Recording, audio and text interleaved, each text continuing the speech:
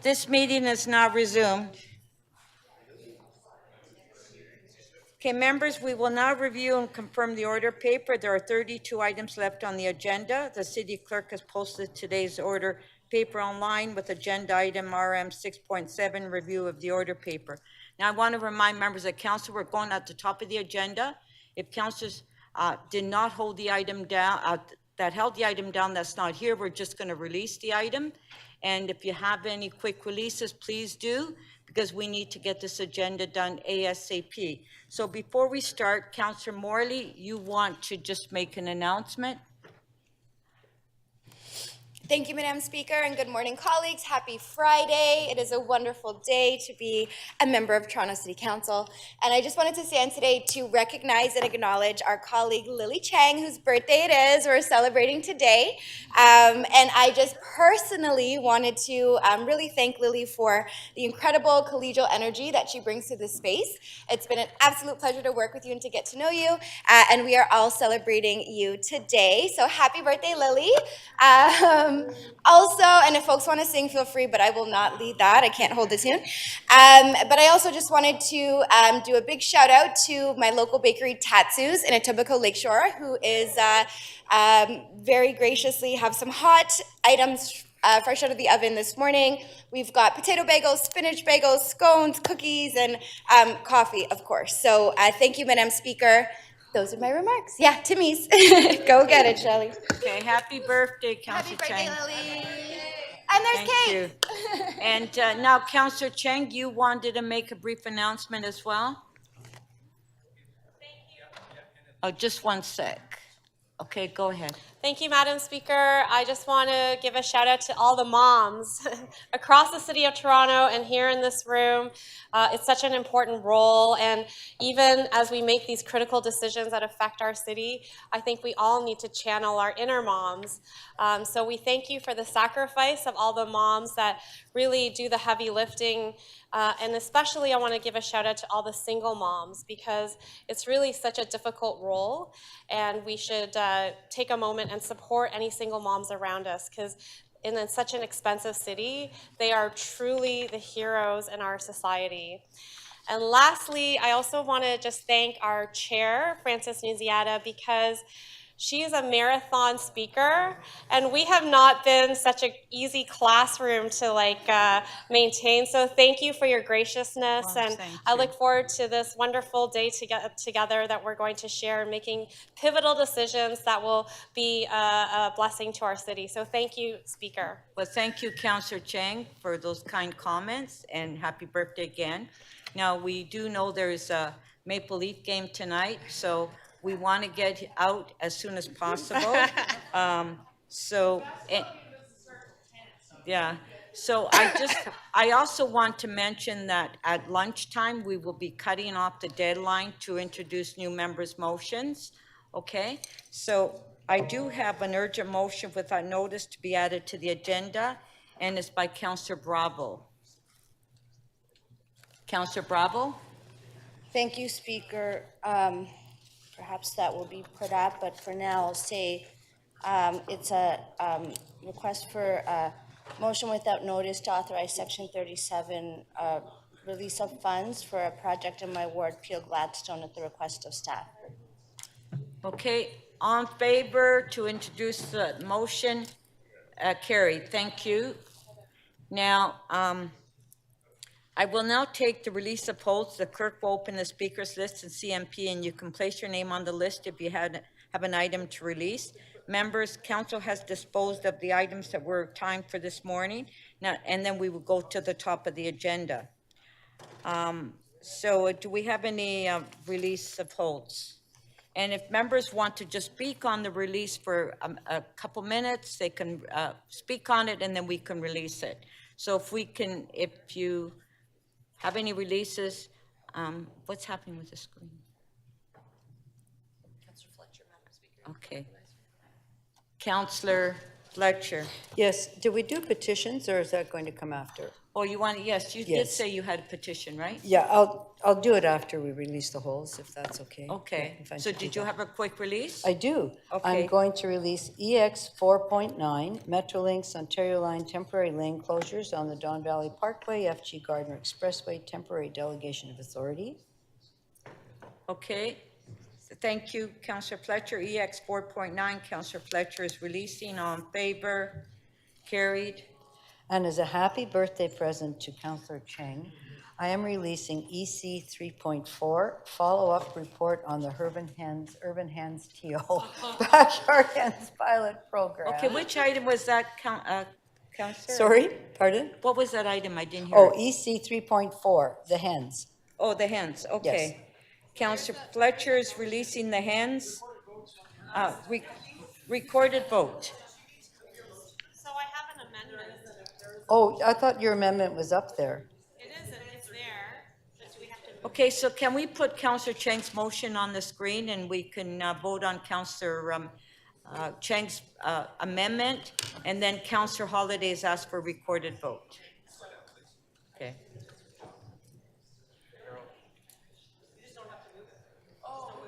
So Counselor Carroll and I work together and Is there a motion? it's all merged into my motion now, so. Yeah. So do we have to put the motion on the screen? Yes, okay, thank you.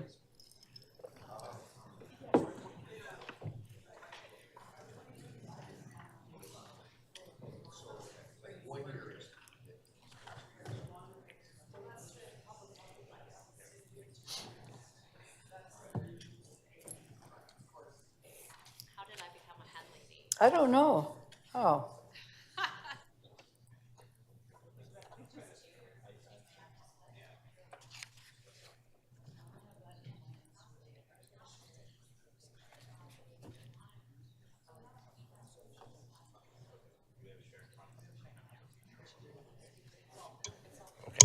Okay, do we have it?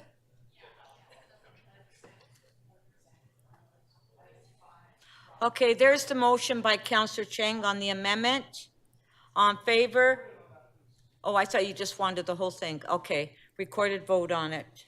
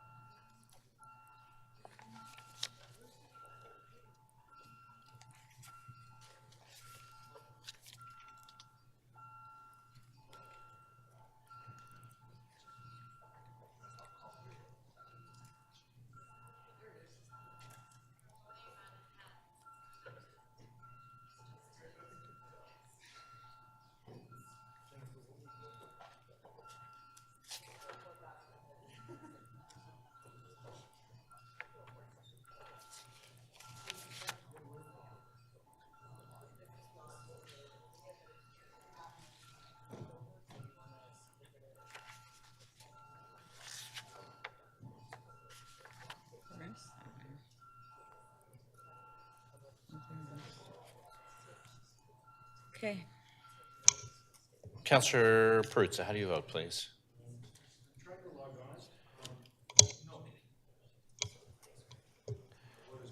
Councillor Malik, please, how do you vote? Thank you. And Councillor Robinson, please? Against. Thank you. Motion 1 carries. The vote is 13-5. Okay, item is amended, recorded vote. Oh, you don't need the item as, okay. Councillor Fletcher, do you have more? I do. Oh, on favor, item is amended, carried. Councillor Fletcher? So that was the hens. Okay, thank you. GG 3.18. No, I'm just have a quick release later with a motion. I'm going to release PH 3.5, 2022 Toronto Employment Survey. And this motion sends it to Economic Development and Councillor Carroll has advised that she will be making sure it's on the next meeting of economic development as far as looking at the different zoning to protect employment, right? Thank you. Which item was that, Councillor Fletcher? Now, just left CMP. Thank you. PH. PH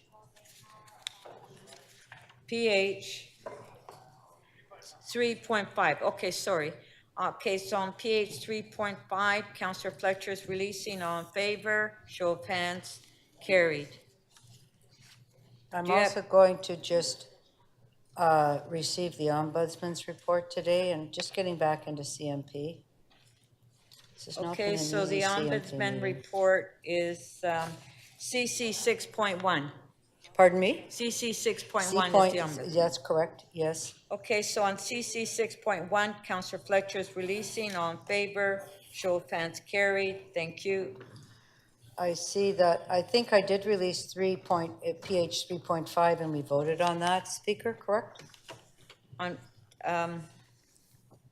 what was that? T? The PH 3.5. Yeah, we Yes, it's voted just on it. showing still up on here, I'm sorry. It's showing Okay. still that it hasn't Okay, happened. we do have the Toronto East York Community Council, 2 items that you held down on the Gerard. No, No? Okay, and what about the intersection no, safety review? I'm working through. Okay, that's I'll let fine. you know which ones Yeah, I'm, how okay, about thank that? you. Okay, And how thanks. about appointment to the dangerous dog review? How about if you just let me do that? Okay, So all I, right. it's fine, I'll do it Okay. all later, thank you. Thank you. Counselor Myers. Thank you, Speaker. I would like to release CA 5.2, appointments of public members to the Toronto Accessibility Advisory Committee. Okay, Counselor Myers is releasing CA 5.2. On favor, show of hands. Carried. Thank you. And I'm also releasing CA 5.4, appointment of a public member to the Toronto Investment Board. But I'd just like to speak a bit about it, and I know my colleague, Councillor Morley, would like to also address this matter as well. Okay, did you want to speak now? Yes, please. Okay. So I just would like to read out the City of Toronto Public Appointments Policy governing citizen appointments to city agencies and corporations and other bodies, adopted July 6, 2015. Values applied in the process. The city is committed to the values of openness, impartiality, competition, and equity in the appointment process to encourage broad participation of citizen members in the democratic functioning of the city. All involved in the appointment process must understand these concepts and advance them in the recruitment and selection of citizen candidates for appointment by the city. And then 1.4D, equity means that practices are consistent with achieving participation that affirms the diversity of our society. The city's commitment to a discrimination-free environment includes the responsibility to remove barriers to the recruitment, selection, and retention of members of systemically disadvantaged groups, including women, young adults ages 18 to 30, Aboriginal people, people with disabilities, racial minorities, and people with alternate sexual orientation. It also means fair representation of all geographic areas of Toronto. And I would just like to say that, we should be striving for gender equity when we do appointments and selection, interviews, selection and appointments to Toronto boards and agencies. And when we have incredibly qualified women, we should be making an effort to make sure that they are recruited and selected so that we can keep gender parity as much as possible on our city boards, because every study has shown that diverse boards make better decisions. Thank you. Thank you, Counselor Myers. So on the item, on favor, show of hands. Carried. Oh, sorry. Counselor Morley. Thank you, Madam Speaker. I just wanted to thank my colleague, Councillor Myers, for his leadership in this issue and to echo his comments and desire to see us honoring our commitments around diversity and diverse appointments on our various boards. I think it's a really important thing for us to remember that our making a commitment without making the actions to honor that commitment is meaningless. And I think often about our teapot here that we've shined up when we talk about an equal, diverse, and inclusive world that really takes our actions at all levels. And again, we're very proud of getting closer to gender equity on this council, but I think it's important that we prioritize that for our boards and agencies as well. Thank you, Madam Speaker. Thank you. On favor, show of hands, carried. Councillor Carroll. Yes, Madam Speaker, I can release NY 4.8, which is on 1800 Shepherd Avenue East. And just a quick few words on this. The reason I was holding it was really to flag it for my colleagues.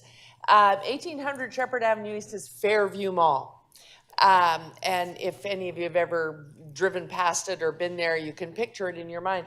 Of all the malls that have intensified, this is the most aggressive and ambitious application yet. 12, possibly 13 buildings jammed onto the parking lot. A very interesting community group has developed around this called Build a Better Fairview. And if you think about that name, they're not saying, don't do this. They're saying, if you're going to do this, it better be a neighborhood. They're asking for more affordable housing in the application. They're asking for good quality public spaces and green spaces and a generous park. They're asking for community resources and public services to be there. They're asking for community-based healthcare and childcare to be there, and real investment in Fairview Library that sits there now and can really use the investment. And what I've had to say to them is, under Bill 109 and Bill 23, good luck. And so all I can say is, this is just the first of many items. The biggest thing they need is the time to discuss those very things. And the bills don't even allow that. Okay. And so watch this space. Because as this report comes through, that group, Build a Better Fairview, is trying desperately to achieve these things in what is the most difficult planning regime provincially we've ever had to try to do that in. Thank you, Madam Speaker. Okay, thank you. NY 4.8, Councillor Carroll's releasing. All in favor, carried. Do you have any more? No, that's it for now. That's it? Okay, Deputy Mayor McKelvey. Thank you, Madam Speaker. I just need to reopen 3.6 Housing Now on behalf of Councillor Fletcher, who would like to correct the record with a recorded vote. Okay, so there's a motion to reopen Housing Now, so Councillor Fletcher, we can have to vote. On favor, carried. On the item, recorded.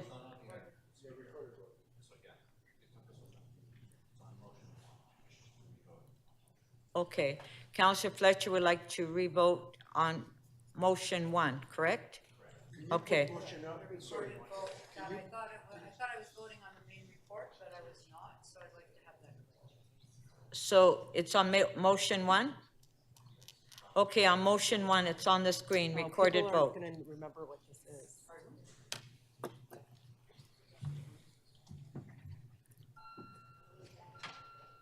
Yeah, this is the motion that basically says that the program is a failure and we should abandon it. Councillor Perruzza, please.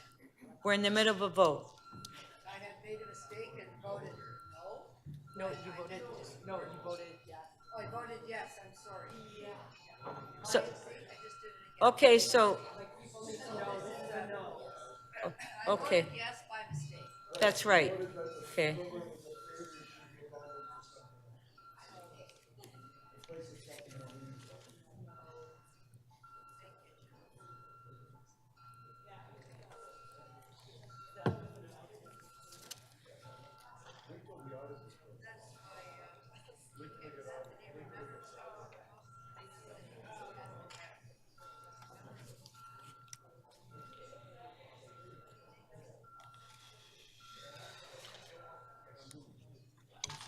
Councillor Robinson, how do you vote, please?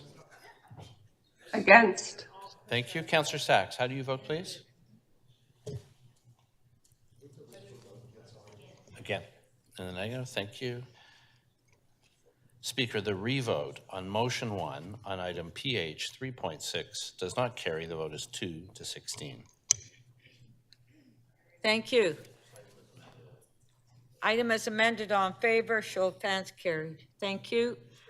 Councillor Malik. Thank you very much. I have 2 quick releases. The first is CC 6.5, 45 the Esplanade. Okay, just 1 sec till I find it. CC 6.5, okay.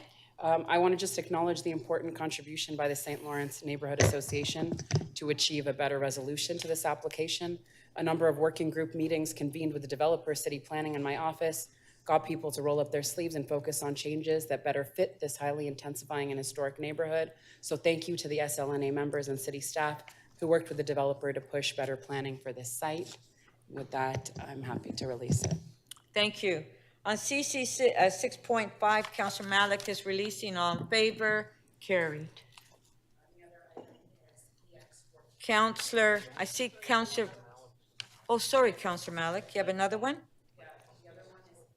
Okay, just one sec, let me turn your mic on. Okay, So EX 4.8, transfer 260 Adelaide Street West to Build Toronto. There is a motion to kind of align some of the technical aspects of this item, and if we can vote on that, I'm happy to release it. okay, do we want to put the motion on the screen? Oh, there it is there. EX 4.8 by Councillor Malik, the amendment. On favor, show of hands. Opposed, if any, carried. Item is amended. On favor, carried. Thank you. Thank you very much. Councillor Fletcher, your name is back up there. Did you have something else? Okay, just one sec. Councillor Fletcher? I just want to release the Ombudsman's report. CC, did I do that? 6.1 already? Also, Yeah, you already did that, yeah. thank you. I wanted to introduce petition today, then I want to ask for timed item, please. Okay, so your petition is? My petition is 950 people signing a petition to have City Council request the provincial government require a minimum of 20% affordable housing on the provincial transit-oriented community site at Gerrard and Carlaw. City Council requests Choice REIT and Infrastructure Ontario to make a public commitment to add 20% of affordable housing for 50 years, guaranteed affordability to their proposed rezoning at the provincial transit-oriented community at the site of Gerrard and Carlaw. Signed by 950. Okay, so residents. on receiving the petition, on favor, show of hands. Thank you. And Councillor Fletcher, you said you wanted to. Yes, I'd like to make two items, have them this morning after we finish, Speaker, because I don't think anything, I think our items that we were holding for today are, we dealt with them already, correct? Right. So I'd like to have MM 6.1, supporting small business, calling on the federal government to forgive a portion of the Canada Emergency Business Accounts loan. I'd like to have that dealt with first this morning, please. Okay, And then I'd like to have, sorry, where is it? MM 6.13, a clean energy future for Toronto, dealt with as item number 2 this morning, please. okay, so Councillor Fletcher is moving that MM 6.1 be the first item of business this morning, and MM 6.13 be the second item Correct. of business this morning. On favor, carried. And if you want one more release, I can do that for you Sure, as well. sure. Just with a quick speech, MM 6.10, initiating a mayor's roundtable to develop a response plan to reduce and end homelessness. I'll simply say I'll let this go, but I thought that with our long debate on a housing commissioner, an $8 million staffing number for the Ombudsman's office and for the Housing Secretariat's office, that something of this nature would be able to be covered off there.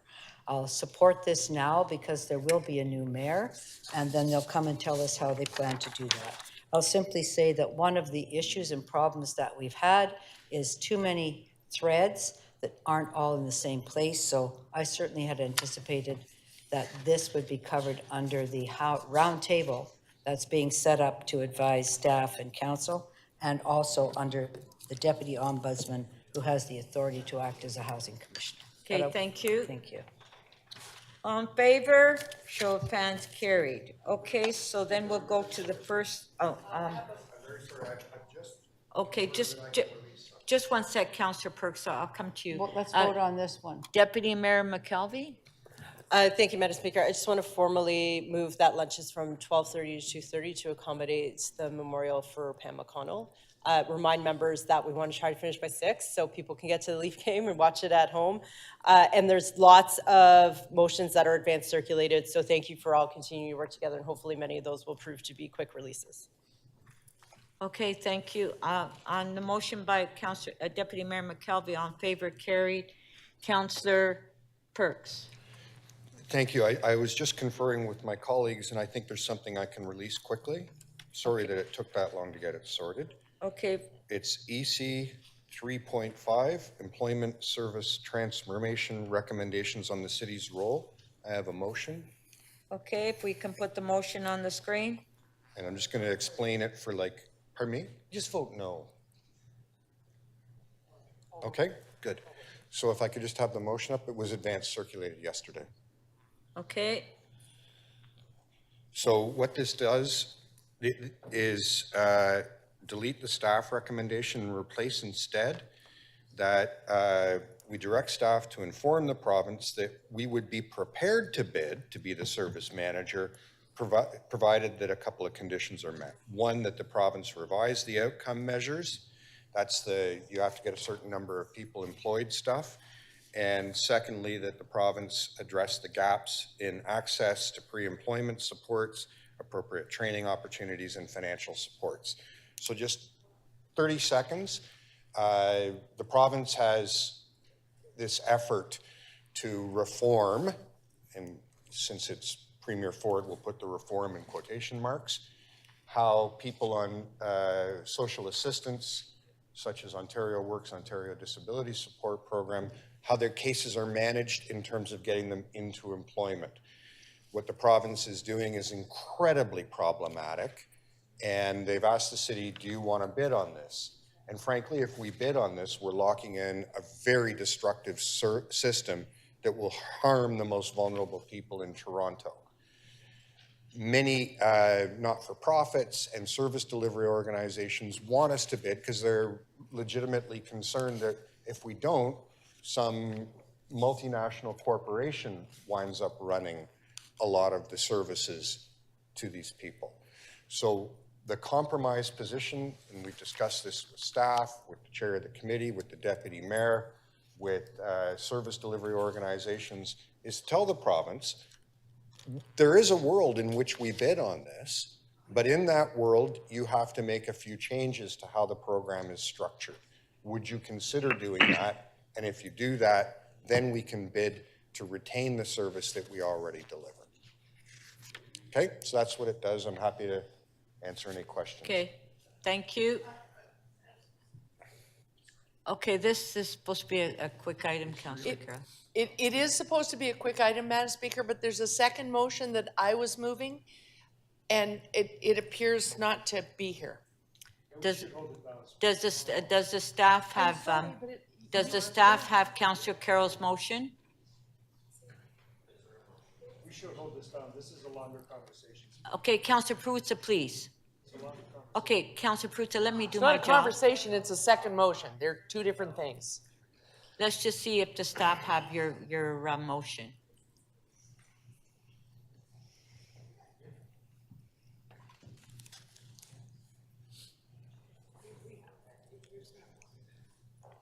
Okay, so you want to stand it down? It's on the screen. Oh, here we go. Quick motion.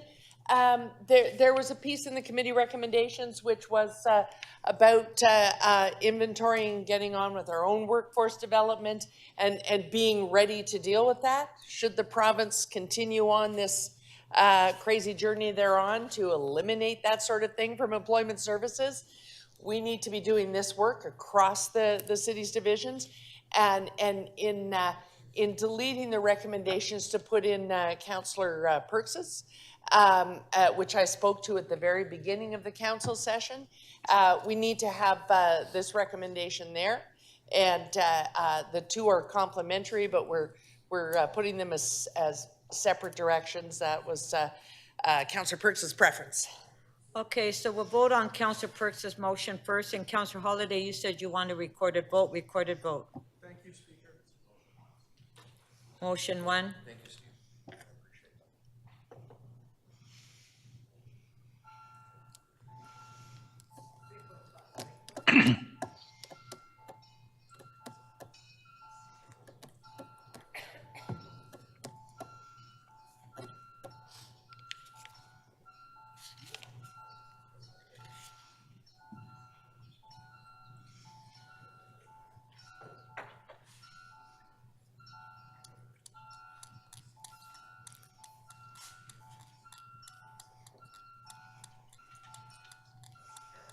Oh, sorry. Counselor Mantis, please.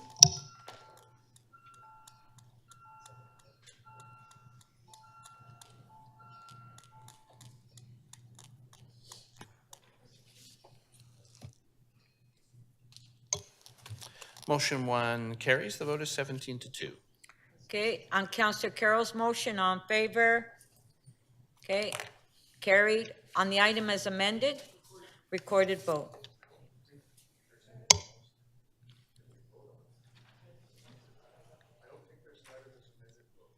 Okay, just one sec, Councillor Perks. Is there an item as amended on this one? Yeah? Yeah, there is. Oh, that's it. Okay, there isn't. Okay, that's it. Okay, thank you. Councillor Ainsley, I see your name is on the screen. Yeah, Madam Speaker, could you just remind us what time the sundown clause is today? 7, but we're hoping to get done by 6. Perfect, thank you. Thank you. Councillor Carroll, your name's on the list. Was that on the previous item? Okay, Councillor Carroll. Okay, go ahead. Well, that was that just was to that. get your, Okay, and Councillor Chang, you have 2 items, CC 6.8, which is the Shepherd Willowdale Secondary Plan, and CC 6.7. Are you ready to release that, or are you still waiting for items? Oh, Pardon?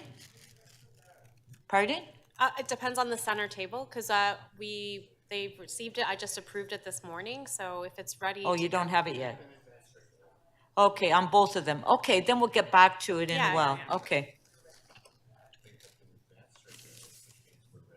Oh, okay, they have been advanced circulated, so we're ready to vote. So Councillor Chang on CC 6.6.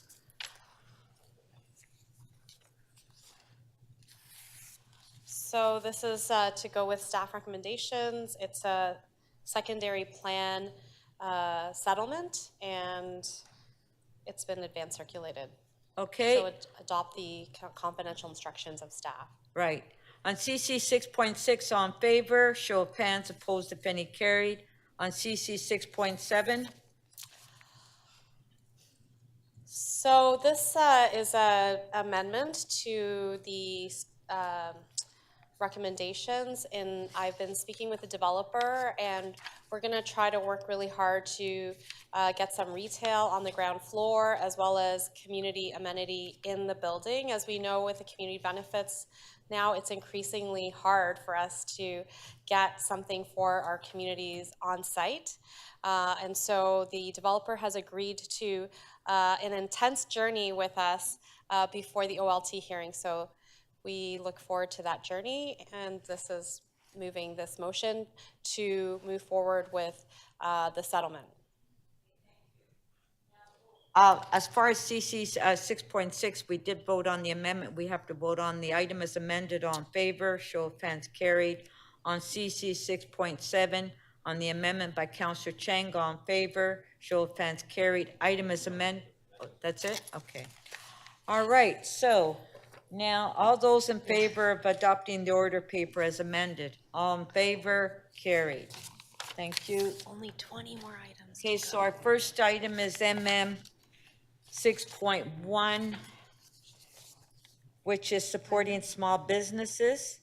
And Councillor Holliday, you held the item down, or do we have any questions to staff? No?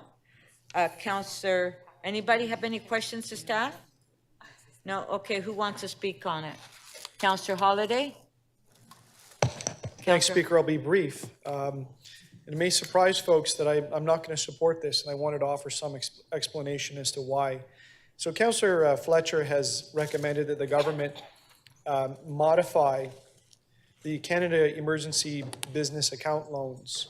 And there's two modifications, and that is to extend the repayment period where it would be interest-free, and to ask the government to forgive $20,000 for businesses who agree to the multi-year repayment plan. Just a quick background on this. Small businesses during COVID were able to apply for a loan at 5%. up to $60,000 for relief during COVID. And throughout that, the loan program is now closed. And throughout that process, one of the things the government did was change the repayment terms to offer an interest-free period and to forgive 1/3 of the loan up to $20,000. $60,000 was the max. So here we are, council getting involved in this program. And, you know, I understand the businesses have come forward and, you know, we're in contact with our BIAs, but this is a national program. And it's again changing the terms. And what business wouldn't want the ability to essentially increase the grant and to increase the interest fee period? I understand that 100%. But it's about fairness. So potentially businesses could have applied for this loan during the program. And if they knew that, you know, maybe 2/3 of the loan could be forgiven or the interest could be forgiven, they might have changed their decision. So it's essentially converting a loan program into, you know, in some cases, substantially a grant program. I just don't think it's fair to change it at this point in time. I regret that I can't support it on that principle. I wish these businesses well, and if the government grants it, so be it. But I just think businesses need to be treated fairly. And I think there'll be some businesses that look at that and say, you know, why are others getting advantage when I could have or I didn't or I can't at this point in time. Thank you.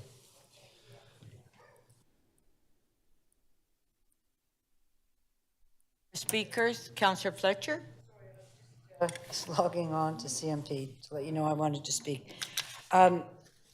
Number of BIAs have asked that City Council formally asked the federal government not to give away money, but to extend the period of payback. So all the who got loans, they have to pay back their part by the end of December 2023 in order to be eligible for the grant portion. They are still, as we know, we think COVID's over, but it's not over for many, and it's certainly not over for many small businesses in the city of Toronto. They are, as we heard when we talked about Cafe TO, so many of them still struggling. They've taken out other kinds of loans in order to keep going. So this is not, I think, I don't want to hear it characterized in the way that that Councillor Holyday has. This is really simply supporting a business ask to say, could you please extend our time to pay it back so we will qualify for that $20,000. And if we can't make that loan repayment, then now we're going to lose that grant, because really that was the only grant. Remember, these were loans in order to be able to pay the rent. There were so many things that were done for small business during the COVID epidemic. We tried to do everything we could do. We set up different programs. We reduced our small business tax class. We put in Cafe TO. We asked the province to stop evictions, commercial evictions. That didn't work. Asked the federal government stepped up with a really great program to assist in 50% of the rent. But now small businesses are having trouble getting it all paid back. The idea that somehow they just want free money and don't really want to pay it back and they're gaming the system, I think is a really sad type of comment. These are all small business, family owners. We all know them. They're all in our wards. And they are still trying to get their heads above water after 3 years of being closed, having a difficult time, still trying to get staff. It is not over for many people. The pandemic is not over. The reverb is still there. So I would just ask us to support this request by small businesses in our community, including Tabia, who's also sent a letter. There's probably 100 letters to us today saying, please support this. We need the lifeline. We just want you to help us ask the federal government. And that's really all this is. Thank you very much for your support. Thank you.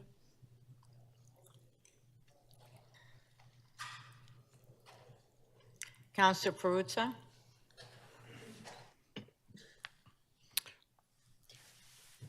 So I'm going to be supporting this because this is just being city council being asked by our BIA's Tabia to say, look, will you put your voice to this issue? So what happened here?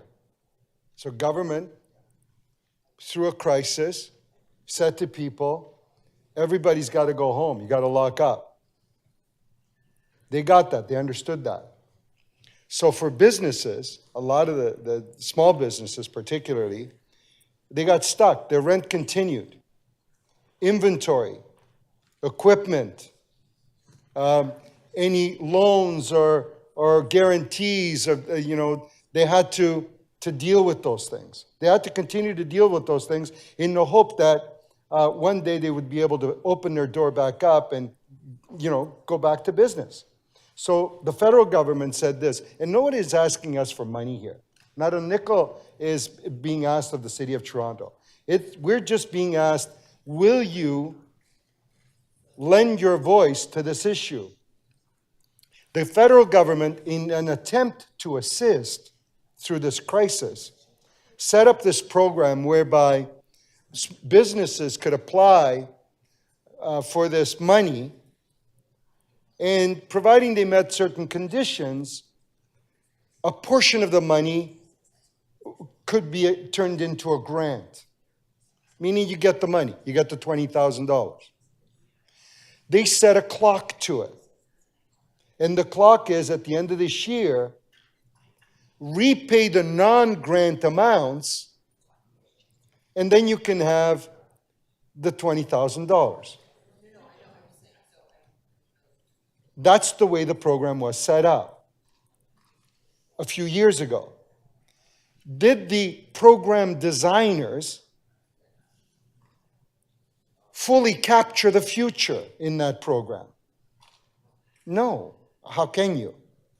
What we know now is that the economy, and for a lot of these businesses who are coming out of the COVID shutdown, it's slow. People aren't coming back to the streets in the same rate that they were before.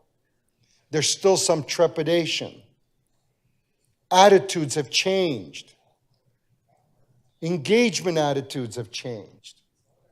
It's happening, but it's not happening at the rate that maybe the program designers, the people that let out the money to begin with, envisaged. So the clock is ticking. You're either in a position to pay back the money at the end of this year so that you're able to activate the grant portion, the $20,000, or you're not, in which case the penalty is the additional $20,000. So if you don't have all of the money to repay, then you're add another $20,000 to that ASAP right away. So what Tabia is asking its city council to do is say, look, support your BIAs, support your businesses, let the federal government know that the timelines they put into the program are tough for us to meet. Ask them to create some flexibility, allow us some additional time to repay. They're not saying, give us all of the money by way of grant. Forgive it. That's not what this says. This says, just alter the timeline somewhat so that we have an opportunity to come out of the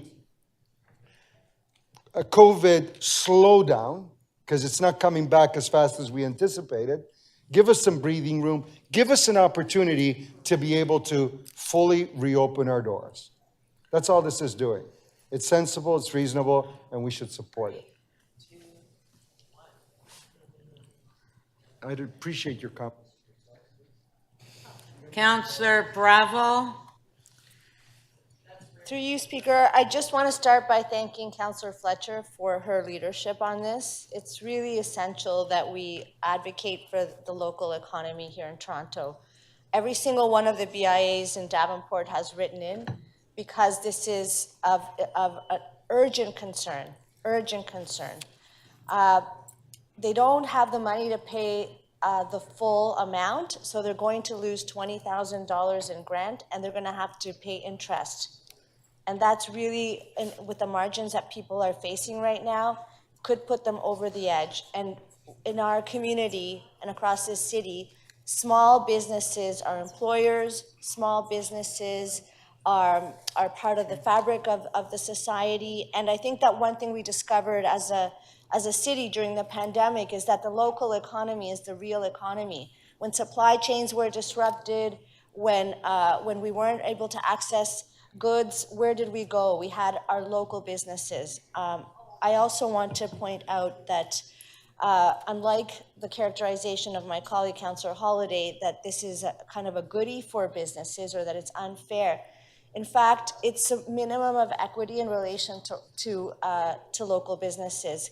Let's not forget that the federal government rolled out billions of dollars for businesses, corporate businesses, that translated some of that help into shareholder profit. And that those same umbrella corporations are competing with our local businesses, multinational chains.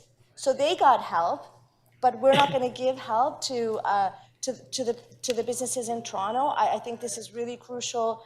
My local MP, who's a member of the governing party and caucus, acknowledged in a letter to me, copied to the Minister of Finance, that in fact this is a problem and that Toronto needs help. I hope that you'll support this. Thank you. Councillor Carroll. Yes, just briefly, Madam Speaker, to the issue of fairness. We've heard a lot of talk of the businesses that are struggling. I've listened to all the comments. But I think we ought to speak just for 1 minute about the businesses that have remained successful. It's not a surprise to me that BIAs collectively are asking for this. And in most BIAs, there were winners and losers in the pandemic sweepstakes. If you're in the right business, you didn't apply for this loan and you're doing well because you had exactly the good or the service that people wanted during their time at home. And so you did very well. There were times, the Broadview Danforth Business Improvement Area started this with a survey, and there were times when that was the most vibrant place in the city during the pandemic. But it does no successful business inside a BIA area any good if the 2 stores next door go under. Then your success is threatened. And so it's the collective BIAs, including those that didn't need this loan and have been quite successful, that want the businesses that need it to be saved. And that's the piece to remember in the fairness equation. Thank you, Madam Speaker. Thank you. On the item, recorded vote. Oh, okay.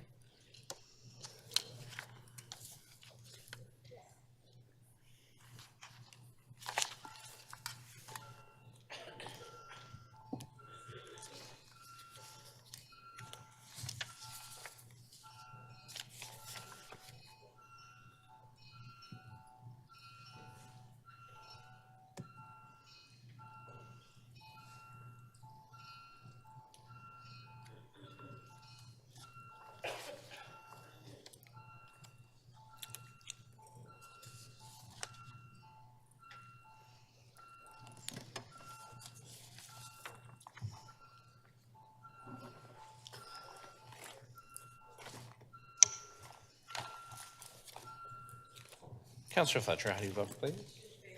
Thank you. The item is adopted. The vote is 17-1. Okay, thank you. Before we go to the next item, Councillor Malik, you have a member's motion that you want to introduce. We'll put it on the screen.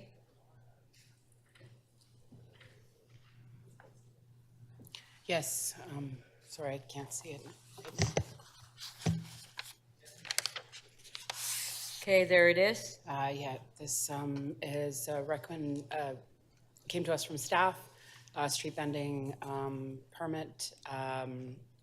It's urgent because if the permit's not transferred as soon as possible, they'll be unable to operate the street vending unit and continue losing income to support the family.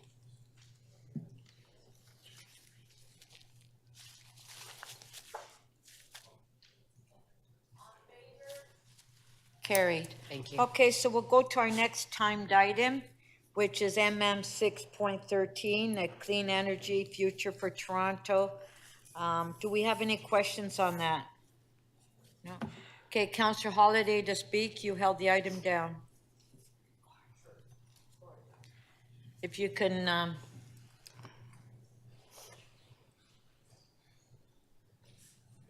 Thank you, Speaker. okay, Councillor Holiday to speak.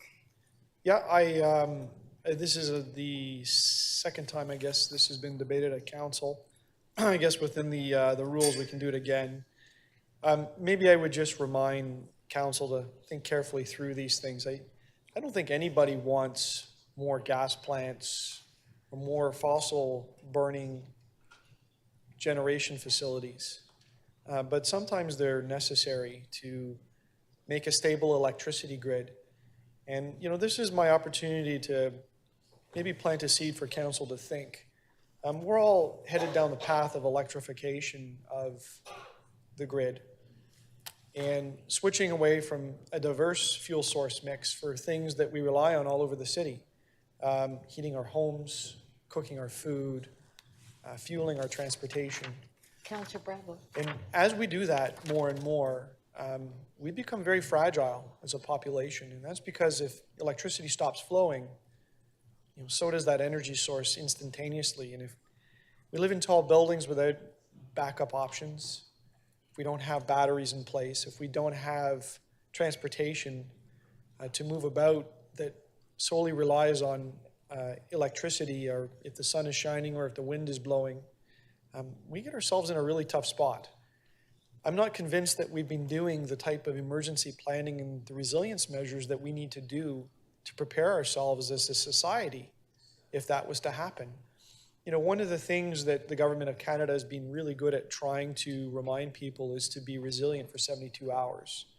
That means if the power goes out, you should be prepared. You should have some food aside, you should have some batteries aside, some plans that if you need to move around to get what it is that you need to get, that you're ready. Because help might not necessarily show up at your doorstep within minutes of placing an urgent call.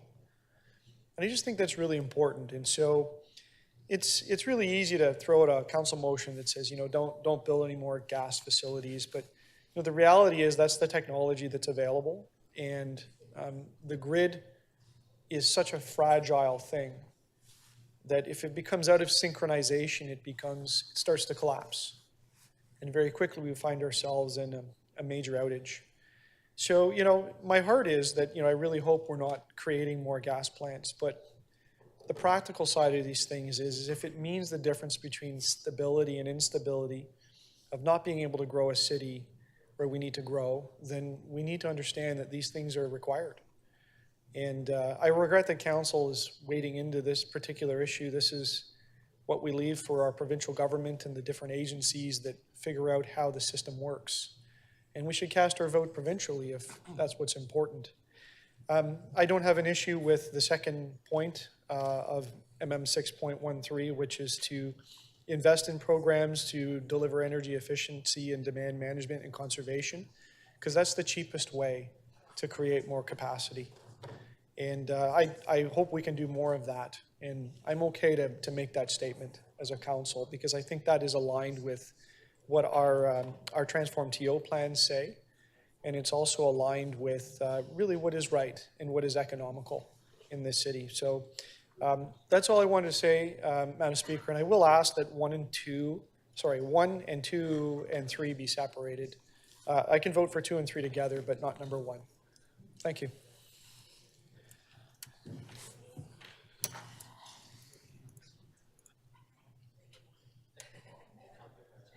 Councillor Sachs. Thank you, Madam Speaker. Good morning, everybody. I'm just going to take a moment to remind people how much of my career I've spent on exactly this question. I was legal counsel for the Ontario Energy Board. I was legal counsel for the Ontario Ministry of Energy. I was the Environmental Commissioner of Ontario with explicit responsibility for oversight of our electricity system. I delivered a specific report to the Ontario legislature on exactly the questions that my friend Mr. Holliday has just described, and I can tell you that what he's saying is wrong. It is absolutely true that our electricity system is essential to modern life. It is absolutely true that in the old days, we used to have fossil fuel plants to provide reliable electricity. That has not been the case for many years. It was not the case in 2018 when I delivered my report to the legislature, and I encourage you to read it. It is not the case today. It is not the case around the world. It is true that we have to do things to make demand follow supply, not always just have supply follow demand. And so since the Ford government was elected, almost every single thing they've done in this area has been destructive to the people of Toronto, but they've actually done something useful recently, which you might have noticed is that there is now approval from the Ontario Energy Board for a new electricity system that provides very cheap power overnight and expensive power when it costs a great deal of money to create power, which is often in the evening peak. And so as this rate system is rolled out across Ontario, and as far as I can tell, Toronto Hydro hasn't got with the action yet, but will, that is one of the key tools, which I and many other experts have been calling for years, for adding to the reliability of our electricity system. Building new gas infrastructure, just as we discussed on Wednesday, is 100% the wrong thing to do. Even the International Energy Agency, the world expert set up to make sure that rich people like us can burn all the oil we want, that is their very raison d'etre. If you look at their report, if we want even a 50-50 chance of a survivable world, it is too late to build any new gas-burning infrastructure anywhere in the world, certainly by 2025. Building new gas plants is idiocy. It's financially bad, it's bad for air quality, it's bad for health, it's bad for the resilience of our electricity system, it's old technology, it's cheap to build, expensive to operate, puts us at the mercy of international markets, and turns away from investing in the things which we can do, should do, need to do, and owe to everybody young today. So absolutely, we need to be acting for our electricity system, and absolutely this motion is the right way to go. Whether we'll get any listening to it, I don't know, but absolutely we should not build anything more that depends on burning fossil fuels. The price is way too high. Thank you. Thank you. Councillor Fletcher to speak. Yeah, I think Oh, after that. you took your name I off? hardly need to say anything. Sorry, my name came off. Did you She take your did name? say it all, and I think with Transform TO, that to live up to our goals and not to introduce a large number more greenhouse gases, that we should just be thankful that we have an expert among us, or a number of them, Councillor Perks, Councillor Sachs, and other environmentalists, and thank you very much. Let's move this and vote on it. Thank you.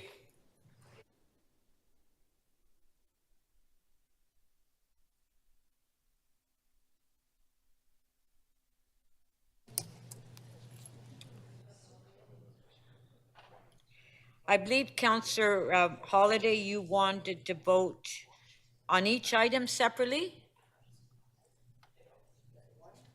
One separately?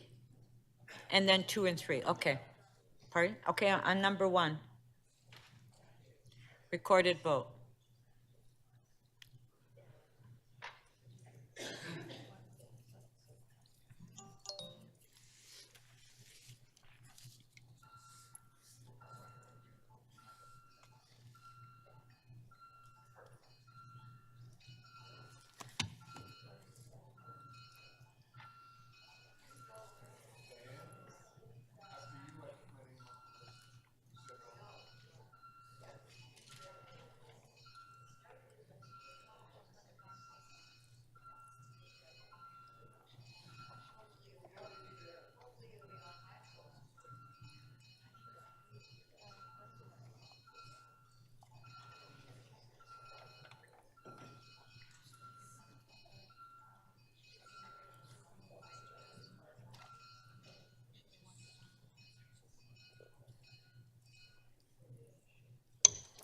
Part 1 of the motion carries. The vote is 16-3.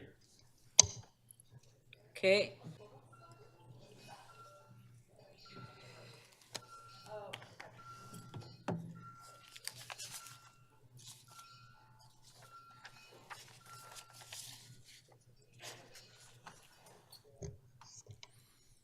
The balance of the motion carries. The vote is 19-1.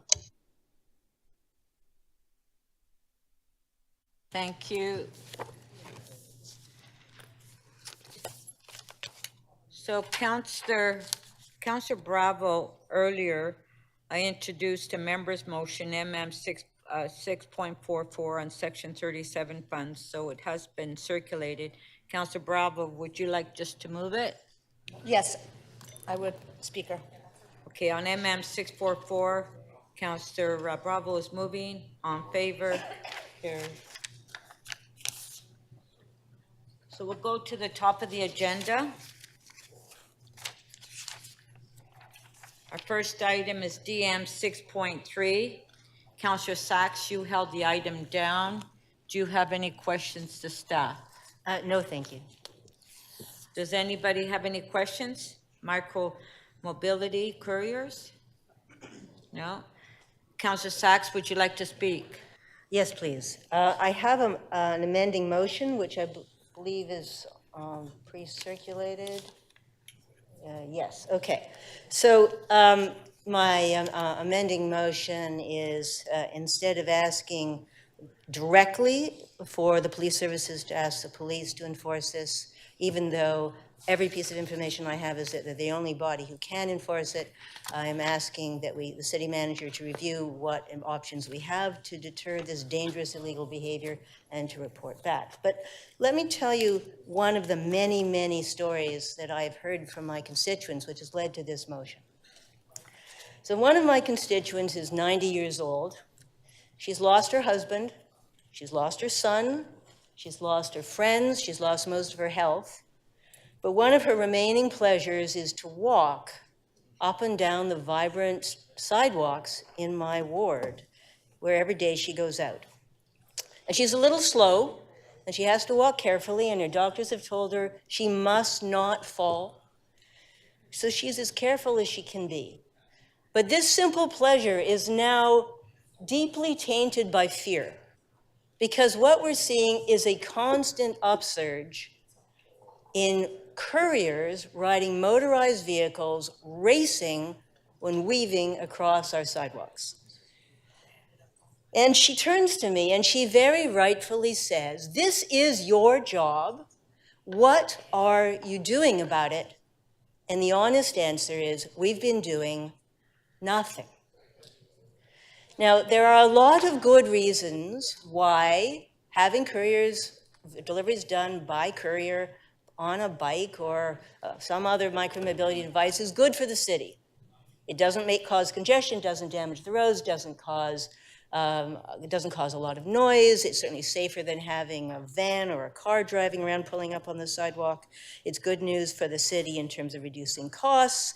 It's good for the restaurants who get faster, cheaper deliveries. It's good news for the many new immigrants who take these jobs. It's a low barrier job.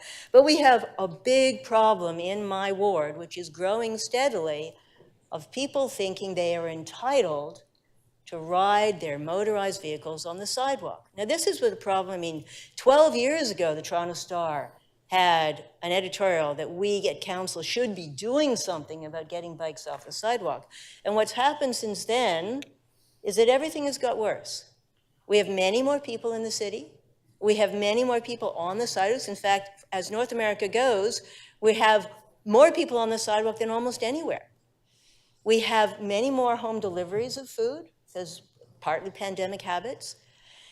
And the biggest difference is that we now have a high percentage of the couriers using motorized vehicles. Now, you all know I bike every day. There are two big differences about a motorized vehicle. It's faster and it's heavier. And what that means is that it's much more dangerous for kids, for seniors, for any pedestrian. They go faster, and if they hit you, the consequences are much more lethal, life-changing in many cases. So we know that there are this is a big problem. It's an especially important one in my ward. As you know, I've got 22 of the 40, of the 83 BIAs in the city.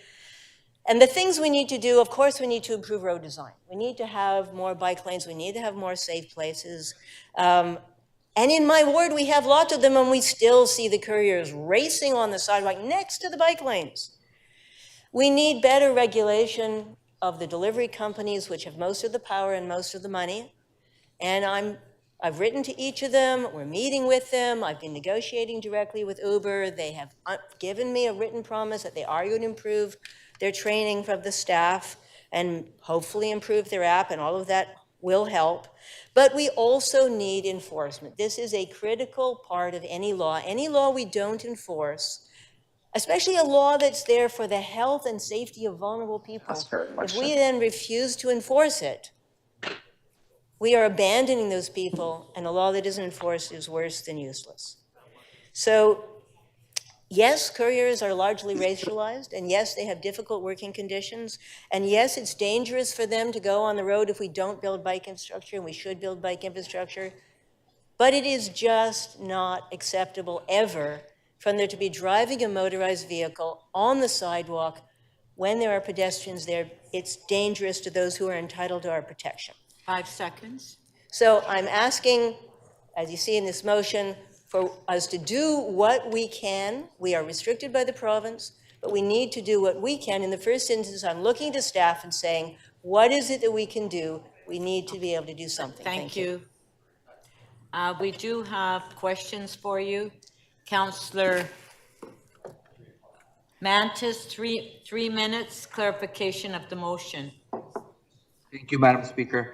Councillor Sachs, in my ward, we also have a large problem with unmotorized vehicles, such as bicycles that are riding on the sidewalks and that are being used as you're saying, as courier services. Would you be willing also to include in your motion bicycles and not only the motorized vehicles? Well, I think that the primary problem is the motorized vehicles, as I said, because of their weight and their speed. In my ward, virtually all of the serious problems are with motorized vehicles. If you also want to put a motion to add bicycles, I think it'll be up to my colleagues to vote on it. Bicycles don't belong on the sidewalk. It is already illegal for them to be on the sidewalk, unless as far as the person is under 14. Correct. So wouldn't we be able to reinforce that, since we already have a bylaw, to reinforce that bylaw in putting it in the motion? Well, as I say, it's up to you to move it. My motion is focused on a particular problem, and the particular problem that's been identified by my constituents is motorized vehicles driven by commercial couriers on the sidewalk, and that's my focus. That's what I'm trying to do here today. Okay, thank you. Thank you. Councillor, Deputy Mayor McKelvey. Thank you. I'm just wondering if it would be a friendly amendment. You have 2 report backs now on 2 different dates. We could put them together. Yeah. Okay, and then one, because this was a deferred item, is coming June 8th. Oh, right, of course. Yes. So I just want to know if I can change both to be the same at IEC on June 28th. Absolutely. I mean, I've so- been working on this for many months, looking for opportunities, but thank you for that suggestion. Okay, perfect. So we'll amend that. Thank you. Thank you. Councillor Holiday, questions, clarification of the motion. I I'm did, gonna have to sit down and- I'm quite complimentary on this, but just along the vein of Councillor Mantis, would you consider e-bikes a friendly amendment? No, my motion is Oh. specifically on sidewalks, couriers, driving motorized vehicles. Some of those are e-bikes, any other kind of thing with a motor that's going at speed on the sidewalk by a courier. That's the focus of my motion. So, I'm sorry, I want to make sure I got this right. So it's your understanding that an e-bike would be already within your motion? Yes, exactly. Okay, that's very helpful. Thank you. Thank you. Thank you.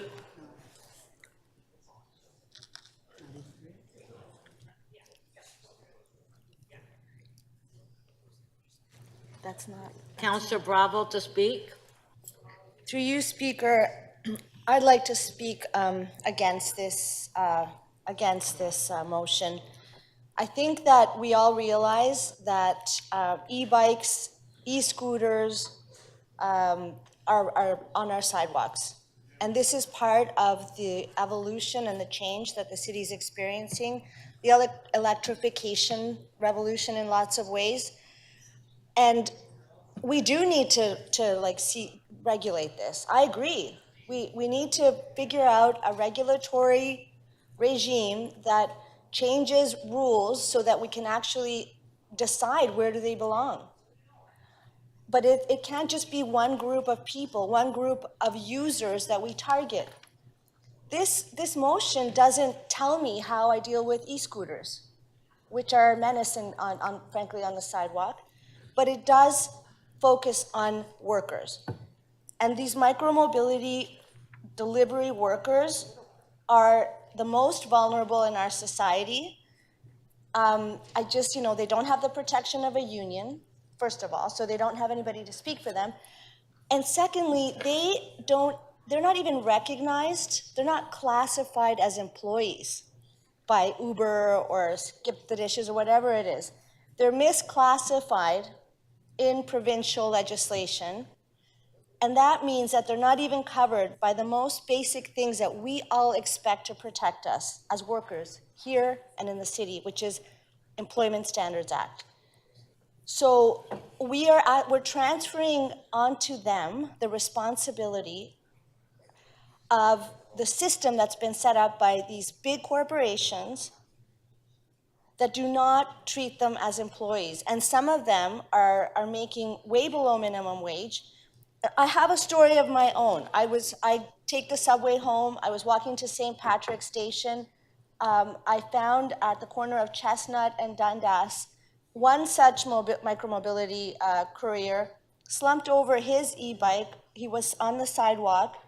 He had passed out and was holding his telephone. So I woke him up to make sure that he could put it away so he didn't drop it. That's how exhausted, those are the hours that they're working. Why would we target a particular group of users? And I don't even understand how it's possible to single out workers when in fact a professional on an e-scooter is gonna zoom by on the sidewalk, and when I say, hey, get off the sidewalk, they're just gonna swear at me. So I think that this is problematic from so many perspectives. This is problematic from a class perspective because we're talking about targeting the most vulnerable workers. It's problematic and that creates different categories of people. Worker users are different than other kinds of users. And then how do we identify them because they're carrying that pack? We're going to put a target on them, and I just think that if we're going to regulate the e-vehicle, the small micro e-vehicle environment, let's do it in relation to that usage and not in relation not in relation to the workers that rely on that to barely scrape by and make a living. Thank you. Councillor Holiday to speak. Despite the previous debate where Councillor Sachs was quite harsh with what I had to say, I want to offer my compliments to her for placing this motion. Quite literally, 2 hours ago, I was walking up University Avenue on my way into City Hall, and someone on an electric, I don't know if it was an e-bike or a scooter, it just went by so fast that I couldn't even see the frame of it, was just weaving right up through the sidewalk, all the people walking. Part of me felt bad because I knew that this was just a fellow that was just trying to deliver whatever his device was carrying, but it wasn't cool because it was dangerous and it was really quick. And I just glanced over to the clear bike lanes that nobody was in that council had approved along University Avenue, not being used. And I think at the heart of this motion is this concept of providing something that is an identifier. I think when you're no longer anonymous when you're riding around in one of these things, there's more accountability and perhaps a little bit more paying attention to the rules because somebody can call you out when you do something that is frankly selfish, which is to tear up a sidewalk full of people. It's just not right. So thank you for bringing this forward. I hope council supports it. And council doesn't see this as a pushback on workers because, look, everyone appreciates people are working hard to make a living, but being safe in the city is important, and being safe as a pedestrian on a sidewalk is important. Thank you. Thank you. Okay, councillors, got to speed it up. Councillor Mantis?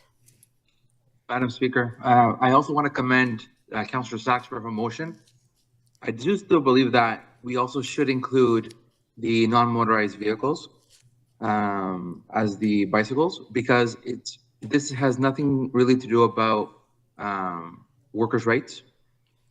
It's about people's habits, because people that are working, or even for pleasure, using e-scooters, e-bikes, or regular bicycles, even though we have built infrastructure and we're continuing to build the infrastructure, they continue to use the sidewalk. So I commend Councillor Sachs for her motion. Thank Madam you. Speaker. Councillor Myers? We'll move it along. Councillor Myers? Thank you, Speaker. I also too want to rise and commend Councillor Sachs for her leadership on this issue. This was a tough issue, balancing safety and questions of equity. And Councillor Sachs and I went back and forth a lot on this, and she made some, revisions to make sure that we weren't targeting vulnerable people. And I'm also speaking in my capacity as chair of the Toronto Accessibility Committee. I have heard of this issue of motorized vehicles on sidewalks that have endangered seniors and people who are blind especially. So I do want to commend her for her work on this, and I do urge my colleagues to vote to support this. Thank you. Thank you. Councillor Moyes? Thank you, Madam Speaker. I want to support this motion, but I would have supported it if it was everyone. We have more of these vehicles, motorized vehicles on the sidewalk, be it couriers, be it just people from the general public. And if it was everyone that was under that umbrella, I would have supported this. But to target the most vulnerable, as Councilor Bravo stated, I simply cannot do that. And we also know that these couriers, I would say 90% are people of color, the most vulnerable in our communities. So for me as a person of color, and I know people who actually do this job and how hard it is, especially during the pandemic, when people lost their jobs, some of them hospital workers and educators, they had to go and do the bike courier for 6 months to pay their rents and their mortgages and to feed their kids. Knowing that, as I do, I simply cannot stand here and support this particular motion the way it's written.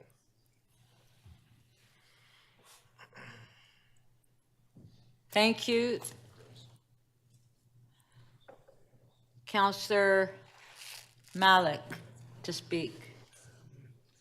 Thank you very much. And I'd also like to commend Councillor Sachs on engaging with her colleagues, including myself, on this motion and the importance of it.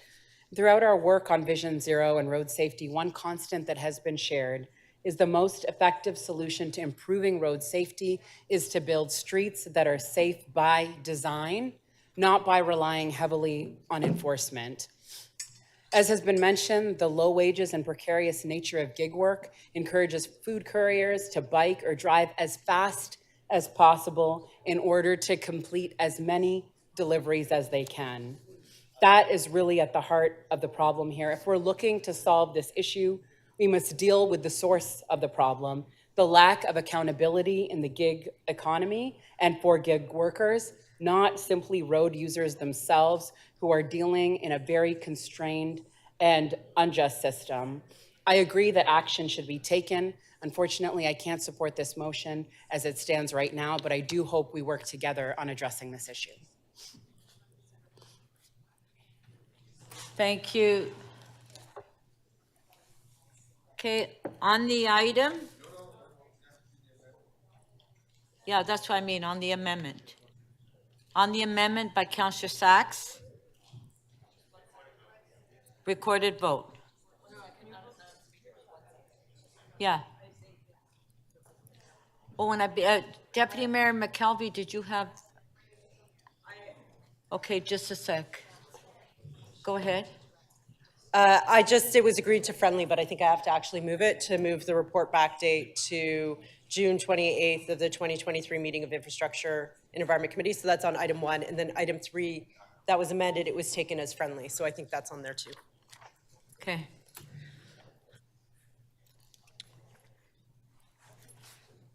Okay, on the motion to by Deputy Mayor McKelvey, on favor? Carried. Okay. And then Councillor Sachs.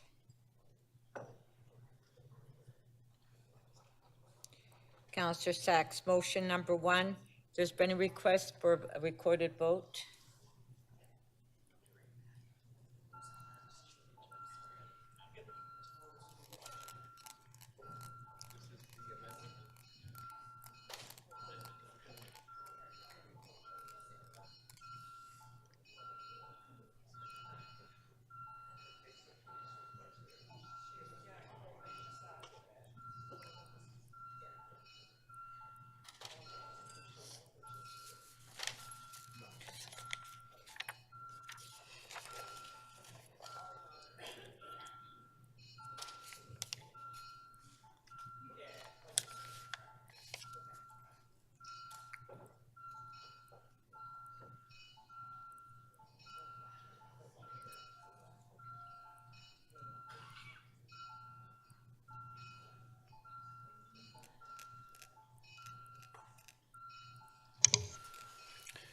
Motion 1 carries. The vote is 17-2.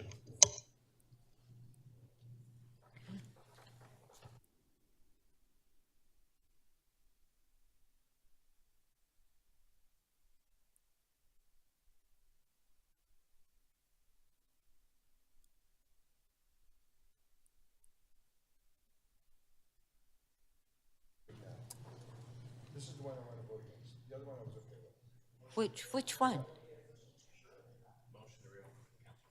But which item does he want to reopen? You want to vote on count?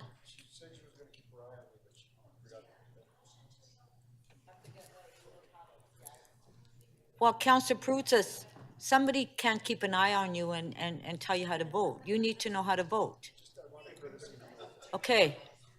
So, okay, reopen. Reopen on favor, carried. Okay, let's have another vote.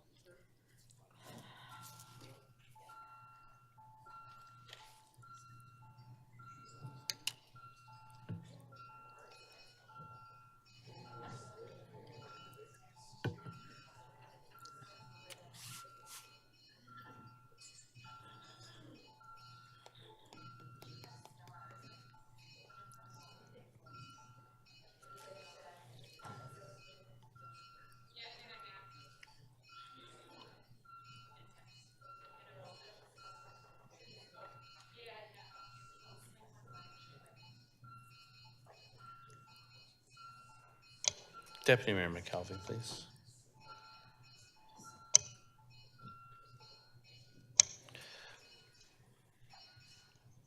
The revote on motion 1 carries. The vote is 19-1.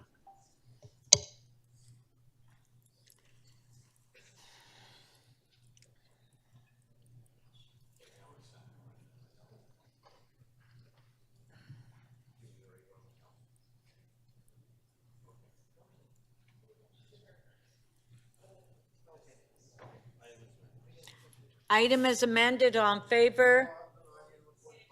Recorded vote.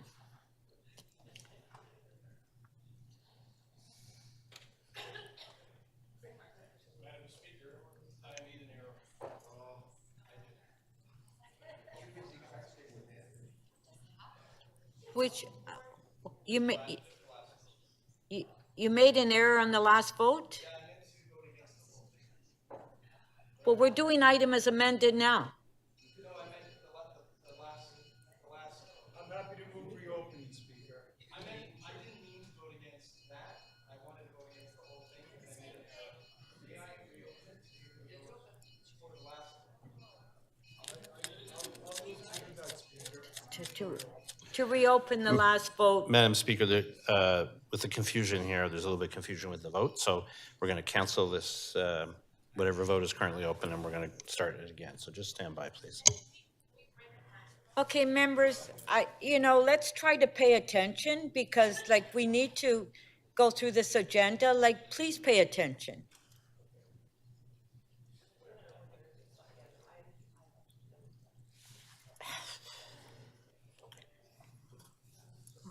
Okay, so we revote. It was moved by Deputy Mayor McKelvey. All in favor, carried. Okay, this is the last time we're voting on this item. No, yeah, exactly, yeah. Okay, this is on Councillor Sachs's motion. Let's.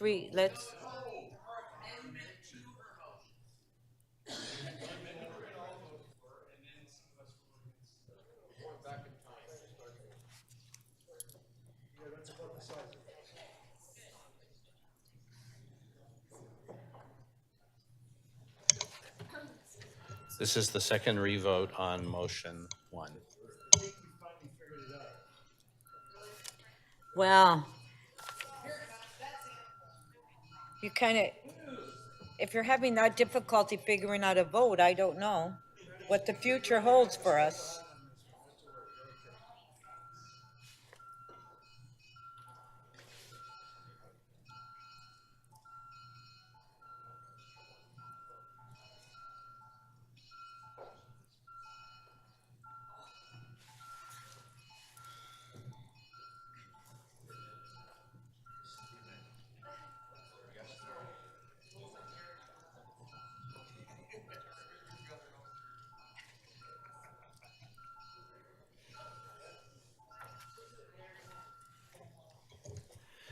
The second revote on motion 1 carries. The vote is 19-1.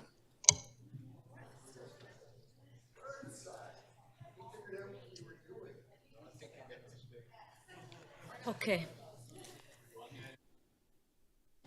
Item as amended, recorded vote. Okay.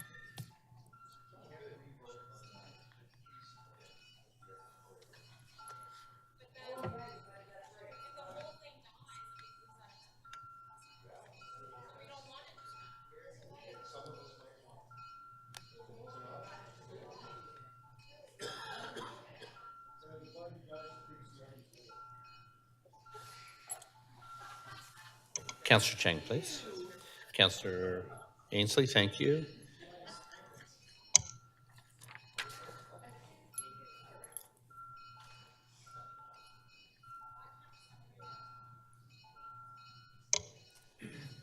Speaker, the item is amended carries. The vote is 12-8.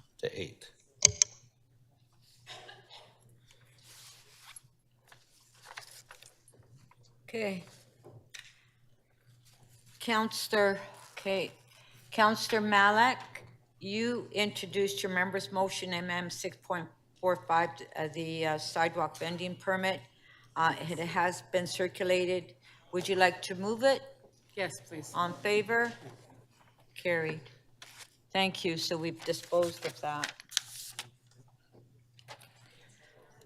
Our next item is DM 6.5, update on alcohol and parks pilot. Councillor Carroll, you held the item down. Do you have questions of staff?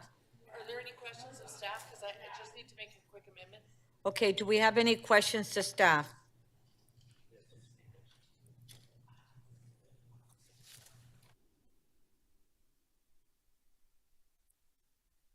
Okay, we'll go to speakers then. Okay, Councillor Carroll. Is there anyone else who wishes? I know that Okay, let's get Counselor Matlow to go first then. Counselor Matlow? Thank you, Madam Speaker. I have a motion. And this is a motion that I've worked on with several of my colleagues.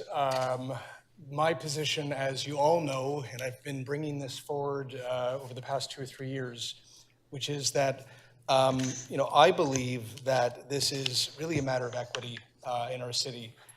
There are some people in our city who have the ability to have a backyard and enjoy a barbecue and a drink and socialize with their friends and family. And there are others who don't. There are many Torontonians who don't have outdoor access at their home.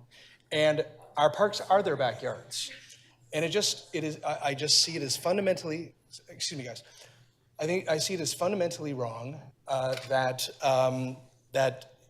we would restrict responsible adults from being able to enjoy like a beer together and catch up on life, or a family and have a glass of wine over a picnic.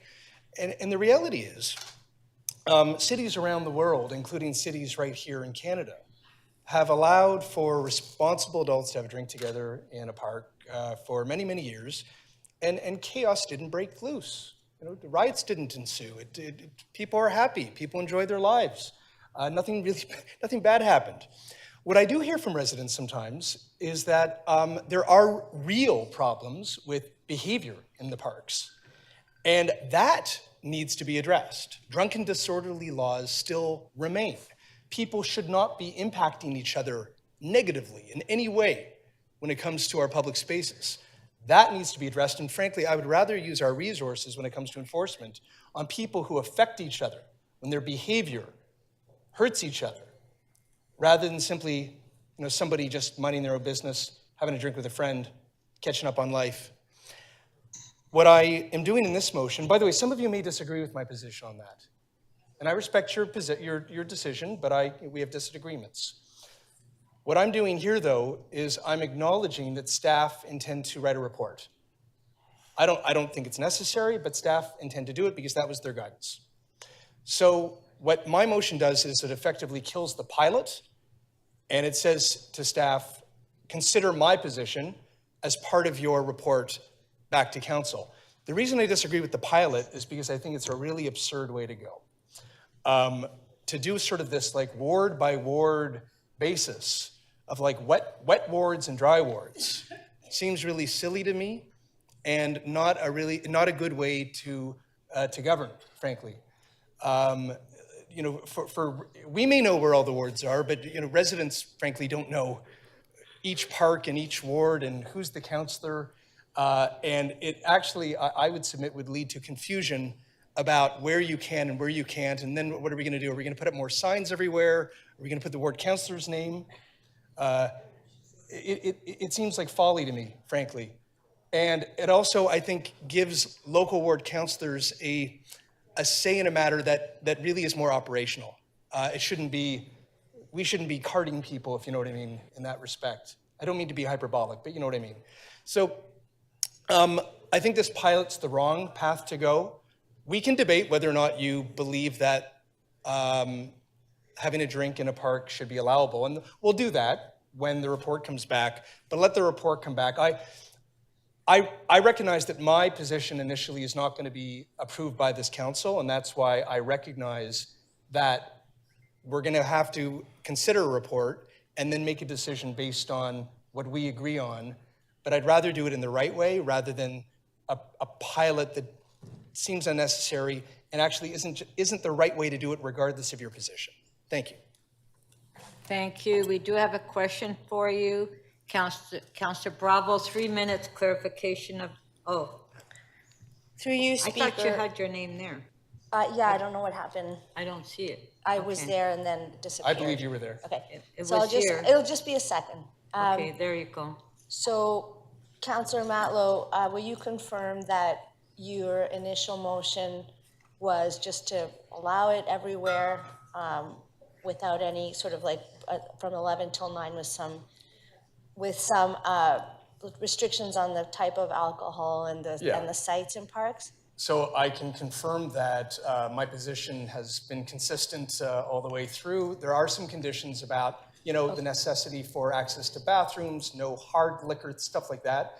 But yes, I was going to take that approach, and actually it was you who was very helpful in convincing me to be compromising on this to arrive at a resolution to move forward. So now what we're saying is let this, what your proposal that you've been making for, as you say, several years, that should be one of the options considered Yes. by staff when they report. Yes. Concerns.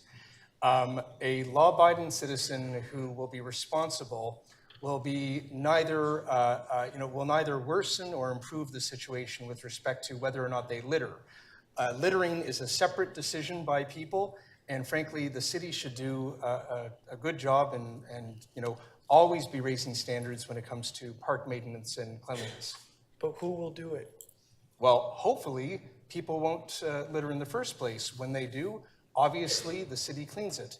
But that's not, your question is material to whether or not we allow somebody to have a drink, legally or not. Anybody who dumps their stuff, like, dumps a bottle or a can in a park, that is the behavior part of the behavior that I just referred to. I don't think whether or not we allow or disallow people drinking in a park will change the behavior of people who choose to litter. I mean, that's a different story. That's important. So do you think your motion will result in more people drinking in the park? That's not the objective of the motion. That's not the objective of the motion. But do you think it will? I have no reason to believe it will. I mean, unless you choose to. So then do you think there will be more or less litter? I actually think that what you are asking is just immaterial to the discussion that we're having today. That being said, though, if you read my motion and if you've read what I've been advocating for, I believe that we need to have provisions for, all types of uses in our parks, and that's why we need access to litter bins, we need access to bathrooms, we shouldn't be, I don't agree with people drinking, for example, near a playground. So I think that we need to be reasonable about how we go about anything we do. That being said, though, the kind of people who litter in a park will not care about this bylaw that we're debating today. They are being selfish and they are being irresponsible when they behave that way. Do we have the money to do this? Do we have the money to allow people to have a drink with each other? No, all the things you talked about, the litter cleanup, the bathrooms and so on, it's all there.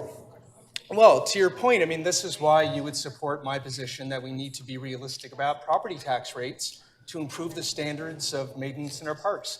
And I appreciate that. I appreciate you, understanding the reality that if we want to improve those standards, we need to empower our staff to have the resources they need to do the good work that they want to do. Thank you.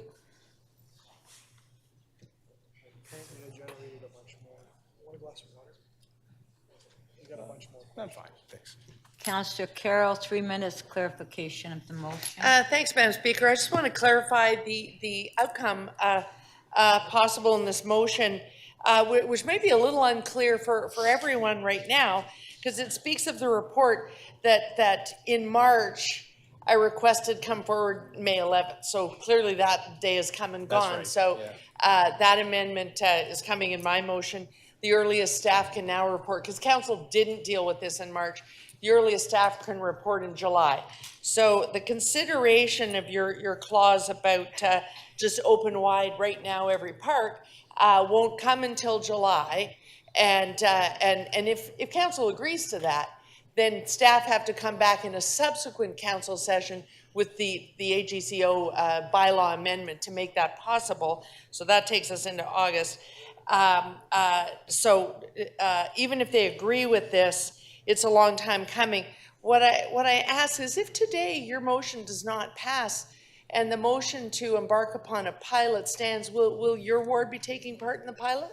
One of your lovely parks? I'm gonna be as clear as possible with you, Councillor Carroll. Sure. It would be parks in Ward 12 in any park. I think the pilot idea is not a good idea. It's an equitable. So you will not be taking part if that's the motion you are succeeds? mischaracterizing what I just said. I think the concept of the pilot itself is confusing. It's not good governance policy. And it's not the approach that I support. That being said, though, I believe that parks in Ward 12 and anywhere else shouldn't have, a counselor making some arbitrary or unilateral decision about whether or not they support what I see as an equity approach to access to our parks and the use of parks. So if there is a means to be able to allow for Ward 12 residents to have the freedom to be able to responsibly have a drink with another adult with the provisions that I put into my motion, then I would support that. And the answer to my question? I just answered. If this motion does not prevail and the pilot motion prevails, will your ward be taking part in any one of your lovely parks? So yes. Thank you. And That was yes, the answer. but- Thank you. Okay, but- thank but you. Thanks, Madam Speaker. But again, Thank you. But very clearly, Madam it Speaker. shouldn't Thank be up you. to me whether or not Thank you, Councillor they have that Matlow. You ability answered or the not. question. Councillor Robinson, 3 minutes clarification of the motion. Thank you, Madam Speaker. I'm wondering, Councillor Matlow, if you saw my member's motion about impaired driving in Toronto. Did you see that motion? You're familiar with it? I did. Okay. So as you probably know, it's escalating since COVID. It's on the uprise throughout the whole region. And there's been a lot of incidences recently. Do you think drinking in the parks is going to add to impaired driving throughout our city, which is a Vision Zero? I wasn't finished. Which is Robinson. very concerning for Vision Zero. Councillor Robinson, we have all been supporting Cafe TO, where people can buy alcoholic beverages throughout our city on main streets all over the place. Did you support that? Because it would be the same answer to the same question. So I'm asking you questions. Madam Speaker, I think it's, And this is the Councillor time where I Matlow, ask questions. Councillor Matlow, this is an opportunity for Councillor Robinson to ask you I agree. questions, not you ask Councillor Robinson. But So just- that is my answer, meaning that the question is it's the same question as if we increase access and availability to having alcoholic beverages at cafes where you buy them, why would that be any different? I don't see any, I've seen no data or evidence to suggest that more people would drive impaired. I haven't seen any evidence of that in municipalities or jurisdictions in Europe. In fact, if you go to many cities in Europe and around the world, I've never seen that actually demonstrated as something to be concerned about. If Councillor Robinson has evidence of that, I'd want to read it. So what I'm asking is, if people are driving to the parks with their picnic baskets and their toys, it's a similar conversation that we had yesterday. Yeah. And their alcohol now, we add alcohol to the mix. When they leave the park, are they going to be potentially driving impaired? But you're talking about behavior, right? Most people don't take their kids and their toys and go to a park and then get drunk and drive off.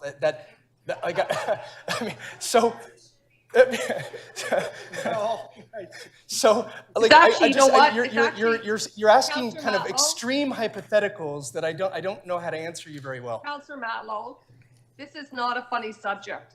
No, but Lots of the people have question lost family is members to drinking and driving in Toronto a lot. right. That's what I want to find out about. So that is I a don't very really wanna add to serious the and problem. important Okay, Councillor issue. Matlow, please allow Councillor Robinson Uh-huh. to finish. This is not something that's funny. Okay. This is a serious issue in our That's city. right. So my question is this potentially going to increase that problem that's already on the rise, trending the wrong way? Okay, and Councillor Robinson, that there's was your no last evidence. question. I think two important, an important issue and then the issue we're discussing today are being conflated. There's no evidence that I'm aware of to support the hypothetical suggestion that Councillor Robinson made. So the answer is no, based on all the evidence that I know, and therefore I also have not seen any evidence to suggest that what Councillor Robinson believes might happen is happening anywhere.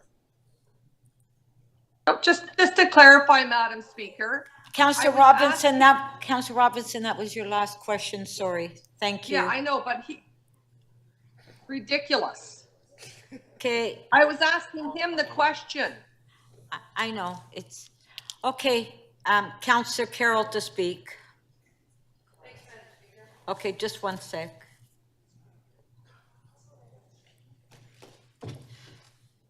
Okay, go ahead. Go ahead. Thanks, Madam Speaker. There's been a lot of toing and froing going back and forth, both with staff and with my colleagues on the motion that's before you. This takes care of the dates that are affected by the fact that council didn't deal with this motion when it was placed in March. So for staff to report back and bring us their survey findings, have time to consult with councillors and such on the reason for doing a pilot, would take till July 6th. That's our July council session, which means that the pilot would be from August 1st long weekend to Thanksgiving weekend. That's all they can do this year. And I predict that means we're going to end up doing something very similar to what they did in the city of Vancouver. And I'm a big fan of that way of moving forward. If you go right now, to the City of Vancouver website and search alcohol in parks, you'll come to the page. And what they did there is now in its third year. In the first year, by consulting with Parks board members, they have a very interesting governance system there. Parks board members and councillors who are councillors at large, their governance is quite different from ours. They consulted with all of those and proceeded with a pilot that included 12 parks and a couple of beaches. And that's by consulting with the governance mechanisms, they arrived at that map. And so they started with those parks, and they learned a lot in that first year. And a lot of it was positive. A lot of it was utterly uneventful. And there were a couple of places where it was eventful, particularly in the first long weekend. It was a novelty, and so it needed to be monitored. And what I like about a pilot is that's where you get that monitoring. When you're piloting something, staff are of a mindset that we're trying something. Governance wants us to try something. We're keeping an eye on it. You're not just ripping the Band-Aid off and letting the chips fall where they may. You're trying something, and you know that you are obligated to report back on it. And so that monitoring we want to see initially happens when you introduce the magic word pilot. So that's why I'm a fan of that. They proceeded with the second summer. The second summer, they stuck with the 12 parks. A councillor stomped their foot and said, I'm getting pressure because I wasn't included. So it became 13 parks, a couple more beaches. What has happened is this year, there are 31 parks there because they've learned how to do it. They've learned where the bathrooms need to be, where the garbage needs to be picked up. 31 parks start on June 1st and go till Thanksgiving. 16 parks don't start until the last day of school because they are too close to high schools. So that was a concern. And they will always be that way. They start on the last day of school and go until the first day of school. And the beaches are up to 7 because they're trying to introduce beaches without disturbing the culture. Each beach has its own culture. Parks have their own culture as well. So by moving methodically and strategically, they've worked to not upset the culture of each of these public spaces. And they are now in what they call a very successful third year of implementation. I really think that we have enough similarities, our challenges and our pluses in this city, that's a model that we shouldn't reinvent the wheel. We should look at the fact that that rollout made it more uneventful and more successful, and we should adopt it. That's why I'm proposing what I've proposed, because it's a careful thing that everyone is allowed to have input into, community councillors, in their case, Parks board members, and we're allowed to do it. Each year, the bylaw needed to be amended a little, and how does all of that get communicated? Well, people have these miracle things. Oh, I put mine down somewhere. This little phone. We want to have a birthday party. And the parents are going to have their own special cooler for the parents. So we're going to serve alcohol at this little party. They simply get on their phone and look up, which is the park I want to have that party at. It's not that hard. People look up where they're going and what they're going to do this afternoon, every weekend, all weekend long. They're probably going to be looking up whether or not they can take their car to High Park. They can look up whether or not they can take their booze with them too. And if they don't want to be near it, they can avoid it by making the same search. You don't want to be near that, you look up where not to go, and you choose another facility. It is working very well by taking that measured approach. That's my reason for proposing it, Madam Speaker. Thank you. We do have questions for you. Oh, okay. Councillor Bravo, 3 minutes, clarification of the motion. Through you, Speaker, Councillor Carroll, we've talked about this quite a lot during this meeting of council, the two of us. I'm wondering if you think that the pilot idea is good, why you wouldn't, like Councillor Matlow has done, recommend that it be part of the options that are considered, analyzed, and recommended upon by staff since they're writing a report? Well, they always were. I've always asked for a report, and that report would, well, it was going to come due in May, but people didn't want it to come in May, so they deferred the item. But at that time, you would have got a report having had in your own office consultations, and the conditions of the pilot would be before us now. Yeah. It was always part of that report. But the challenge that I have is that I don't have the information that I need from staff around washrooms, potential need for crisis response or enforcement, other supports that would be needed to actually implement this policy. But as I understand it, and perhaps I'm wrong, your motion actually directs staff to come up with ways to actually implement the pilot next summer. At the end of this summer, yeah. Well, the reason that it was recommended that we do it this way, that they consult with each councillor individually and then bring the report forward with some councillors in areas opted in, some parks used and others not, is because each ward is unique. And so they really can't put all the conditions and tell you where the bathrooms are and all that stuff and have that be universally true in a report for everyone. And so they wanted to do the consultation. If a councillor had a good reason for taking no part in the pilot, then they wouldn't have to waste pages of a report writing about that. They'd have a working model to bring us, including the input that you had given. So you would actually have a role in crafting the report. So the thing is that I don't understand whether the report for the Toronto context is a good idea. I'll just highlight for you that the governance system in Vancouver is different. So at-large councillors and parks reps make policy for the whole city. That's They don't consider what's specifically for their ward. And secondly, there's a question of geography. I'm quite familiar with their governance system. But the geography is different. So I think it's quite different. I lived there for 10 years. Will you be opting into the pilot? Pardon? Would you be opting into this pilot? Yes. Initially, I was saying no, but I have considered. There is a park that I think would work. I just have to talk to the community. And if we adopt this item today, I've got time to do that before my meeting with staff. Okay, thank you. Before we go to the next questioner, Councillor Myers, you would like to introduce a class that's in your ward? Thank you very much, Speaker, and to my council colleagues. I'd like to welcome the grade 3 and 4 students from Blessed Pierre Giorgio Frassati Catholic School. They are here to learn about municipal government. And of course, their school is located in beautiful Ward 23, Scarborough North. And their teachers are Miss Feeney and Miss Stoner, and they are also joined by the Superintendent of Equity with the Toronto Catholic District School Board, Mr. Fernandez. So can we just give them a warm welcome to City Hall?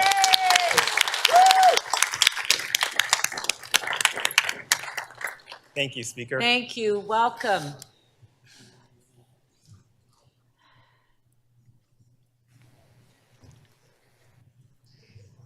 Councillor Morley, you have a question to Councillor Carroll. 3 minutes, clarification of the motion. Thank you, Madam Speaker. And I think some of this might have been covered off by my colleagues, but just with respect to the pilot, and again, this doesn't have much prescription within it, but is the intention here that the pilot be citywide or the pilot be specific to a few parks? Well, it would be specific to the wards that want to take part in it. And if you, with your visit with park staff, say, I think I would like to take part, they would say, because they've reviewed all the facilities in the city that make sense, they would say, well, here are some ideal locations in your port. If you want to take part, we would recommend these. And they're already prepared to do that. They've been working on that all along because, as we know, council began this conversation 3 years ago. So they're standing by, ready to say to you when they meet in your office, if you want to take part, here's the ideal spot. I appreciate that. I would note, I've spent the last number of weekends in my community along the waterfront at cleanups, and the most popular item we're cleaning up are beer bottles, usually, and cocktails, other kinds of drinks in the thing. So I just wonder what your thoughts are on the current, and again, whether this is clarification on the motion, I apologize. The fact that drinking is happening in parks across the city currently, and do you think that the direction to staff goes far enough to get us to a better regulatory framework in the short term? I'm glad you asked that question because that's something that I find irksome too. But here's what I learned from talking to both staff members and relatives in Vancouver. Here's what they found. When we're drinking in parks anyway, but we're doing it under cover of darkness, there's a tendency to stash the bottles, to throw them here and throw them there, and, oh, well, let's put it over there under that hedge. And now we've thrown so many, they roll out.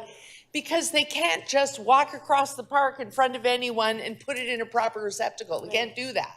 And once you legalize it, you have a management program and you have people able to manage in the normal way what a normal human being might do, which is find the receptacle and put it in. They take a pop can and they put it in the garbage can, but they won't take a beer can because someone will see them and they don't want to be judged because we've got this thing. Yeah, awesome. Yeah. Thank you, Councillor. Thank you. Okay, members, we need to rush this along. Councillor Matlow, 3 minutes, clarification of the motion. Councillor Carroll, this comes back to my concern regarding equity. Both, both the fact that we have people who live in the city across, every ward, every geographical area, who don't have backyards. But can you cite or describe any other bylaw where a local councillor would be able to make a decision that has that impacts a significant fine on their own residents, where that one councillor can make a decision about whether or not they're opting in or out of a bylaw in that way that impacts fines on residents? Well, if you're asking me to come up with some very specific bylaw right now, I probably couldn't bring one to mind. And if I raise an example, I am in no way conflating the two. They're not the same thing. But the pilot in which we embarked on Urban Hens was a choice of ward. And if you have hens outside of those areas and MLSE or MLS are called to answer a complaint because someone has a chicken coop and they're not in the pilot area, that's a problem. Usually it's dealt with by warnings, not by stiff fines. But we've used the approach where the pilot takes part in willing places. Years ago, we did participatory budgeting in 3 wards because there were 3 willing councillors. We've used the ward-by-ward pilot approach before. This is admittedly a much bigger thing to be doing it on, but I've seen the pilot approach work this way very successfully, as I've already outlined, and that's why I'm a fan of it. May I ask you, Councillor Carroll, just to that point, as you freely admit, those are different scenarios, hens and participatory budgeting. But with respect to residents who, again, unless they're Googling exactly who's in what ward and which park is where and what's wet and what's dry and what's would you not concede that it could lead to confusion where somebody doesn't know whether or not they're going to be fined, and then it's up to the local councillor to get into what I would describe as more of an operational level where we're deciding sort of where people are going to get fined or not. And the confusion itself is a reason why not to do a pilot in this context. Well, that hasn't been the case in places where they used a pilot approach. But I will say this, if I'm going to have an event in a park, I look up what's the best park to do it in. My daughter's 5th birthday party was in Davisville Park. We recently had a basketball picnic in Milliken Park, Ward 23. I got online to look at, do I have a confluence of all the things I want to have a good party. I don't stick to my word. I don't. Councillor Matlow, that was. I am finishing the answer. So we look up where we want to enjoy. So that's for those things. But someone who just wants to quaff a beer, throw a frisbee, and take a couple of cans with them, that's going on now. And while an officer may come by and say, hey, did you know you're not supposed to do that? I am not aware that every single one of them is being made to pay fines. I know that officers are saying to them, move it along with the cans, that's not legal here. And I suspect that's what will happen under a pilot circumstance. Thank you. Come on, members, let's. Am I Councillor done? Crescentti. Oh, okay. Clarification of the motion. Yes, absolutely, Madam Speaker. And so I just wanted to make sure, Councillor Carroll, that when the report comes back, it comes back with as complete as it can possibly be. And it doesn't say anything in here. I'm just wondering if you would be amenable to ensure that the report includes information on potential additional enforcement measures that may be required, or any resources needed additional to that. It doesn't speak to that specifically in your report. I just want to make sure we get all of that information Yes. and be prepared to debate it fully when it comes back. Absolutely. And while I haven't put that in the original motion that was placed in March, I know it to be the case, having had a conversation as chair of the committee with staff, that the research that I outlined in my remarks, they've done similar research with other municipalities. So they'll be commenting on those types of impacts in that report.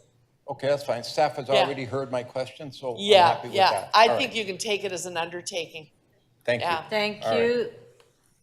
Councillor Sachs, 3 minutes, clarification of the motion. Yes, thank you, Councillor Carroll. I know that you're always very thoughtful in these things.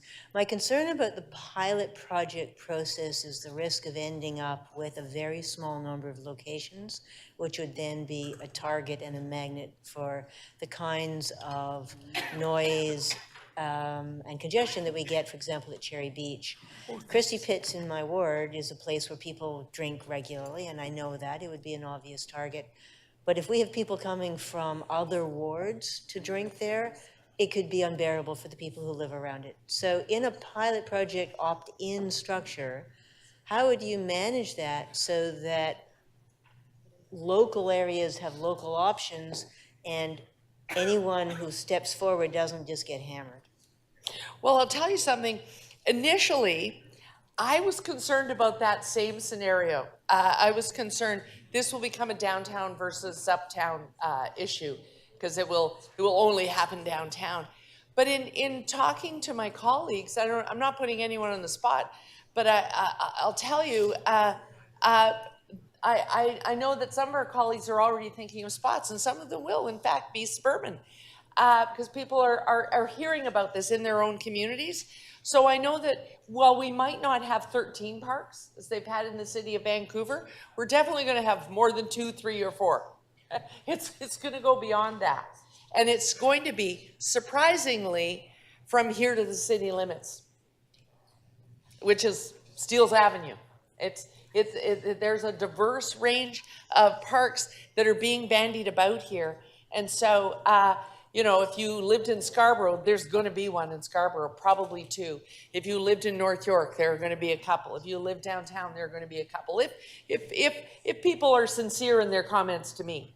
But they'll know more by the time they've had park staff come and sit in their own offices and discuss it with them, because they'll say, oh, I hear you, Councillor, that is an ideal location. They might say, that's not ideal. What about this one? And you'll have an iterative process between you to come up with what is the ideal location. And so while it feels like, oops, it will only happen in, a park in your ward that we all know was a favorite during the pandemic, there will now, as a result of doing the pilot, people who are coming there now will have options elsewhere in the city where they can feel it is a safe space to do that kind of enjoyment. And would you be open to, as a friendly amendment, allowing the councillor, if they opt in, to opt out quickly if it turns out to be a problem? Okay, we have to ask questions on your motion, like, Yeah, and Okay. and that's something you could place, but you know that one of the styles of pilot operation in Toronto that our public service always engage in, which is counter to science in terms of piloting. Right. You know, I would see where Councillor Sachs would be familiar with a pilot, which is a control group setting. This is the condition, and you're done, and it has to be Okay. this way till the end of the pilot. Thank- We use I just want to finish this. Very important, Madam Speaker. We have always used pilots in the City of Toronto as a learning process. And in the middle of the pilot, if you have a problem, you act on it. And I would assume you would be asking to opt out because you have a problem. Yeah. Right, okay. Okay, Deputy Mayor McKelvey, clarification of the motion, please. Thank you, Madam Speaker. I just want to understand, so if we pilot this year, it allows us to get some information that could inform next steps for next year on maybe a citywide basis. Yeah, and I'm looking in my crystal ball. If it is only half a dozen, if it's 6 to 8 parks, if we the following year said we're going to extend the pilot for another summer, we'd be doing basically what Vancouver did, adding a couple of locations, but continuing that pilot mindset of the public service to make sure that all is well. My crystal ball says because we're not starting till August 5th because of the delay in consideration, that's what'll happen. Okay. So we'll have controlled circumstances for 5 weeks this year and likely more of the same next year. Okay.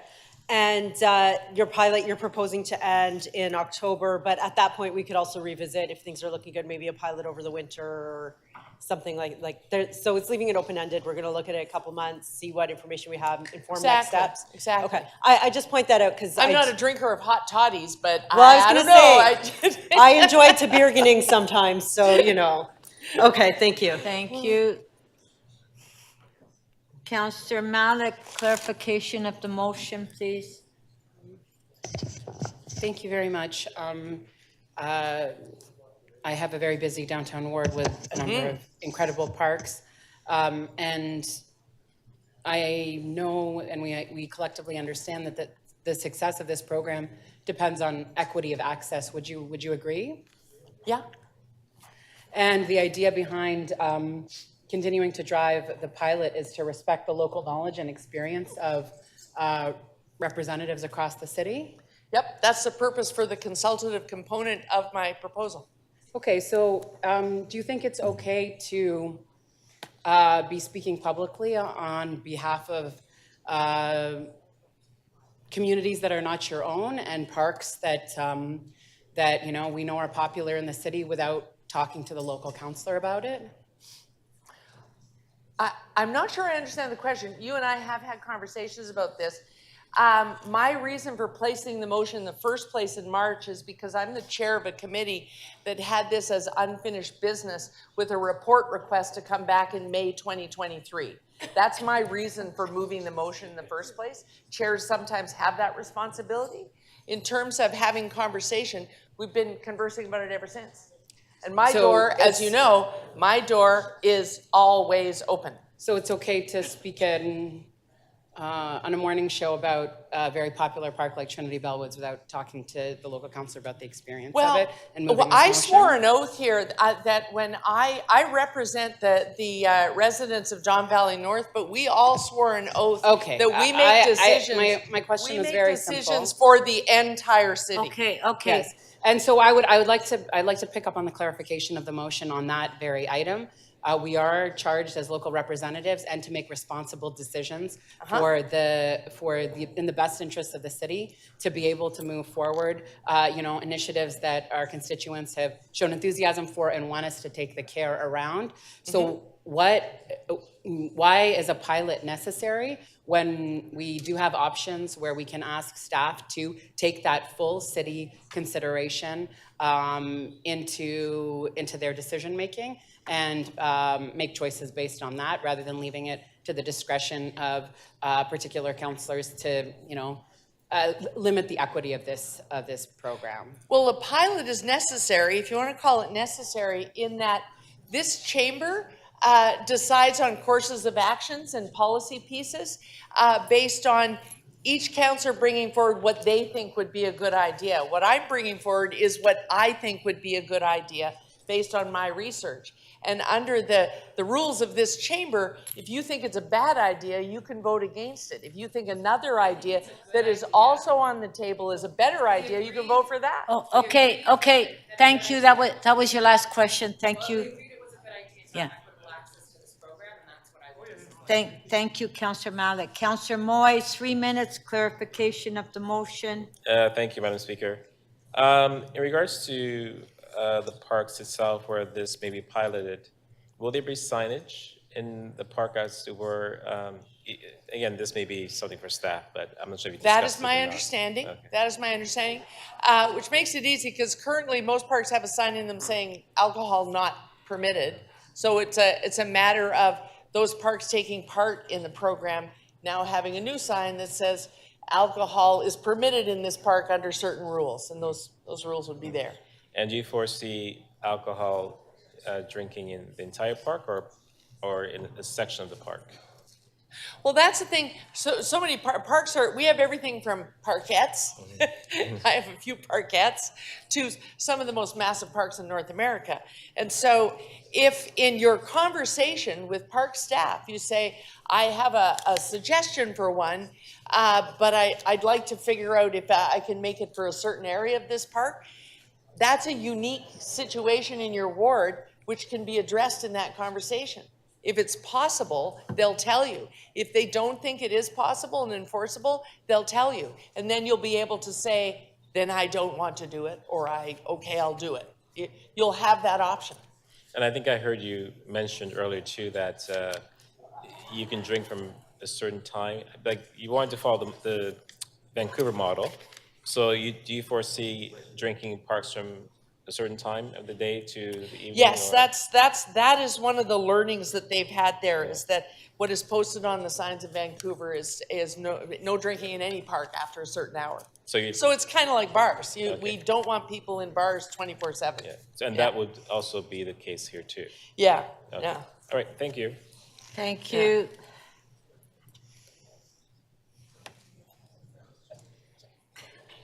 Councillor Fletcher, clarification of the motion.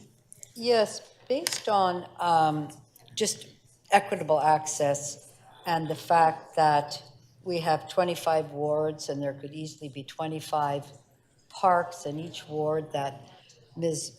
Romoff and her staff would be able to suggest, here's a good spot. Is that not kind of a broader approach that would also allow to pilot, but start with the knowledge of the parks and make those suggestions so that this is a citywide pilot rather than a self-selected pilot? That is a good suggestion, and you might well want to move it. My reason for moving this opt-in, opt-out model is because I wanted it, first of all, to be as consultative as possible in my thinking and what I'm moving. You might move another thing. But the other reason is really paying attention to the two debates we already had in the last term. I understand. And I could feel that there were people who strongly felt they needed to address this in their ward. People who had a certain passion for it. My colleague who has another motion on the table here. But there were those that wanted to monitor from afar. And so I was just trying to accommodate that. I understand that, but equitable access would mean that. Councillor Perruzza, your phone is ringing. Can you stop my time while we deal with the phone? Yeah, can we have a rule that the clock stops? Councillor Perruzza, the multiple can you please times shut that your phone happens off? per session? Well, I'm sorry, go ahead. Thank you. I was just waiting until that phone stopped ringing. So that it does seem to me that it would be helpful for the general manager of parks to be able to have a bigger view and come on July 6th and say, here's what we're thinking, whether it's by park or by region, that we think this would work well. Because I think the thoughtfulness of staff, in all of our operations staff, they know our areas quite well, and they're very big, and there's lots of new councillors. That would be the advice that we would get. And then you would accept yes, no, would they be talking to us ahead of time? I don't know what park you're considering. I know the ones that they'd probably bring to me, that seems like it's not left up to an opt-in. These aren't chickens. These are That's right. parks That's that why I exist said I don't already. want to conflate that, yeah. And it sounds like we have a chicken model instead of a Toronto model. And a pilot, I think you're agreeing with me. It took great pains to make sure that we're not conflating the two things. Well, I think we are when was we kind of only put say on you the have to spot there. opt in. So I think it would mean no opting in. Everybody's kind of in, getting the advice from staff. Here's what we think is great. Yeah. So would you be willing to support that? Because we'll get that in July to your committee. So it would be awkward for me to change my motion and do that. If you move that motion be another option included in the report, I will be supporting that. But I wouldn't want to amend my own motion because in speaking with as many colleagues as I've spoken to, I spoke of the opt-in, opt-out model. But if you want to add the 25 ward pilot park model. Citywide, yeah. Be included in the report as an A option. citywide pilot program Right, basis. and if you want to have Thank that you. commented on in the report, I'll be supporting it. You But I'll- don't see here, it doesn't say opt-in here in your, well, it doesn't say that there, but it's somewhere else. Yeah, that's just the amended portion of it with the dates, but in one, it has that. Yes, so I content. could So if amend you're one amending- to be a citywide pilot, and then Yeah. these would be the dates we'd hear back. Oh, as- sorry, Madam Speaker, if you're planning on amending my motion to take away the opt-in, opt-out. Yes. I will not be voting for that. If you are adding it as a third option, Councillor Matlow's option, my option, you're adding a third option, that I will be voting for. Okay, thank But you. I would not be voting for changing the model that I've discussed with so many people. I think that would be Well, disingenuous. I'm going to of assume me. that you would have an opt-in and the seconder would opt in and lead the show. Councillor Fletcher, that was your last question. I'm saying that if there are three options in this report, I'm fine with that. But Okay. if the option that I've discussed with people is I changed, see. that's awkward for Add me. an option. Thank Got With it. regards Got to it. equity, Yeah. with regards to equity, I feel that we are equitable and that anyone in Toronto can Okay. go to any park anytime. Thank you. That's, okay, Councillor, that's it, yes, Councillor Holiday. Well, we have to try to get this done before lunch. I understand, Speaker. Councillor Holiday. Thank you, Speaker. I have consistently voted against these ideas. Councillor Carroll raised it, urban hens. It was another example of council bringing a solution without a problem. And what I am worried about this particular application or this idea is that, you know, alcohol is a drug. And it impairs people when you use it. Anyone that's used it understands that. And traditionally, we've consumed alcohol in private settings.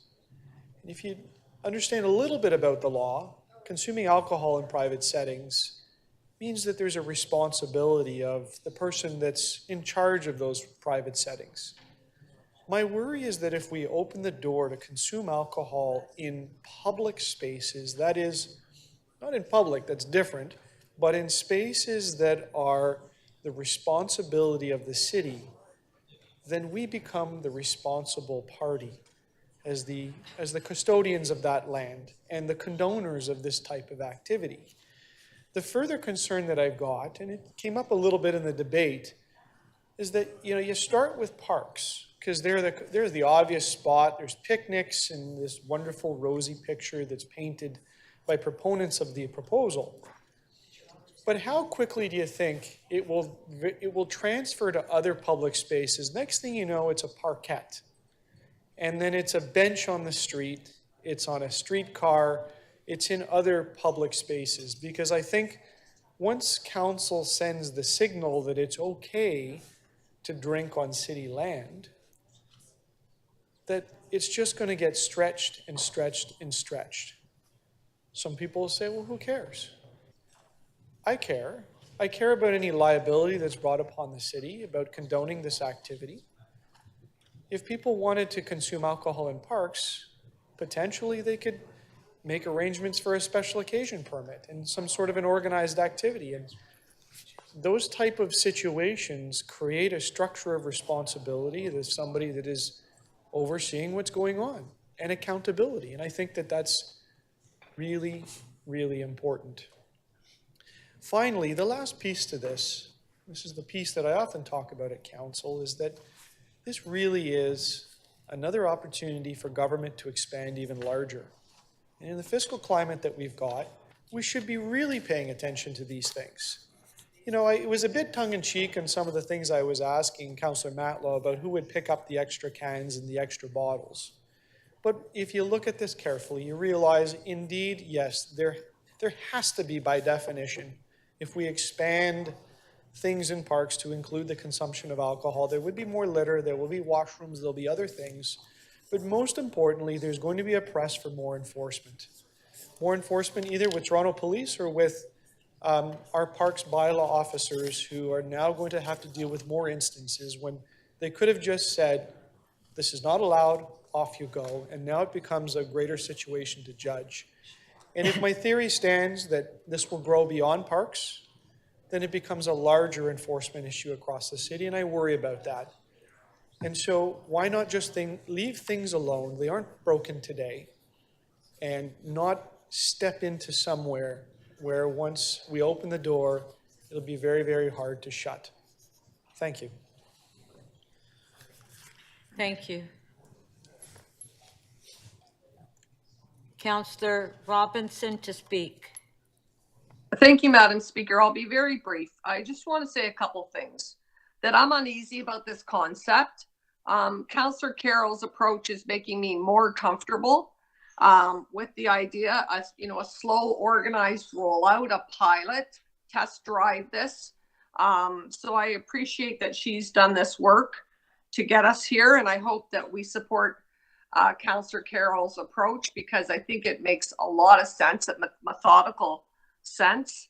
I just have to say, when I asked the mover of the other motion, what came up was Cafe TO. And that is a very different scenario where you have, servers that are trained, usually extensively, and have the ability to cut you off. So, I know that somebody in this chamber has been quoted as saying, you shouldn't have even one drink when you drive. And that's my personal philosophy.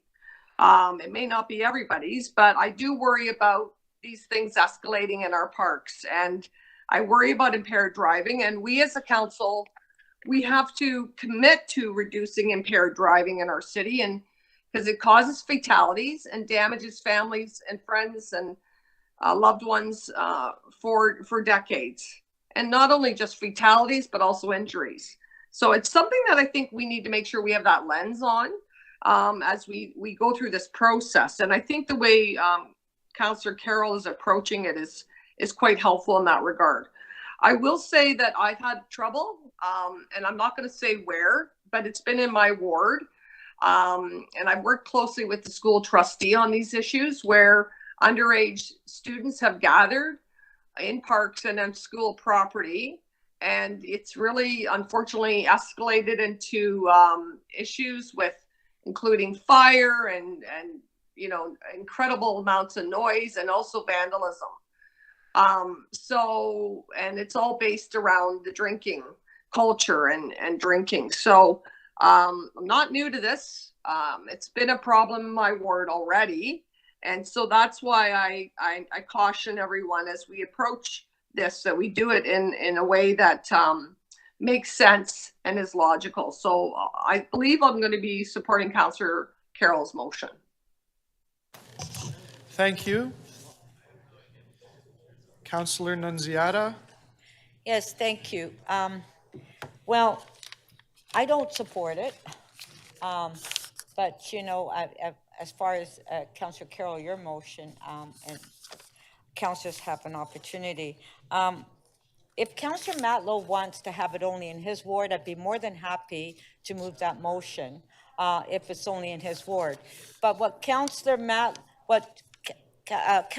has to understand, or members of council have to understand, some members of council are having existing problems in their ward now, where we have groups coming into our parks, like Eglinton Flats and my parks, coming and having barbecues and bringing music and drinking.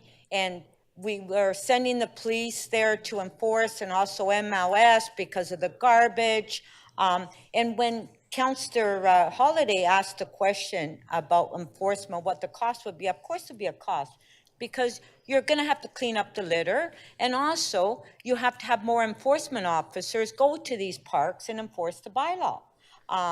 And, you know, when you're having I don't think that residents in Toronto are asking for this. I have not heard anyone call my office and says, please let me drink in a park. No.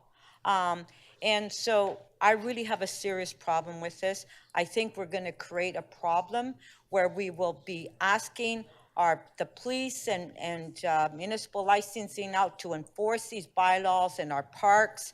If they go to 2 or 3 in the morning, there's noise. And we're going to, of course, there'll be more resources that will be needed to do all this enforcement. So I do not support it, but Councillor Carroll, I will support your opportunity that you can opt out. But I think that, to me, I never supported it when the initial motion came forward. I just wish we can kill it. And if one member of council wants it in their ward, by all means, let them do it. And let them deal with their constituents and with the complaints. Thank you. Councillor Burnside. Thank you very much. You know, I've been listening intently to this discussion, and I feel it's kind of being in a bubble. We have laws on the books about drinking in parks, and I've heard numerous councillors mention all the problems they've had with people drinking in the parks. But our ability to enforce any of these bylaws is next to nil. So having a bylaw or a law where there's next to no enforcement, to me, is a somewhat useless law. And, you know, when we talk about problems and people that are already in the park drinking when they shouldn't be, well, those are the lawbreakers. Those are the ones that we need to deal with and we aren't able to deal with because we don't have the resources, whether it's MLS or the police. The people who actually obey the law are currently sitting at home not drinking in parks. So if you want to break the law, you just go to the park anyway and you do it, and there are no repercussions.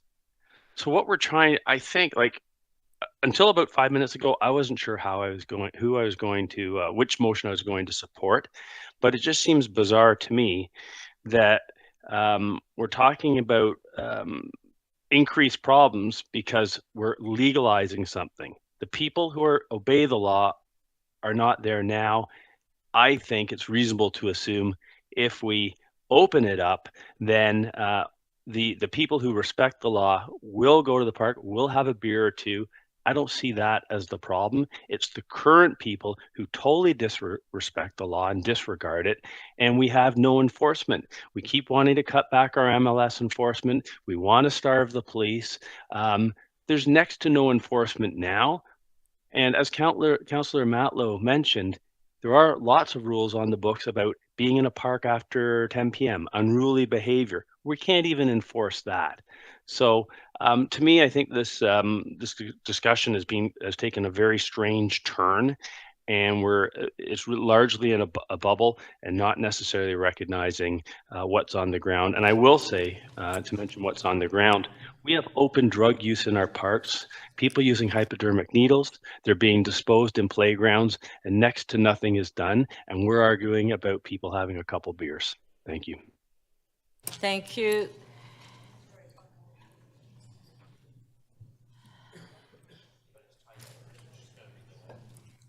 Councillor Perks to speak.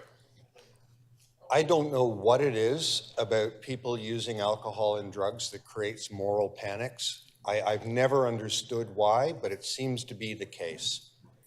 It infuriates and exhausts me, the extent to which people approach an issue like this with all kinds of weird libertarian or Puritan or whatever ideas, and nobody ever looks at the evidence, and nobody ever asks to set up a system that actually works based on the evidence.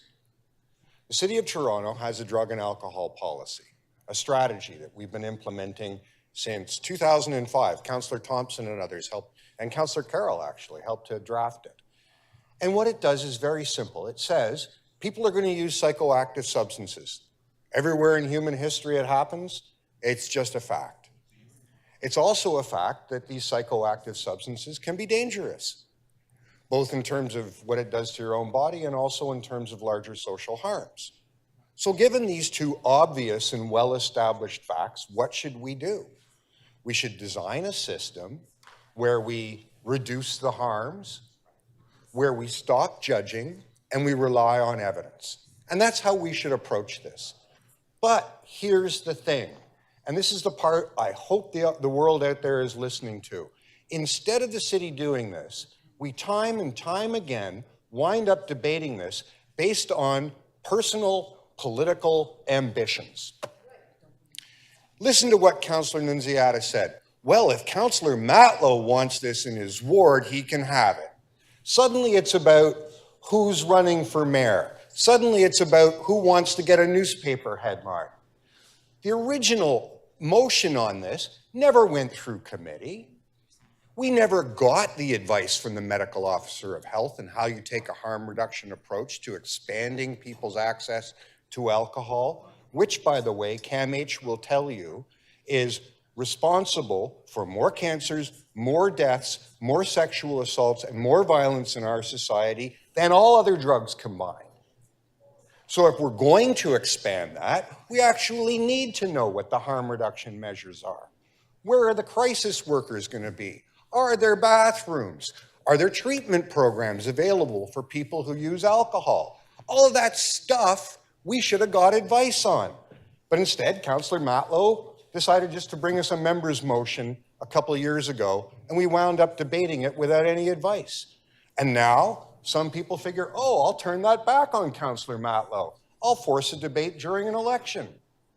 Unbelievable. Unbelievable. We were due to get a staff report this month, to explain to us how you roll something like this out in a harm reduction way that actually provides people with more options, provides people with safe ways of doing something they're going to do. Honestly, it is so disappointing to me. It is so disappointing to me that we get all these motions to speed it up or put it in this ward or do it this way or do it that way, and none of you actually want to get any information on how to do this well. It's infuriating. The only way out of this mess that we're in, unfortunately, is to support Councillor Matlow's motion and send all of these ideas to city staff so they can tell us how you take an approach to the use of alcohol in the City of Toronto that reduces harms, that provides people with education and provides treatment supports, that allows multiple users of our parks to coexist happily and peacefully. You guys wear me out.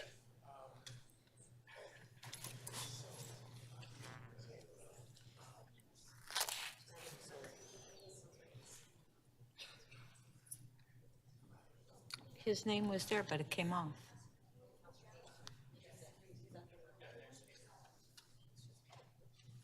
Yeah, but Councillor Mallet. Oh, okay. Councillor Ainsley?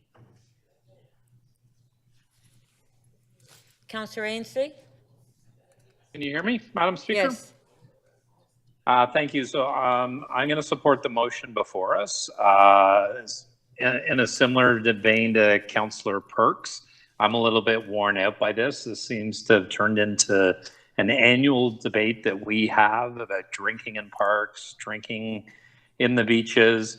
To be perfectly honest, I don't have a lot of complaints about people drinking in the parks. I get a lot of complaints and needing more enforcement about kids drinking in playgrounds on Friday and Saturday nights, and I need more police for that. That's my biggest complaint that I get about drinking in the parks. Followed secondly by people that do live in the large number of apartment buildings that I have in my ward that do not have a backyard, that have a postage stamp of green space around their building, and they want to go out with friends and have a barbecue and hang out, and they have a drink or a beer or alcoholic beverage in the local park. They're always very well behaved. I would just like to see this move forward and move on to the wide range of other, what I think are much more important issues that we need to be dealing with as a city council. Thank you. Thank you. Councillor Bravo. This is so frustrating to me, this entire exercise. I'll say this. I've had a beer in Montreal in the park. You eat snacks, or you can take a hibachi and you can drink in a park. It works really well. I've had a beer in a park in Lisbon, in Sao Paulo, or more like wine. I prefer wine. However, I think that we do need the information, and I am so disappointed that we're not going for that. I want to understand the situation with washrooms. I want to understand the situation of how we're going to allow for crisis response to be citywide, and maybe crisis response workers are the ones that attend any conflicts that arise in parks. But unfortunately, Councillor Carroll's motion doesn't allow for that. It says that we should opt in on a pilot basis this summer. And I'm happy, and I want to thank Councillor Nunziata for saying the quiet part out loud, which was really about targeting one member of council. I'm going to support Councillor Matlow's motion because we work together to say, don't just bring in a citywide proposal with some tweaks. Actually refer it to staff and ask staff to consider that as part of the options. Similarly, a pilot approach should be part of what staff consider.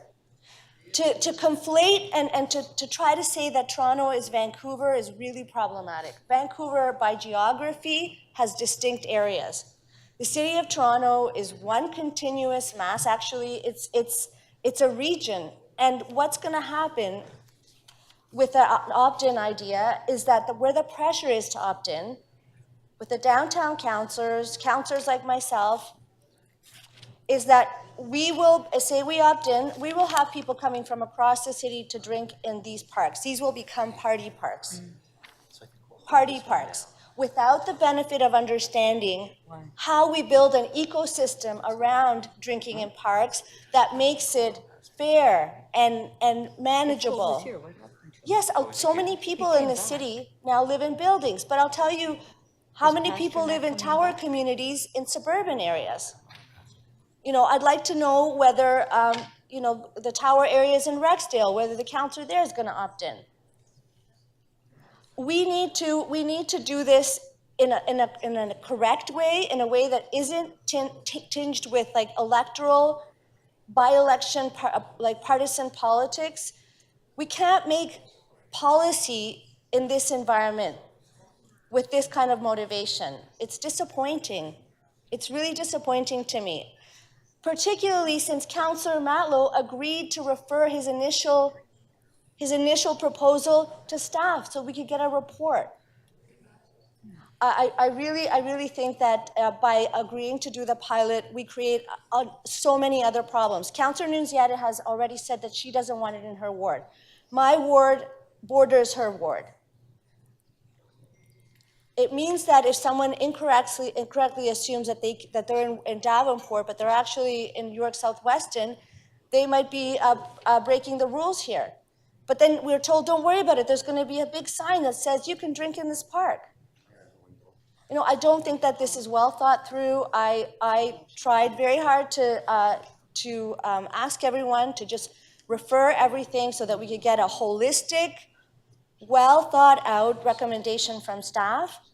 So I don't think I think that it's really unfortunate that we're going to leave it to the discretion of an individual councillor to somehow come up with a good policy for this summer. It's not equitable, it's not fair, and that's why I'll be supporting Councillor Matlow's motion, because I think it accomplishes what we need, which is to hear back from staff on how to make this work. Thank you. Councillor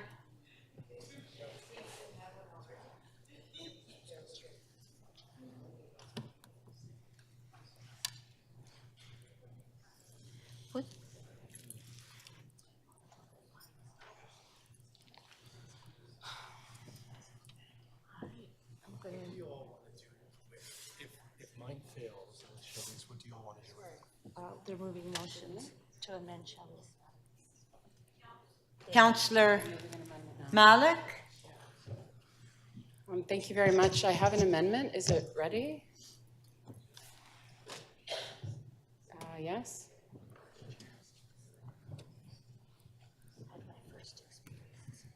So I have an amendment in front of us to delete on a pilot program basis from Councillor Carroll's amendment.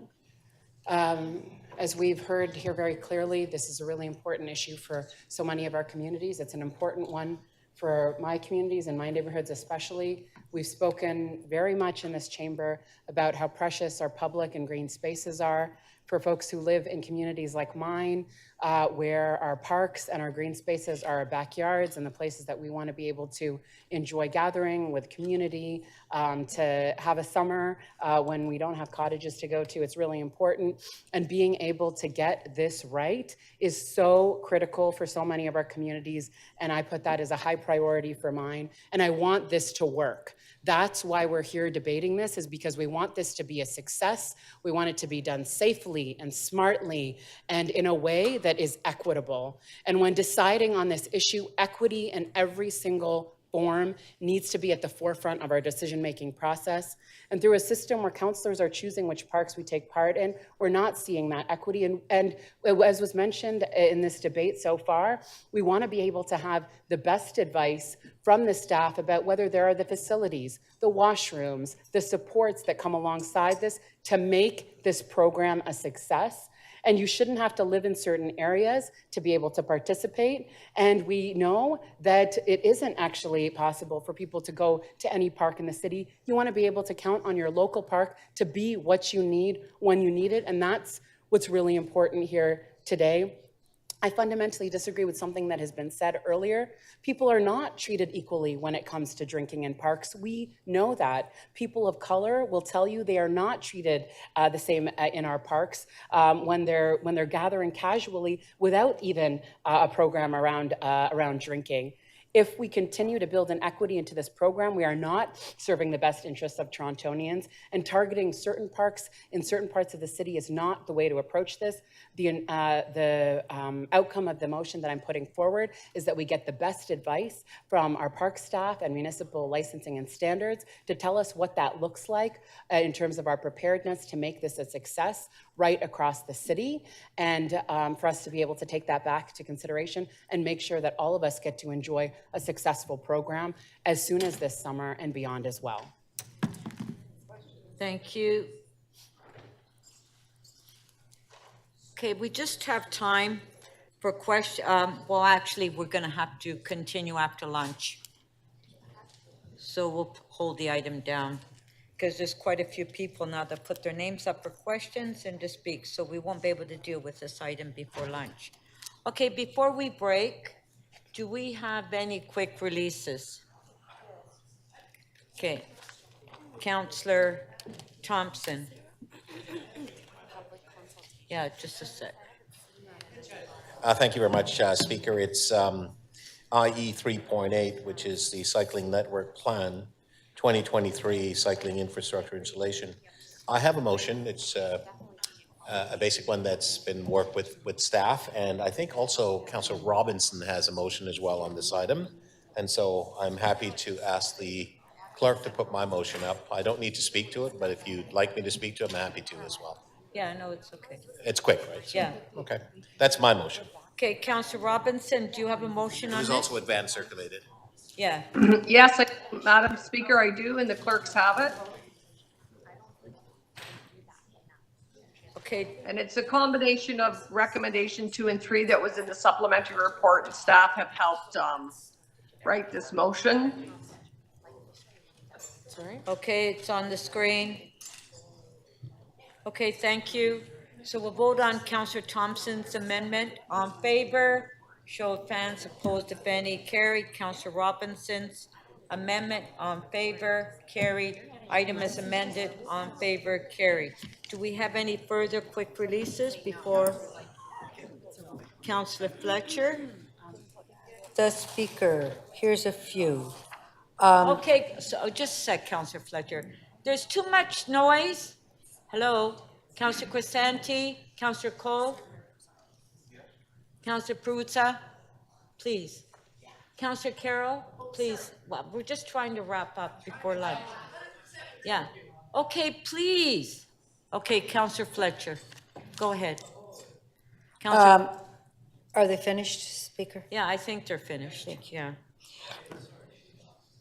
GG 3.18, Customer Experience Division Annual Report. Have a motion to quick release that, because I have heard from my residents when they're calling more than once about an issue, they're told they're not taking that second call. We already have it logged. But okay. I think that's important, so I'd like very much for the matrix, how this consumer survey is done, and goes to the Government Management Committee to have a look at it, make sure it's sufficient, and also to talk to our constituency staff who have a lot of experience with how 311 is operating. So Okay. with that, I would release it with my motion.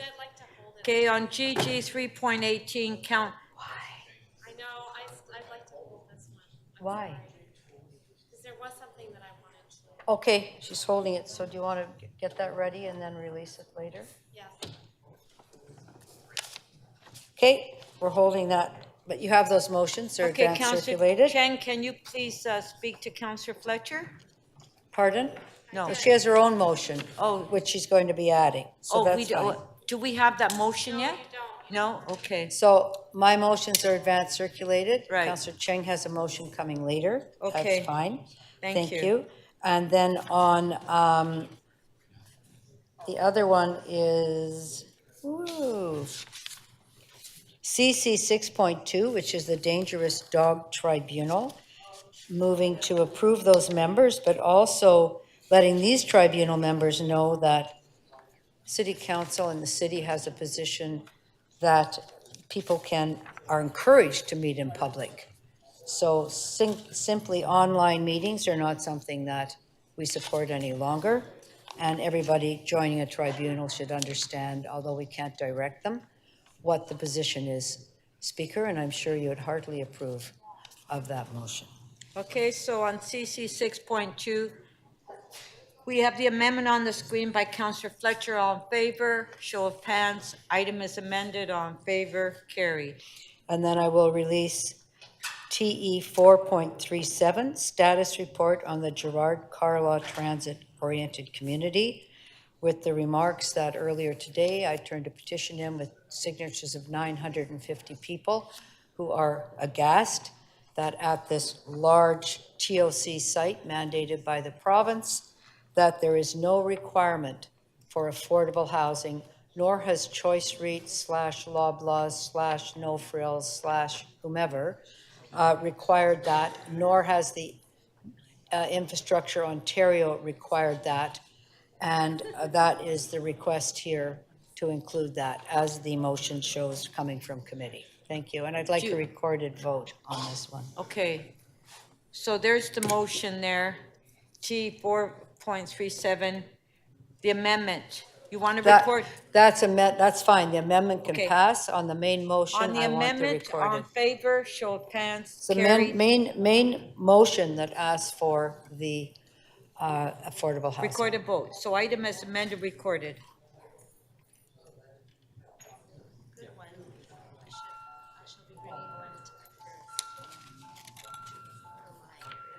Councillor Bradford, is he around? Councillor Bradford? Did he leave?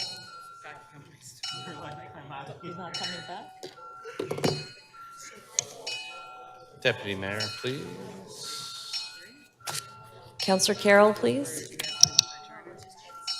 Counselor Perruzza, when you're seated, please. Speaker, my microphone's still on. 20% unit. Counselor Perks.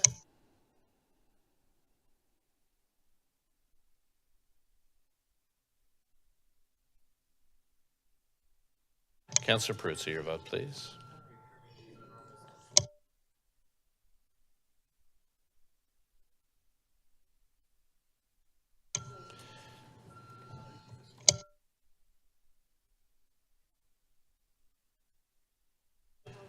The item is amended, carries unanimously, 21 in favor.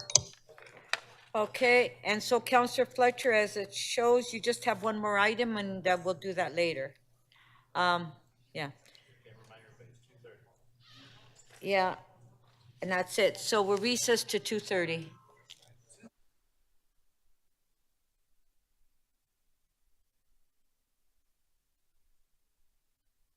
Mayor moved a motion that we break for lunch from 12:30 to 2:30.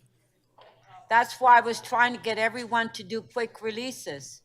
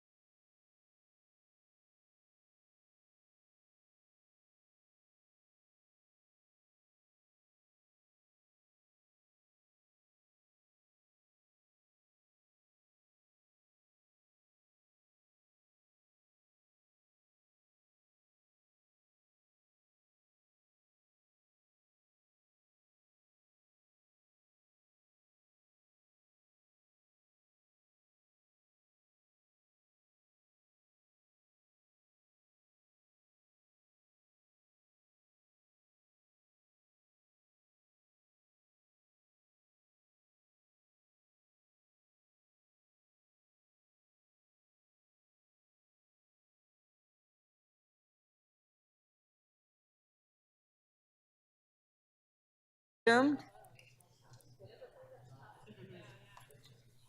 Okay, members, before we get back to the item before lunch, quick releases.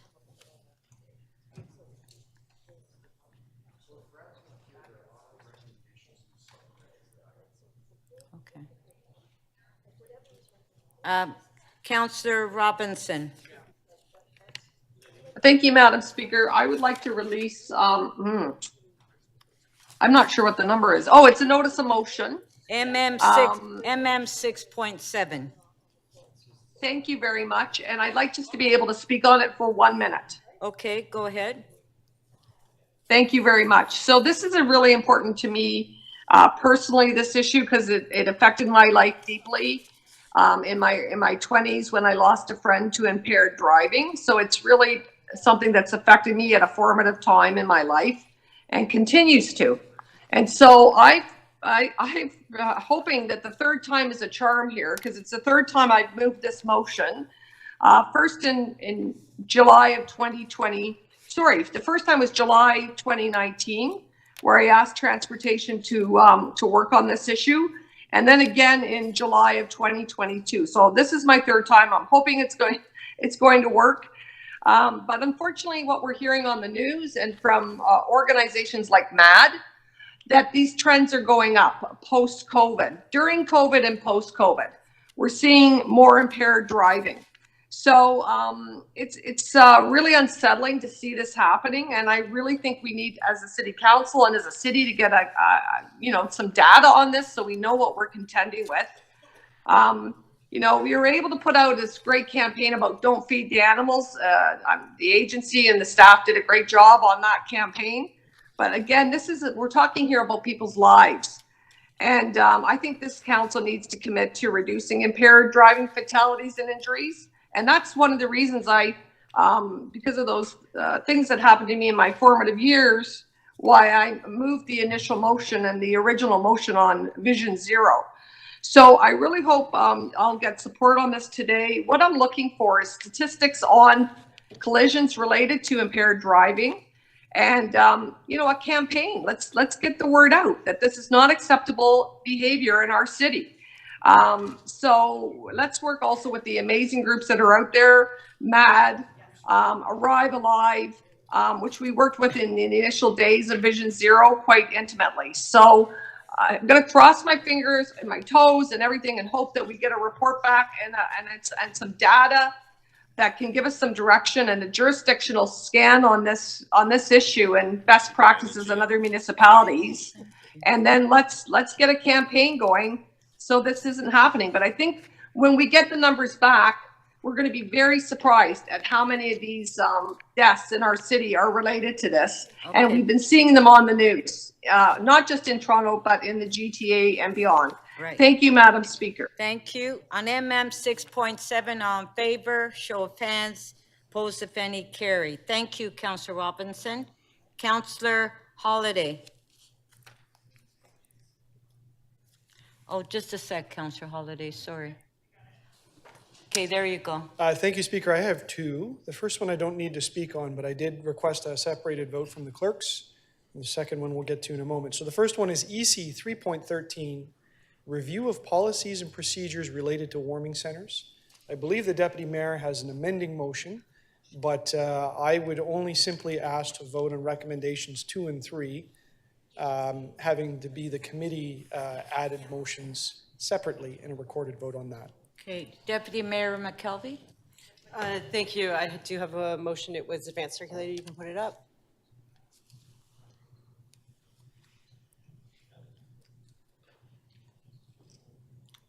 Okay, there it is.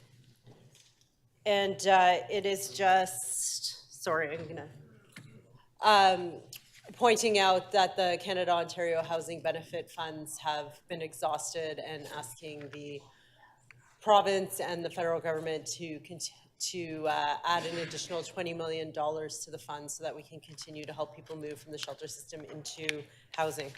Okay, thank you. On the amendment by Councillor McKelvey, Deputy Mayor McKelvey, on favor, opposed if any, carried. So Councillor Holiday, you wanted a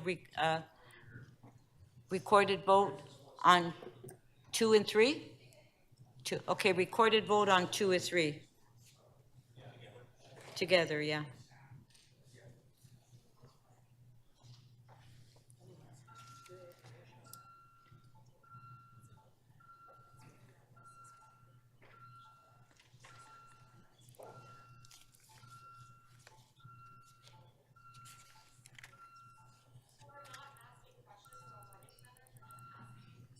We're just releasing it, and there's an amendment by Deputy Mayor.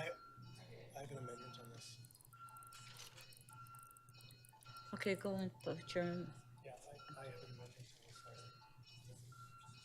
on this. okay. Stop, oh yeah, because we already voted on that. Okay, hold on, we have to stop the vote. Councillor Matlow, what's your motion? Councillor Matlow? The clerk could post it. Pardon? Does the staff have your motion? Okay, we'll put it on the screen. Thank you. I didn't know, Josh, I'm sorry. It's okay.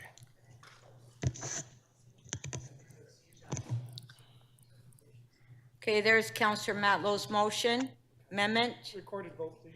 recorded vote.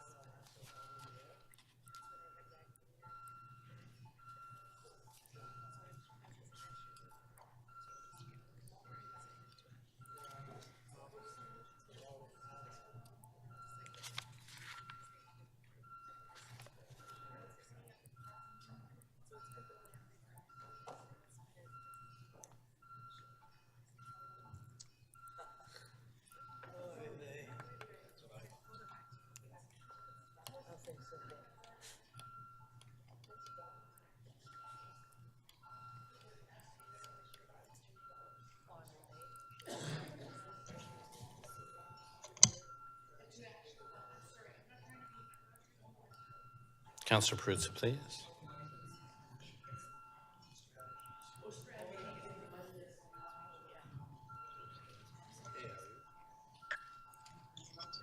Councillor Perruzza, please. Thank you. Councillor Sachs, how do you vote, please?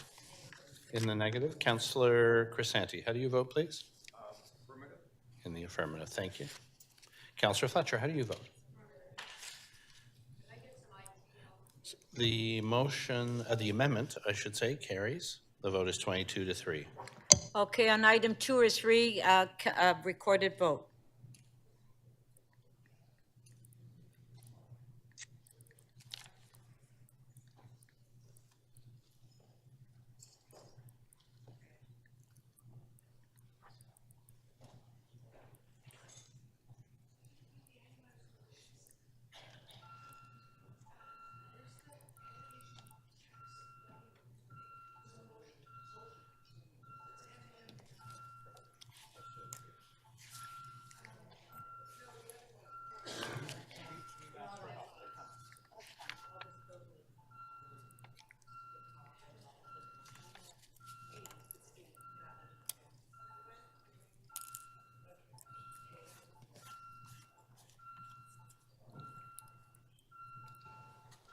Councillor Chang, please. Councillor Perruzza.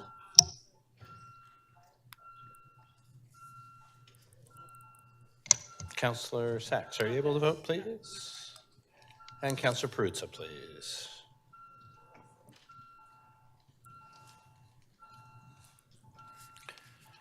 I'm sorry, Councillor Sachs, are you able to vote using the system? Or? Okay, how do you vote, please? In the affirmative, thank you.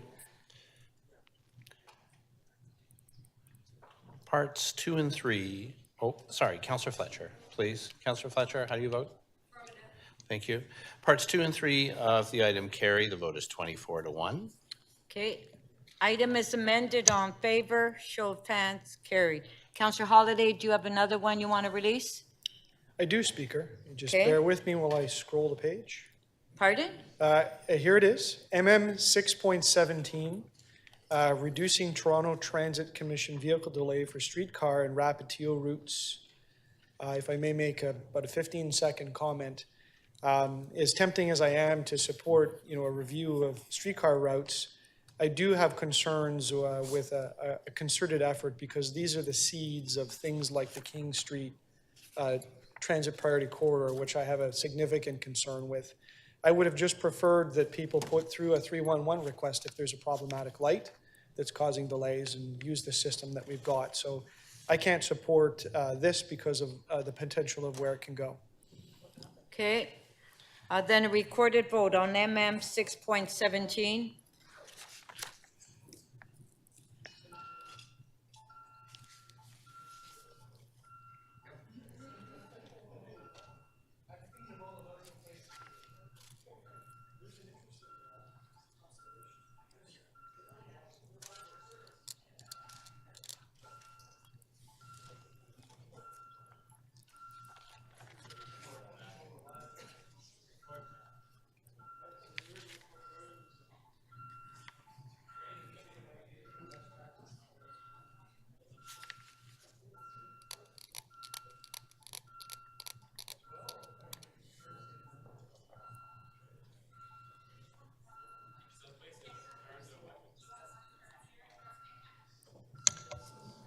Councillor Robinson, are you able to vote? Oh, yeah.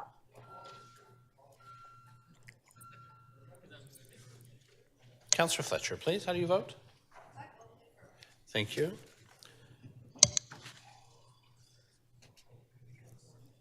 The item is adopted. The vote is 23-2. Okay, and Councillor Holliday, you have one more. Did you want to release it? No? Okay, do we have, Councillor Carroll? Release? Yes. Okay. Yes, MM 6.8, Madam Speaker, which is the motion on extending the deadline on property tax and utility relief programs. I held it because I would have preferred it went to committee, but I've had a chance to check with staff, and I can release that item. The impacts are minimal. Okay, so on MM 6.8, Councillor Carroll is releasing. On favor. Show of hands. Opposed, if any, carried. Councillor Bradford. Councillor Bradford? We do a recorded vote on the property tax extension. What was that? Oh, sorry, it's Councillor Pasternak. I was trying to request a recorded vote on the property tax exemption extension. The one for MM 6.8? Yes. Okay, well, we just voted on it. You want to? Yeah, I know Okay. you did. Okay, motion to reopen. Okay, hold on. Recorded vote, a member has time after a vote has been carried to request it. Okay, so you don't have to have a real. Okay, recorded vote on MM 6.8.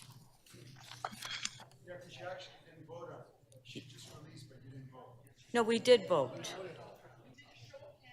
We did. Show of hands.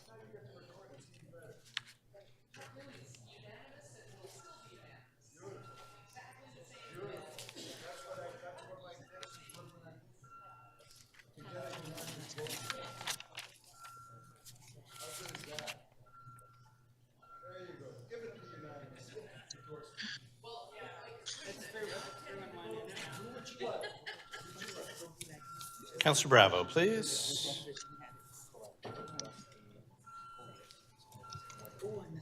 Councillor Burnside, Councillor Robinson, and Councillor Crisanti, please.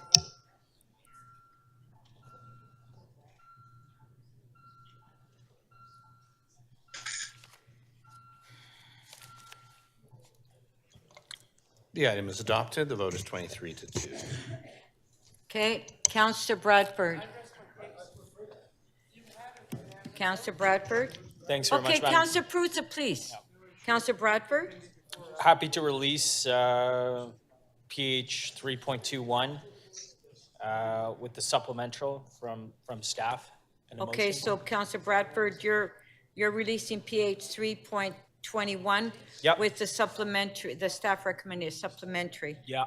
On favor, show of hands, opposed if any, carried. Okay, we will now go back to the, Councillor Fletcher? Okay, Counselor Fletcher? Thank you. I believe that the clerks have a motion on TE 4.66, pedestrian safe, no, sorry, wrong one. 40, TE 4.40, intersection safety, Broadview Avenue and Mortimer Avenue / Pottery Road. You want to release that? Well, there's a motion. Okay, we'll attached to put it. the Yes, motion on the I screen. think I sent it. Just want to make sure that it was all good. Okay, there it is. That's on T 4.40. Yes, please, thank you. Yeah, by Counselor Fletcher. Yep. On the amendment by Counselor Fletcher, all in favor, show of hands, carried. Item is amended, all in favor, show of hands, carried. Thank you. Okay, just one sec, let me turn your mic on, okay? You got your motions in? Counselor For Fletcher, GG? did you have something else? Center table, sorry, are my motions in there? Just checking on Gigi's 3.18 that I know Counselor Cheng had. some Apparently, additional- it's not ready yet. Okay, that's fine. We'll do it later. Thank you. Okay. All right, so we'll go back to the item that we were dealing with, which is the alcohol one, DM 6.5. If we can put the names on the list, I believe that we were in the middle of asking questions.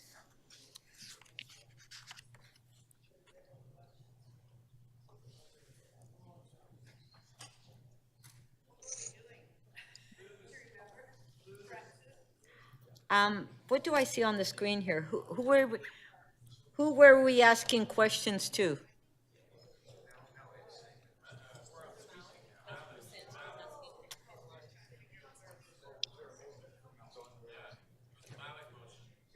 Councillor Crisanti had questions of Councillor Malik. Oh, you're right, this screen is. No, I know. I gotta get you a bigger screen for next Okay. meeting. Okay, so Councillor Crisanti was asking questions to Councillor Malik. Okay, Councillor Crisanti, 3 minutes clarification of the motion.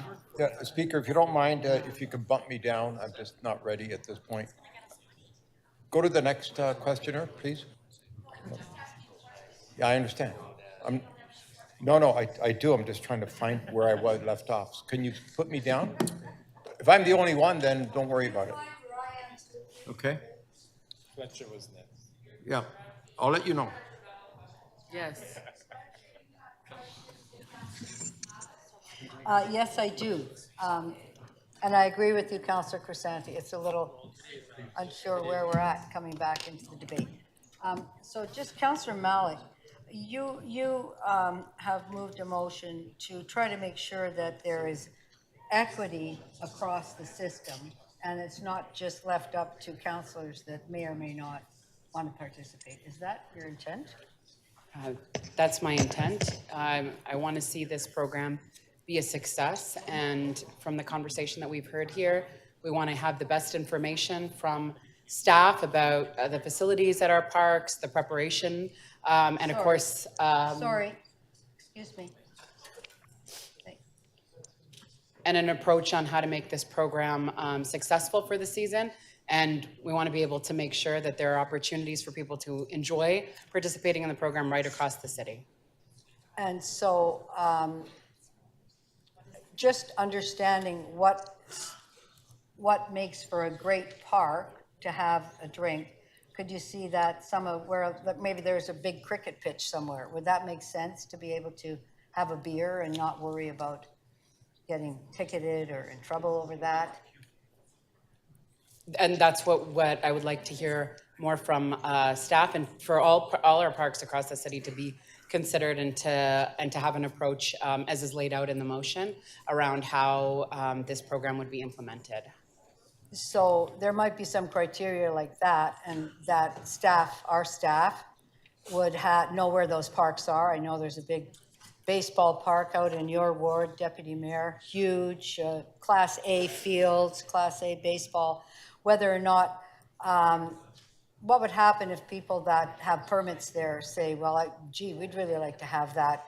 Would it be up to the local council then to say yes or no? Or would your motion kind of urge parks to say, this seems like a good spot, you should consider this? And how would a no get overridden for, let's say, the baseball leagues that play there, the cricket teams that play there, if that's a place that might be considered suitable to have a drink without being in trouble?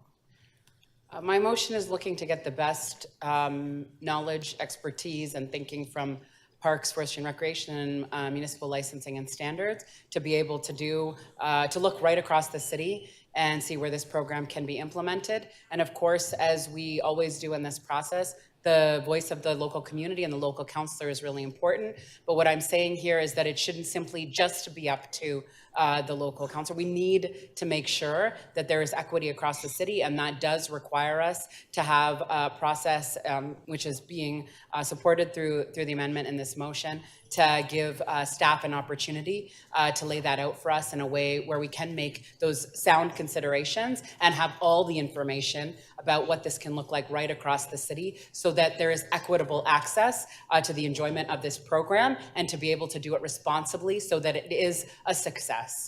Thank you. Thank you. Councillor Crisanti, are you ready for your questions now? Yes. Okay, just a sec.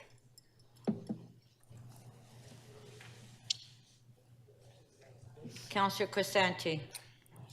Oh, thank you, Speaker. No, now I know where I left off. So, Councillor Malik, so your amendment speaks to, it's just removing on a pilot program basis, and you're looking to get the best knowledge, expertise, and equity across the board. But are you looking to then make it permanent and not have a pilot project? I am looking to get the best thinking about how this would be implemented across the city and to be able to hear from staff about what that would look like with the information and expertise that they have. Yes. And the piece around this and removing as part of a pilot program is to say that there isn't, it isn't just on the basis of opt-in, opt-out, is on the basis of the best information so we can access this program in a successful way right across the city. And that's what my intent is. Yes, and I understand that, but you removed the pilot aspect of it, period, and suggesting that... In the reporting back, so this is requesting that staff present an approach on how we can move forward with this program, looking at all the rules, bylaws, all the considerations around that, and to come back to us to present what that would look like across the city in all parks, not just on the basis of what the pilot program is saying, which is opt-in, opt-out. Okay, so why not just say what you just said? And during a particular, thank you for the reminder, and during a particular period of time During those where days. we can see how it is implemented and then to be able to assess it from there. But you're still good with the pilot program? I would like to be able to see how this program would be applied right across the city. I do not think that it should simply be an opt-in, opt-out. I want to be able to make sure that we are not just constraining the program to one part of the city or a few parks, but we are able to, with the expertise of staff and their knowledge of the facilities in our parks and the local communities, are able to present to us a more comprehensive option of how this program can be implemented successfully. I get it, but you just removed, I guess you're not in favor of the pilot. You want to remove that aspect of it. You want to do it permanently. In this, what we're looking for is the expertise of staff about an approach of implementing this program that is not based on an opt-in, opt-out pilot approach, but that is based on a comprehensive review of the parks across the city and to have their best suggestions. Okay, so then you're not in favor of the pilot. That was your last question. Councillor Pasternak, questions? Yes, thank you, Madam Speaker. Through you to Councillor Malik. When this item first came to council, CAMH wrote a letter to councillors. Now, you've mentioned a few times about how your motion promotes equity. I'm just wondering whether you can comment on the following that CAMH wrote us on the issue of equity, and they said it should be noted that the health harms of alcohol are disproportionately borne by people in lower socioeconomic status positions. In other words, for any given drinking pattern, people with lower socioeconomic status experience more alcohol-related harm. This suggests that policies inadvertently increases alcohol consumption actually have the potential to exacerbate health inequity. So that's from CAMH. Those are not my words. Do you think your motion challenges the view of CAMH? I'm supportive of CAMH's view, and what I hear from what you shared from that excerpt is that we do have to take so much care about how we approach this program and making sure that we get it right. And that means looking at all the different considerations that have to come alongside it, including the facilities, including the experiences of the local community, which is exactly why I want to be able to have a report where staff has an opportunity to lay out the approach of how this program would be implemented right across the city and where we can have the optimal outcome that is about the safety, the health, the enjoyment, and the well-being of our communities. This is not a program that other jurisdictions haven't been able to do successfully, and we want to be able to do that here. And of course, the mental health and addiction considerations have to be a part of it. I'm on the Board of Health, and that has to be a priority. I know that when this program was first introduced and the debate was happening here at City Council, that was also something that was raised, that we need the reporting and the expertise and the information to come alongside it so that we are doing right by our communities and we're implementing this program responsibly so that it can be a success in every way. So thank you for that. Just one other question. So you are aware that we have a City of Toronto municipal alcohol consumption policy, and it stretches 14 pages. So they've studied this. We have a regulatory framework. Do you think it's prudent to reopen that, or do you think that staff have already studied this enough to come up with what looks like a pretty responsible framework? Okay, that was your last question. Thank you. And the motion that we have in front of us is about putting to staff their best thinking, their expertise, taking in all those inputs and the good work and research that has been done by staff in the past to suggest an approach about how this program would be implemented right across the city. So I hope that that addresses your question. Okay, Councillor Matlow, clarification of the motion. To clarify very, very clearly, you don't agree with me that, with my approach, that this should have been done in 2020 without going to staff on this, right? I do believe that it was the right thing to do to get the best information and have staff report back with their expertise so that we can implement this program successfully. My point is that you are taking a different approach than what I took. You want staff to opine and provide information to council on a number of different factors to inform the decision. Is that not what you are doing? Well, if you look at the amendment that I'm proposing, it is to have a time frame that still puts us in the window of this summer to suggest an approach about how this program would be implemented, not just at certain parks that are left to the discretion of individual councillors, but to look at how this program can be implemented successfully right across the city. It is not about opining or delaying or adding unnecessary bureaucracy. It's about getting this right with the best information that we have so that we don't have parks that are unduly, bearing the brunt of, bearing out the success or the failure of this program, but that we're able to do it right across the city and that we have equity of access to be able to participate in this program and enjoy our public and green spaces in the ways that people have already been expressing that they want to. So just to be clear, because I'm hearing either confusion or some intentional confusion by some individuals, you're not suggesting that you're supporting what I'm asking for. You're saying that we shouldn't just jump to doing a pilot. What you're saying is bring this to staff, they're going to do a report and get it back to us. The intent here is to not not leave it up to just individual counselors Right. in an opt-in, opt-out approach, Yeah. but to be able to have access to this program right across the city and to have the best thinking from staff with all the evidence-based inputs to be able to do that in a time frame that puts us in this season. And just to kind of just really solidify that, because, Councillor Crisanti suggested that you have an agenda to get to a certain Okay, destination. and Councillor others might- Prusa, come and get your phone.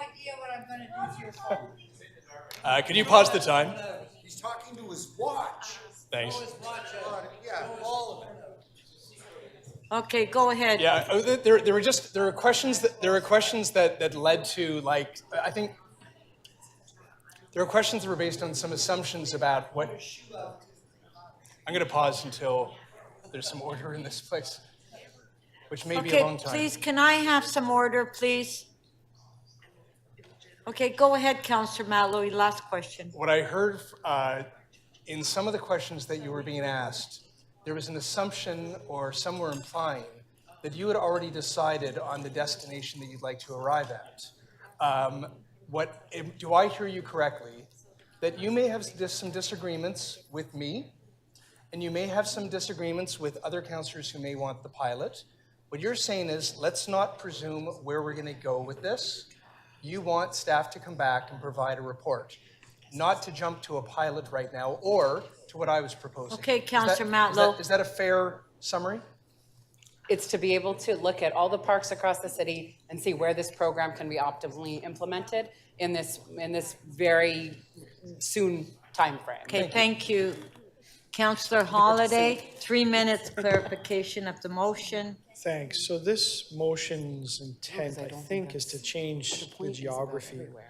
So Erin Gate Park is a really nice park, and it's in Etobicoke, it's near the Mississauga border, and it's got 3 ball diamonds. And the really big ball diamond has a parking lot.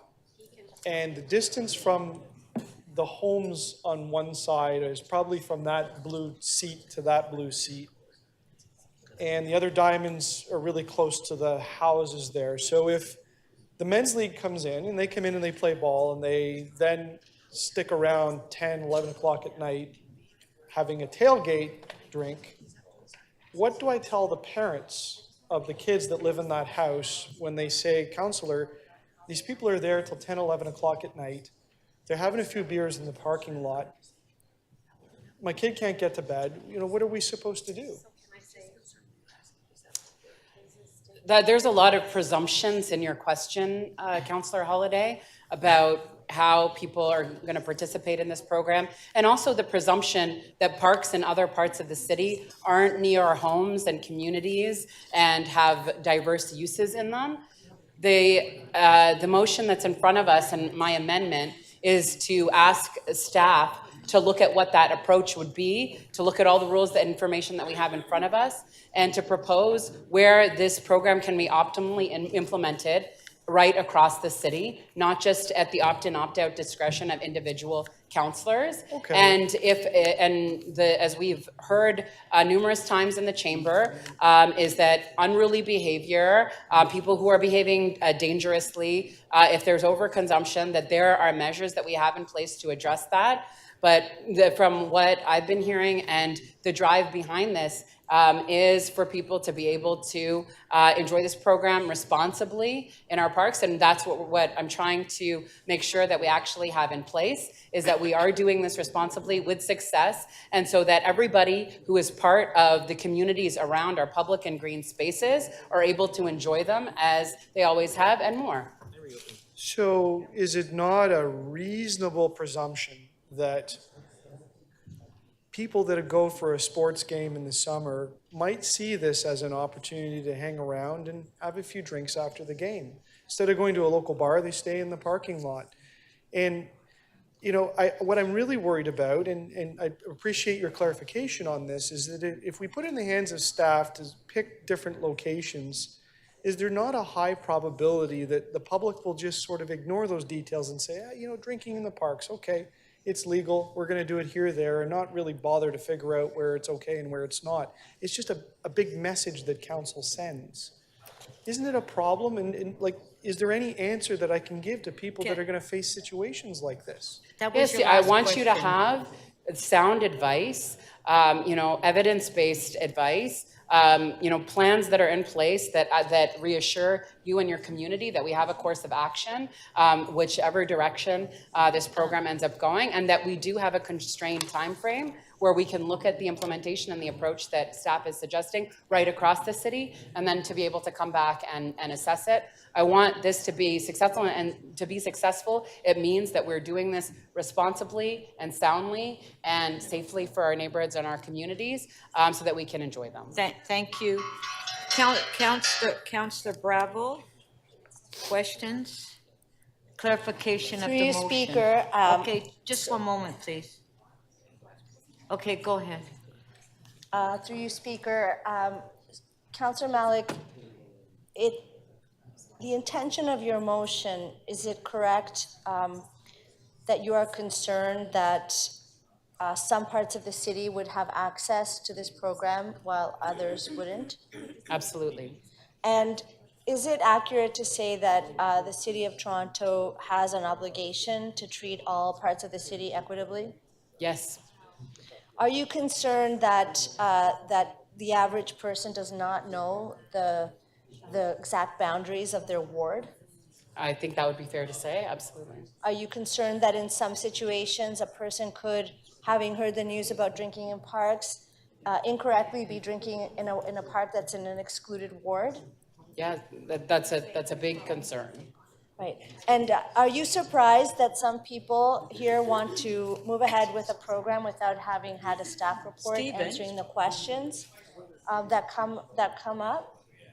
Absolutely, and it does surprise me because, as is mentioned here before, we have an incredible responsibility to make decisions in the best interests of our communities and the entire city, and we want to do that with sound advice, with the best inputs and evidence base around how to make this program successful, and without having a staff report to be able to reassure ourselves and our communities. I'm just, I am a little bit puzzled by that. And you're a new councillor like myself. Have you heard in this chamber, for example, in relation to other issues like investing more in warming centers, that we have to wait for the staff report, that we cannot do fixes or take action on an emergency basis because we have to wait for the staff report? Have you heard this here before? Yes, I have. Okay, so there seems to be some inconsistency. Thank you. Absolutely, thank you. Thank you.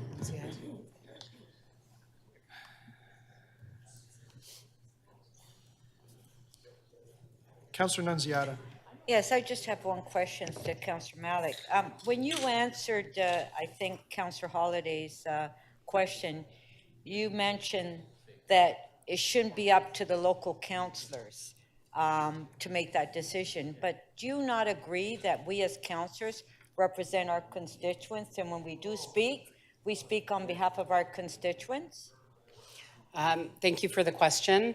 And I want to be clear, is that we need to have the best information from staff about how a program like this can be implemented across the city and make our decisions based on that, not simply on an opt-in, opt-out. We need to have the information about what the best approach is for implementing this. And there might be, what we might get from staff is that there are parts of the city where this can be implemented more successfully, more equitably than others. And if we want to expand it, we have to look at other measures. That's what I want to be seeing from staff, and to make sure that as councillors, we're making our choices and our decisions responsibly based on the best evidence and the best information. Well, I do believe that all of us in here as councillors make the best decisions for our constituents, and we do represent them. So thank you. Thank you. Thank you. Councillor Fletcher to speak. Yes, thank you. I'll just wait. Is there going to be a changeover in the chair? Thank you. I'll just wait for you, Francis, to get in there. And I have some motions. Thank you, Councillor Fletcher. Councillor Fletcher to speak. Thank you. I have two motions. Okay. There's the first one, just asking that the general manager seek advice from the medical officer of health and report to the committee on any harm reduction, treatment, or education programs that they think might be in place prior to any approval of any locations or implementation. And the second one is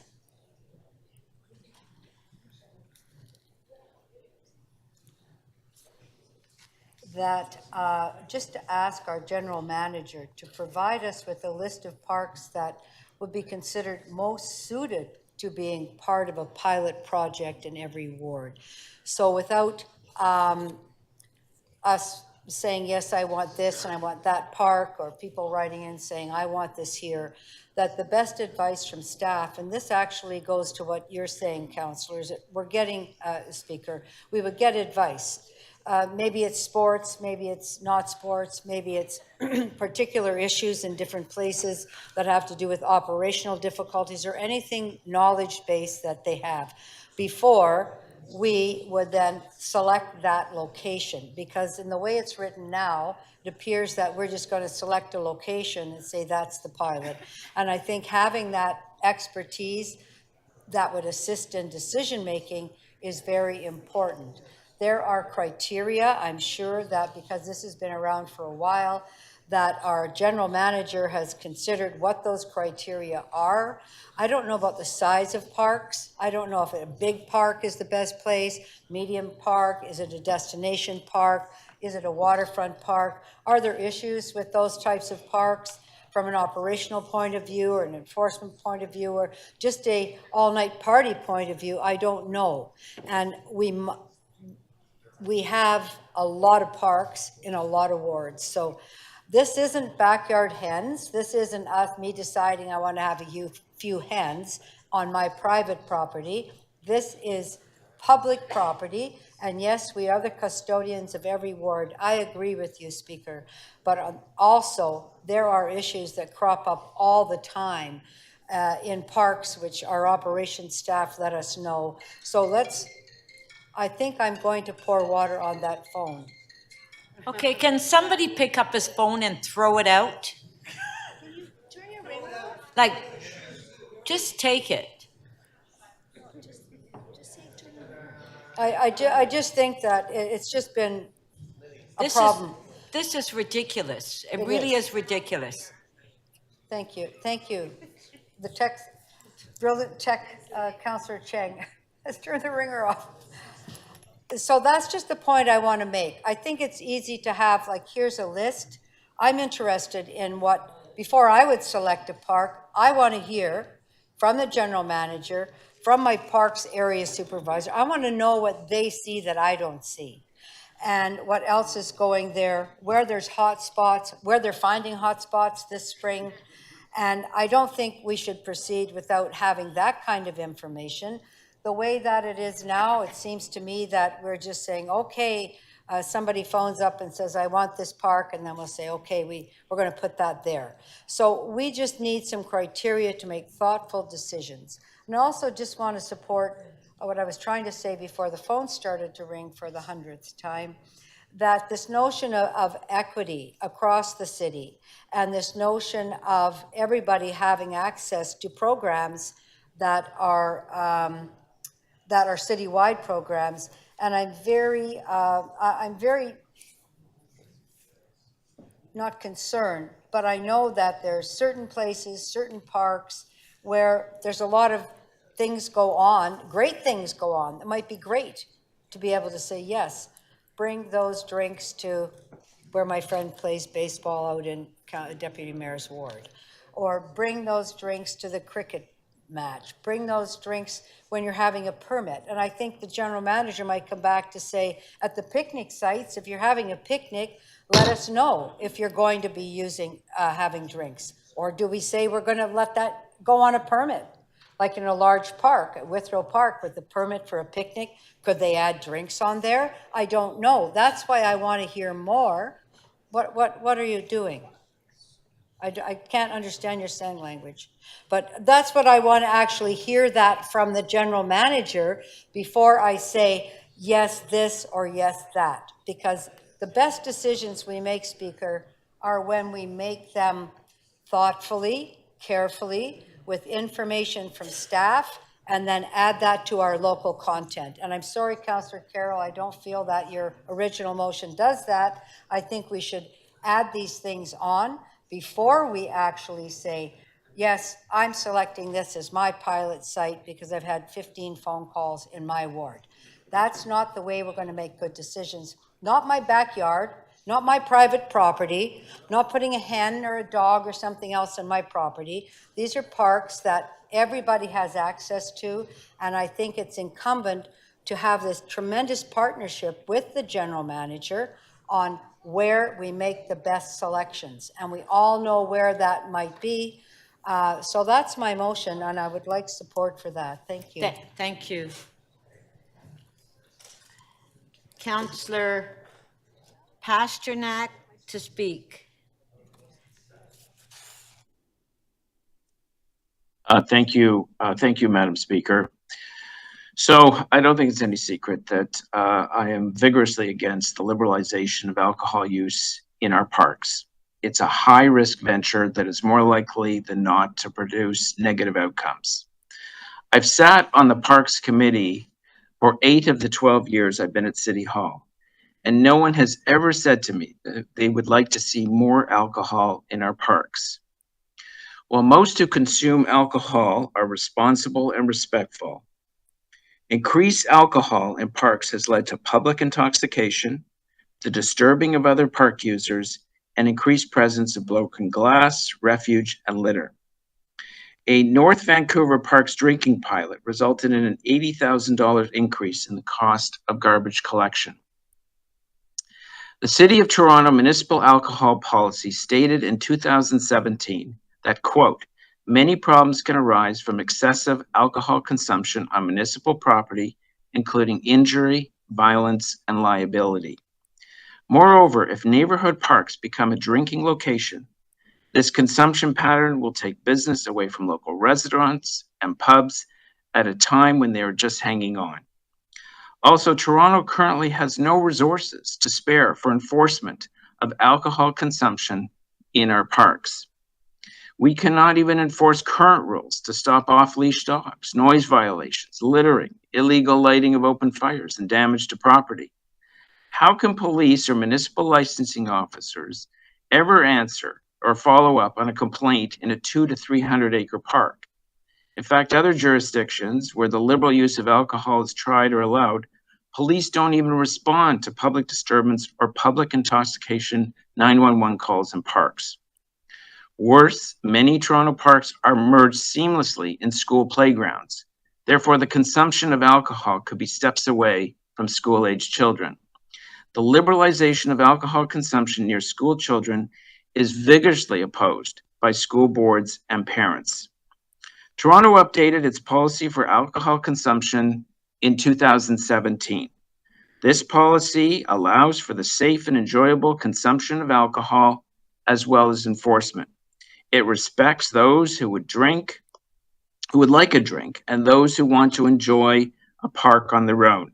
It is working, it is fair, it protects all park users. So parks should be safe and welcoming places. I do not support the liberalization of alcohol consumption in our parks.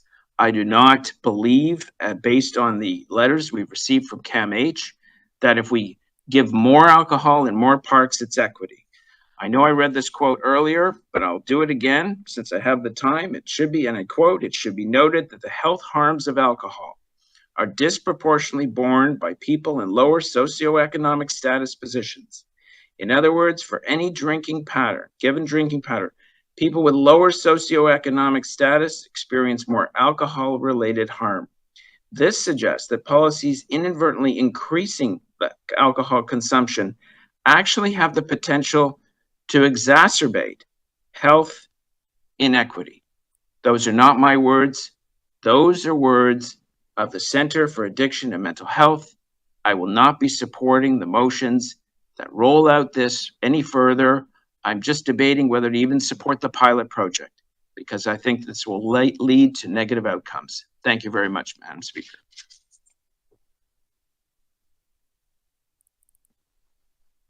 Thank you. Okay, so I guess that's it for the speakers. So if we can put the motions on the screen.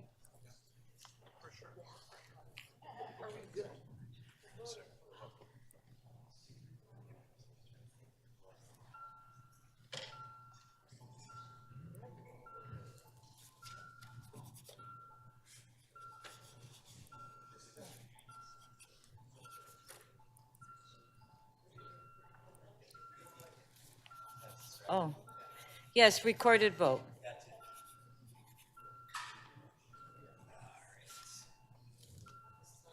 Okay, on Counselor Matlow's motion, recorded vote.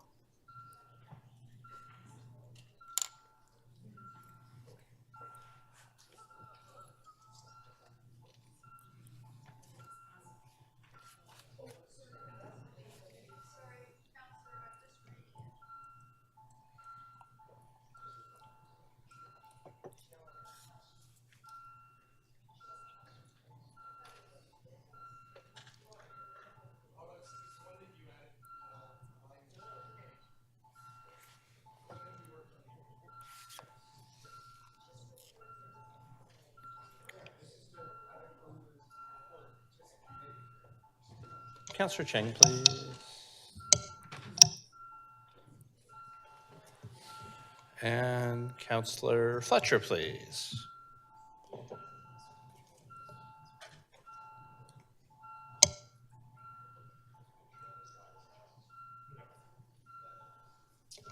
Counselor Cheng.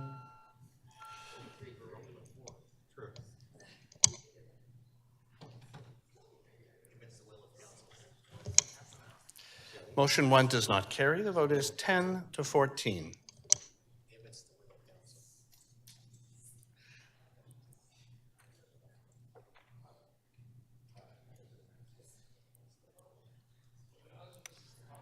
Okay, our next motion, Counselor Malik, recorded vote.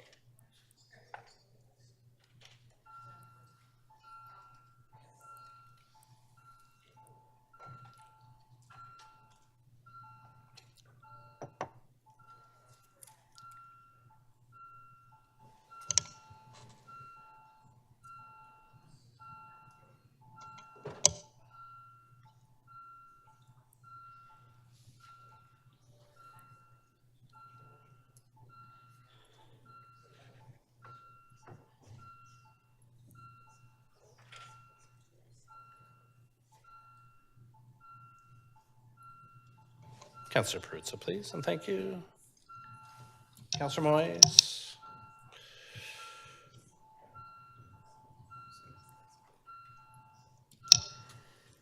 Counselor Moyes, can we get your vote, please?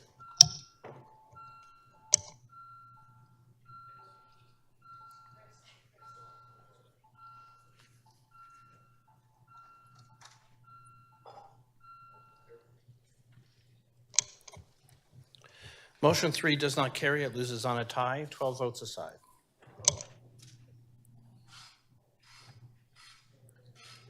Okay, next motion.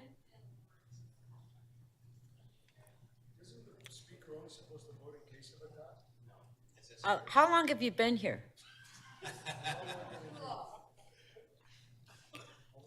Next motion by Counselor Carroll.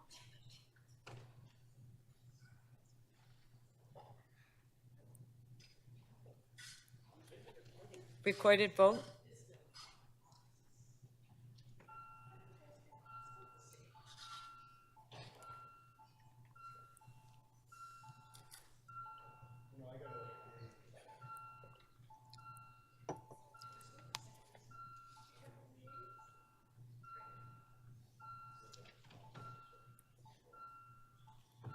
Counselor Perruzza, Counselor Fletcher, please.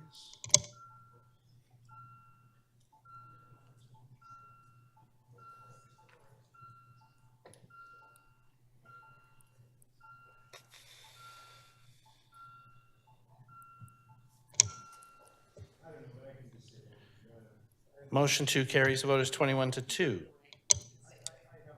Okay, next motion.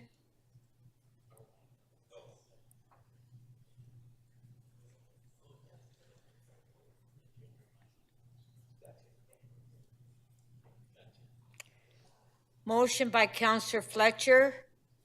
On favor? Recorded.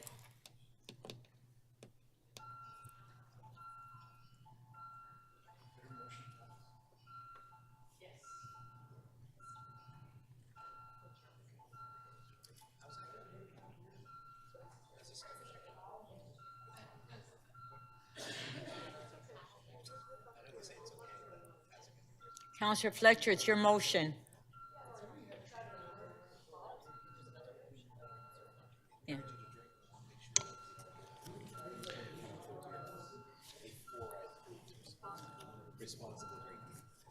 Counselor Thompson, please. Counselor Carroll.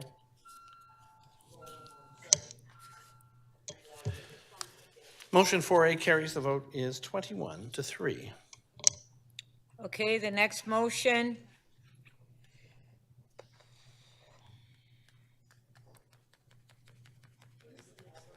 By Counselor Fletcher. On favor? Recorded vote.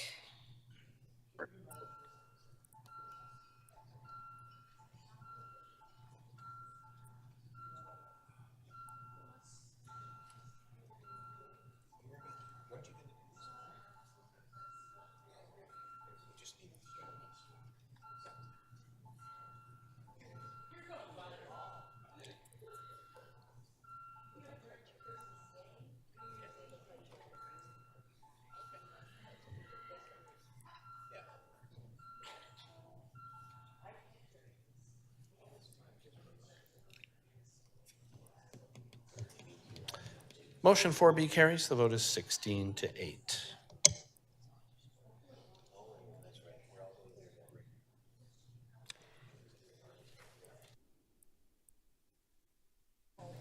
Item as amended. On favor? Recorded vote.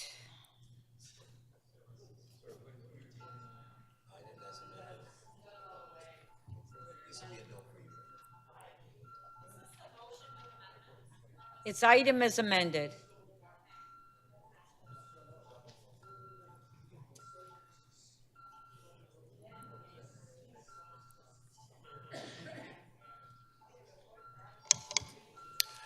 Counselor Cheng, Counselor Sachs, please.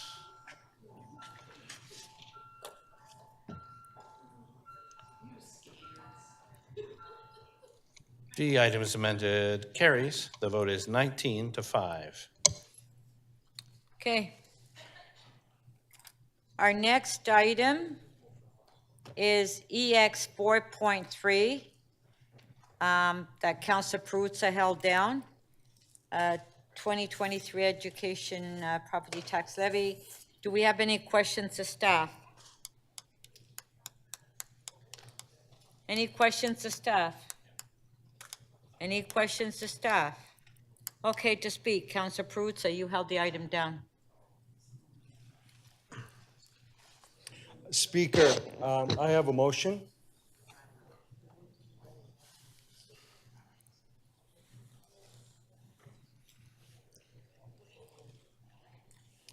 Does the staff have your motion? They do? Okay, there it is. So Speaker, there is the motion, and it basically asks the provincial government for us to hang on to this money. Speaker, the provincial government is going to take $2.2 billion of property tax this year. Torontonians can't afford to give them this money anymore. We need to stop cowering and begging. It's time to knuckle up and fight for Toronto. We need a new deal with Premier Ford to keep this money here so that we can fix the things that need fixing in this city. So that we can build the Toronto that Torontonians deserve.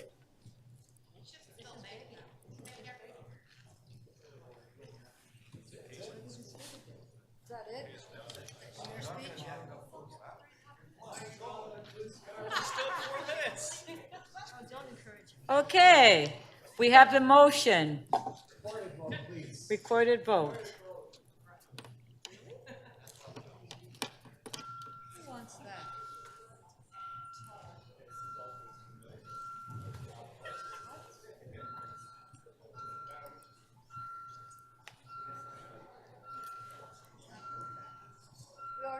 100%. No, we don't.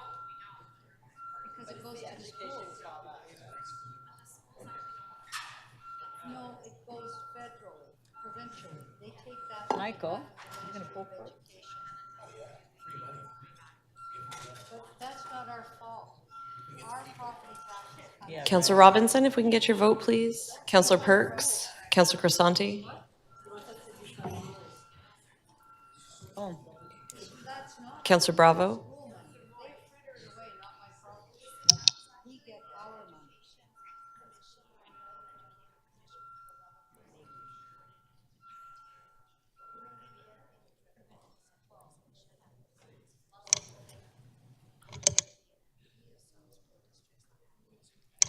Motion 1 carries. Vote is 14-9.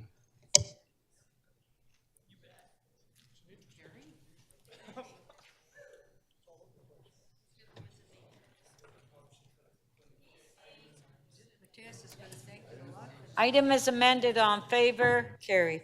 EC 3.16. Councillor Carroll? Councillor Carroll, you held the item down.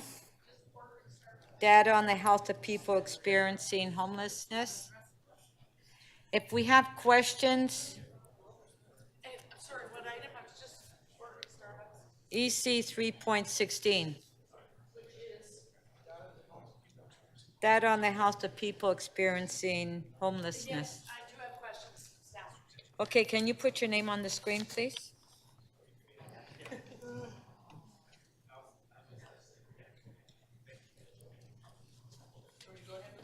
Okay, Councillor Carroll, questions? Yes, I just wonder if, because this is an interesting one in that at committee, we had a change, which members of the community were concerned about in aligning the data that comes from different sources to get more accurate information every year. In aligning them, we end up with a reporting method that's twice a year. There's concern about not being monthly. We've arrived at staff are going to endeavor to, once they've done the alignment, try to find a more frequent way of reporting. I'm wondering if, am I, first of all, characterizing that right? And do staff, a couple of weeks having passed, have the staff had an opportunity to look at whether or not that's indeed possible? To have more frequent reporting than twice a year? Through this speaker to you, thanks for the question, Councillor. So certainly working with the medical officer of health, that's what we aim to achieve, is an alignment of the reporting of the tragic passing of individuals who are homeless. That work will continue, and we will be updating the committee appropriately, I believe, in the third quarter. Okay, so if we were to stick with monthly, then and we have a motion to do that today, is the alignment still possible? Can the two bodies begin to combine their data, or do we still have the problem with by the end of the year there'd have to be adjustments which raise suspicions in the community? Yeah, thanks for that question, Councillor, and through the speaker to you. It's my understanding from the medical officer of health in Toronto Public Health, I mean, their method of collecting this data is community-wide, and it takes them some time to properly review the data they've received and ensure that that they're reporting out on the most accurate number. So, for example, they may hear of one particular individual. That's more frequent reporting as soon as they can figure out what that can be? Through the speaker to you, Councillor, yes, we've had that discussion, and you know, talking to their team, we're hoping to understand if we can make it more frequent. Thank you so much. Those are my questions, Madam Speaker. Thank you. Councillor Ainsley, questions? Thank you to Mr. Tanner, I guess. Mr. Tanner, can you explain exactly what recommendation 1 does? Yes, through the speaker to you, Councillor.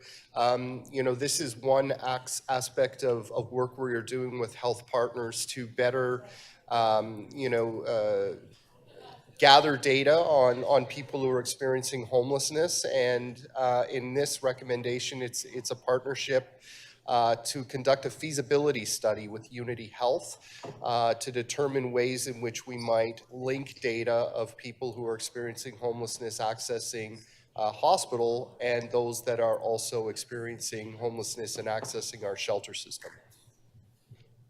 And how did you arrive at Unity Health Toronto and Inner City Health Associates with an MOU? Have they done this work before in other jurisdictions? Through the speaker to you, Councillor, Unity Health, I mean, I can say traditionally has been one of our closest health partners, as well as the Inner City Health Associates. I'm not aware that they've done this work, elsewhere. It is novel in a way in terms of finding a way to share this aggregate data to better plan for the needs of individuals who are homeless. So that's what this feasibility study will undertake to determine how we might do that and a platform that we might use to do so. Okay, and then I guess I'm trying to understand about the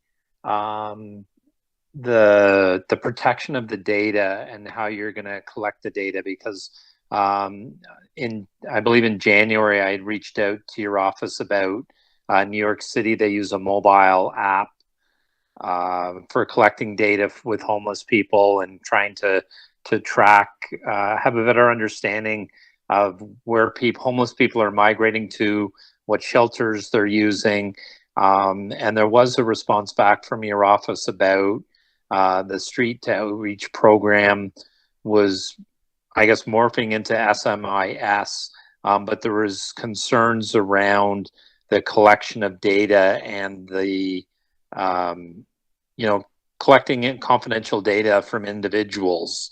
So I'm trying to understand how not using that mobile app, but you'll use this program and you'll be more successful at it. Sorry, I'm not sure if I'm explaining myself well. Yeah, no, I think through the speaker to you, Councillor, this issue of finding a path forward to share information, personal health information amongst our service providers is one that we're trying on many fronts. So one is the feasibility study that we'll undertake through this motion with Unity Health. Another is one that we're working with our city legal department on currently to determine how we might share even how individuals access the shelter system across the vast network of shelters that they might interact with. So we think it's an important piece of work to undertake, and we're looking at many different avenues to achieve this outcome. Okay, and the data that you're collecting through SMIS, that'll be incorporated within this process that's going to be undertaken through the Memorandum of Understanding? Through the speaker to you, Councillor, the MOU at this point is just for a feasibility study to understand, what are some of the legal, personal, privacy things and guards we need to take a look at before moving forward with the actual sharing of the data. But ultimately, it is the SMIS or SMIS system that captures the information from the clients currently in the shelter system. Okay, and how are you going to safeguard the security of this data that you're collecting? Through the speaker to you, Councillor, so currently the SMIS system has undergone appropriate PIA privacy assessment and is a safe technology to capture this information. The feasibility study that we're looking to undertake will certainly look at the safeguards that will be required to further move forward in sharing this personal information of individuals. Okay, all right, thank you. Thank you, Mr. Tanner. Those are my questions, Madam Speaker. Thank you. Councillor Cheng, questions? Thank you. Through the speaker. I'm just wondering, I was looking at the Warming Center report, and it said that 45% of people experiencing homelessness in 2021 had lived in Toronto for less than 1 year, they came from another Ontario community, majority of whom were from municipalities within the GTA. So I'm just wondering, like, in terms of our data collection, how much collaboration would we be looking to build between the surrounding municipalities and across Ontario? And if we really take it further across Canada, because one of the challenges when it comes to analyzing data is some kind of standardization of data sets. So just wondering in terms of, you know, we're looking at things in the context of Toronto, but clearly there are so many other larger factors that are affecting our numbers. So are there any pieces of, as we build this out, how we're creating, collecting, looking at mechanisms of sharing to consider the provincial or greater engagement of surrounding municipalities, as well as engaging the federal government of how they might speak into shaping a standardized national data set?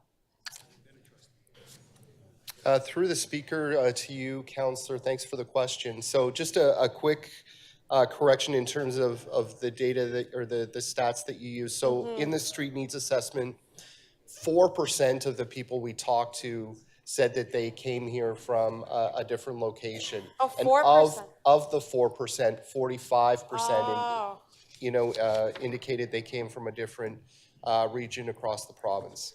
Okay. In terms of your question around sharing data sets, so currently all of the aggregate data that we collect in Toronto is shared with both the provincial and federal governments. And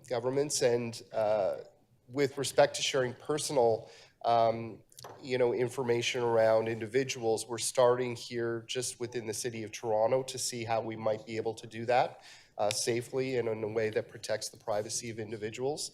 But certainly, as you noted, this is a regional issue. In addition, I know we've tasked the TTC to collect some data. I also know the Toronto Police are collecting data. Are there any conversations with these other two bodies in terms of their data collection to bring greater alignment and sharing? Through the speaker to you, Councillor, thanks for the question. Certainly our partners at Social Development and Finance Administration are actually, through their Community Wellbeing and Safe TO plan, launching a project called SCALE, which is to do that, collect data sets from different organizations and to merge them in a way that allows us to understand how individuals might interact with those various systems, in this case, both the Toronto Police and the TTC. That would be great. Do you foresee an opportunity where this kind of data from a more general and broad reporting would be publicized into some kind of dashboard? Through the speaker to you, Councillor, I think certainly in the future that's something that we're hoping to do in an aggregate way, and so that work continues. And my last question, there was the Built for Zero Canada initiative, which was about a by name list, and I'm sure part of that initiative is probably baked into your current efforts, because really the personalization of service is part of how we do a better job of caring for the most vulnerable. And I'm just wondering, what will these efforts mean for how we can strengthen our Built for Zero efforts?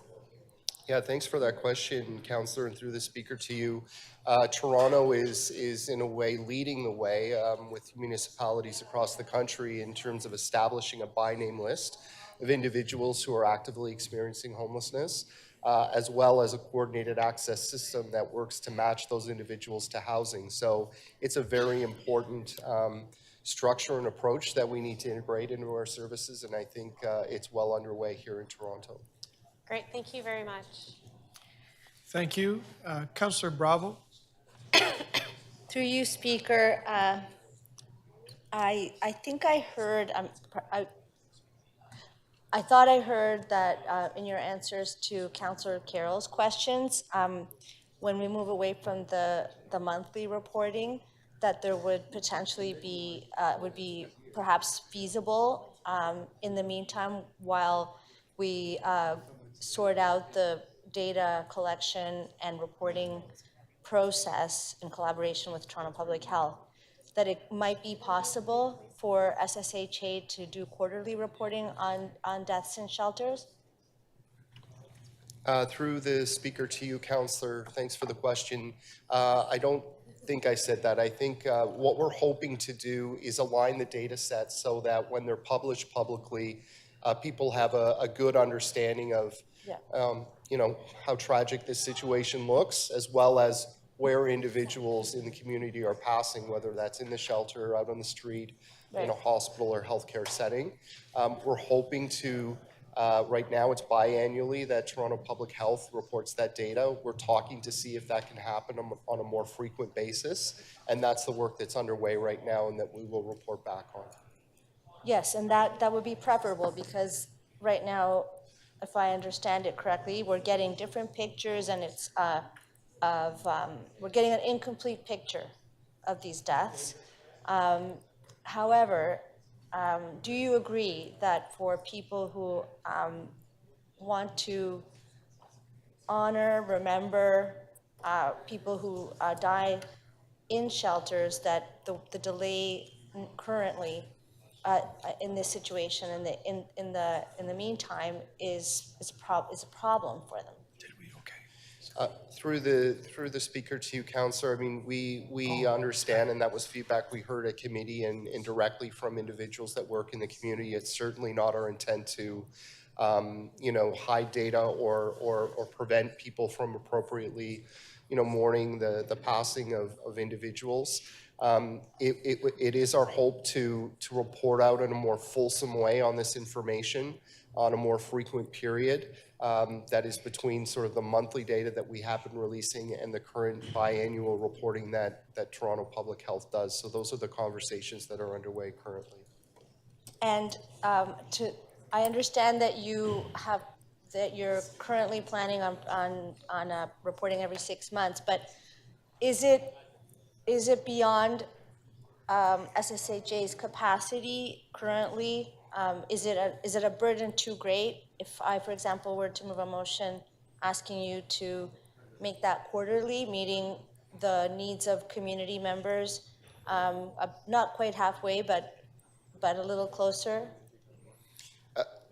Through the speaker to you, Councillor, it's not a burden to us. We do have the information. I think the work that is underway is to try to provide that fulsome picture on that frequency. Yeah, so even if we did the quarterly reporting, if I move this motion and council chooses to support it, it still doesn't give a complete picture. We still need to do the work that's underway. We still need to figure out how to align these two data sets and create a reporting picture that actually gives the public the real information and the total picture of people who are experiencing homelessness and are dying in our city. Correct? I don't know what the question was in there, sorry. Yeah, like I'm saying, yes, but even if we did, I'm saying even if we did, if council did choose to ask you to report quarterly, we still need to do all that other data collection and alignment and reporting work that's underway. If this would just be an interim thing, because we're going to get to a better place, correct? Yeah, through the speaker to you, Councillor, it wouldn't solve the problem of two publishing you know, events of data which could still cause confusion, but we could do that. Okay, thank you. Thank you.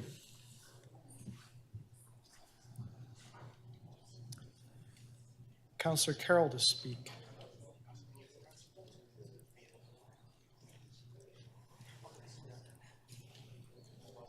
Thank you, Mr. Speaker. The reason I held the item and now there is a motion, the reason I asked the questions of staff beforehand is I really wanted to give Mr. Tanner a chance to explain what's going on here, because I'm not sure that everyone could be counted on to read the report, read the recommendations. This is really about establishing an MOU with the organizations that have this data. And then once you have that agreement and you begin to share that data, then figure out a way to publish it, certainly more frequently. No one disagrees that twice a year is a problem. But there are two uses here. We know that there are wonderful people in this city who provide memorial and tribute for people who have passed in this way. And that needs to be honored, and they need information to do that so that they can properly honor those people. But the data serves an equally important, if not more important, purpose. And that is finding out how to avoid this happening at all. That is taking that research and being able to use it to achieve better outcomes, to achieve fewer deaths. And you want these agencies to be aligned and working together to do that. You want them to take the data, put it together, and have accurate research data to, over time, improve this. And that's how this conversation started, not in any nefarious way. I was really disheartened when I had pieces of correspondence where people said, oh, you're just trying to hide information. The issue is so bad that you just want to hide information. And that quite frankly, that's quite hurtful. That is quite hurtful. The purpose of aligning this data is to save lives, is to create better health amongst those who are unhoused. That was the reason. And so to align them, you start with a body of data that is published and released by one agency twice a year, and you begin to pool it all together. And if you wanted to do it the easiest way possible, fine, it would just be published twice a year. But the community response for the tributes was that's not enough. And so the committee did hear those concerns and has recommended that as soon as the MOU is put in place and the relationship of data sharing begins, that staff should endeavor to make sure that the reporting is much more frequent than twice a year. And they agreed to that. They were willing to take it as an undertaking to make sure it was a matter of public record. It's in this agenda. And I actually am prepared to trust that when staff say they're going to do that in a public meeting, they are going to do that. We've given them that direction now, and I don't see why giving that direction and waiting for that report back is a problem. I don't see it, but there are motions coming. People want to now determine what the outcome should be, not wait for staff to advise us on it. But I'm prepared to go with the recommendations that came from the committee upon working with my colleague, Councillor Ainsley, who raised the concern about the monthly reporting to me in the first place. We came to a happy place, as committees are often able to do, with a smaller group of councillors and staff working hand in glove. And I hope people will let staff come back to us with that good result. Thank you, Madam Speaker. Thank you. Councillor Matlow to speak.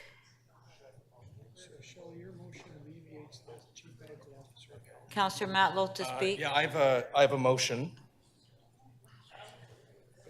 Okay, if we can put the motion on the screen.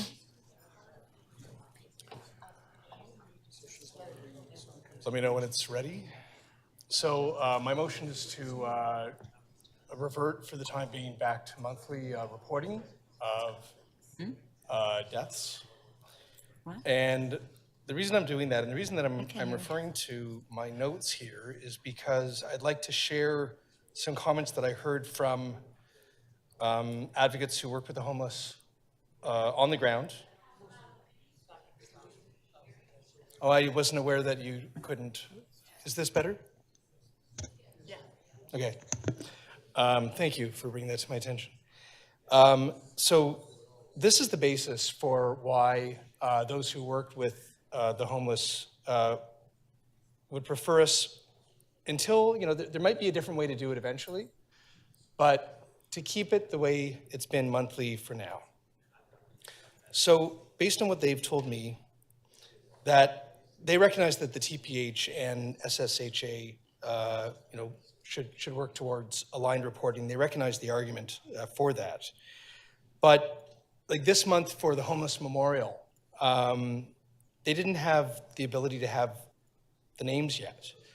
And the infrequency, in their words, impacts the grieving process. And it's also hard to understand if it's not as frequent as it was, or at least more frequently, even the reason for the deaths themselves as time goes by. To explore more preventative measures in a more timely way to recognize why it's happening, when it's happening, and then take more immediate action. I'm paraphrasing, but that was what I inferred from their comments. So, you know, they understand, they see the vagueness and they recognize why, that there's an exploration to more frequency.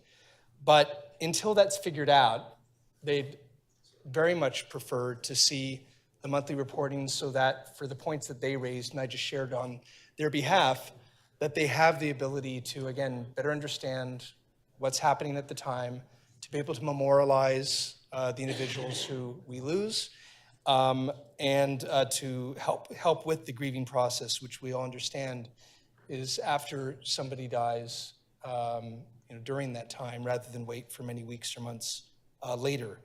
So I'm not suggesting by this motion that things should never change, nor am I suggesting that there isn't an argument for change.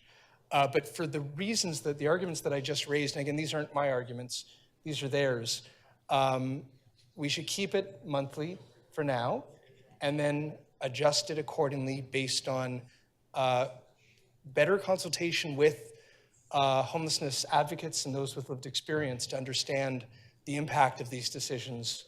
And again, I'm not suggesting that there's no intent by our staff in that direction, but it's that this is what their plea is to us, to work in that, you know, genuinely consultative way to arrive at the best place possible. Thank you.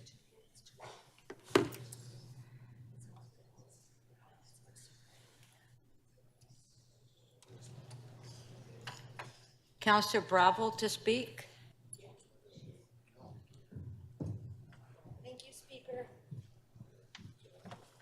I have a motion. It's directing the General Manager of Shelter Support and Housing to revert to drawing on Shelter Support and Housing Administration's own data deaths in shelters and reporting on a quarterly basis until a new data gathering and reporting process is established in collaboration with Toronto Public Health.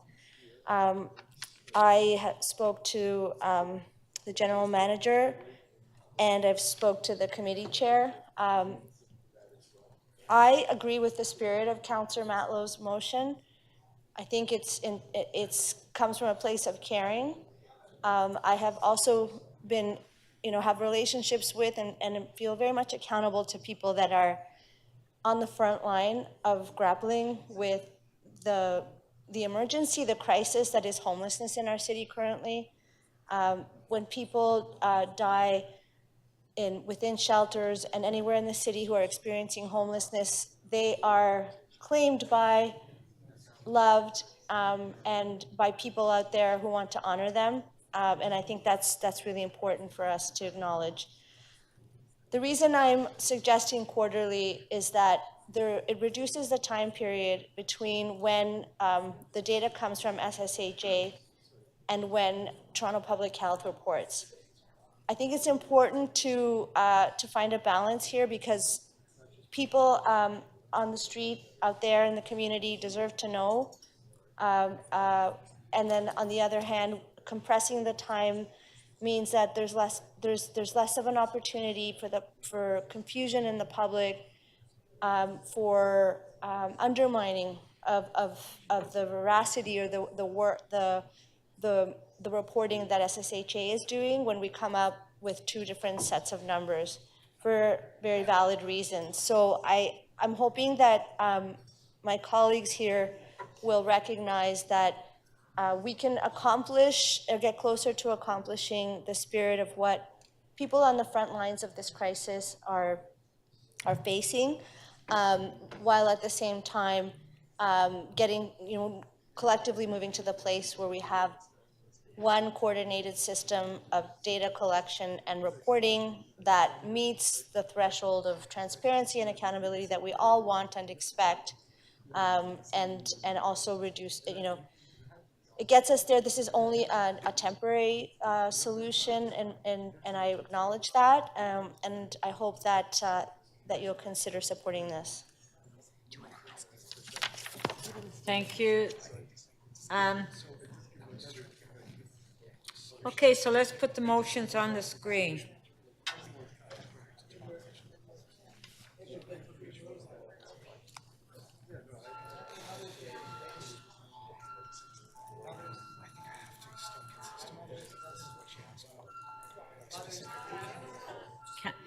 Counselor Carroll's motion.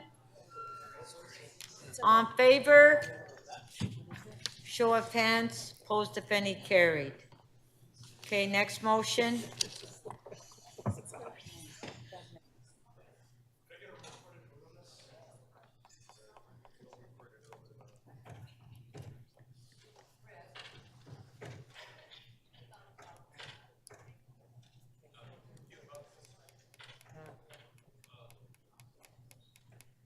Next motion, Counselor Matlow, recorded vote.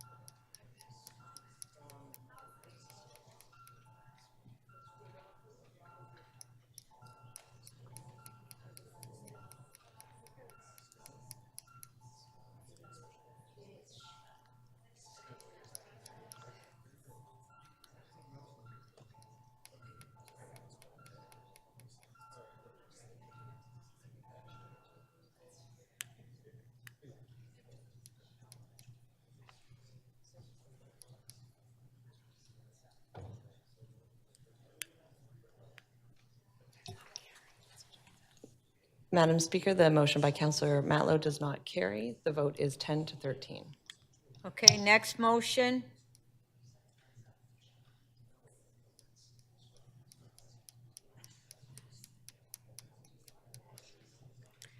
Counselor Bravo's motion.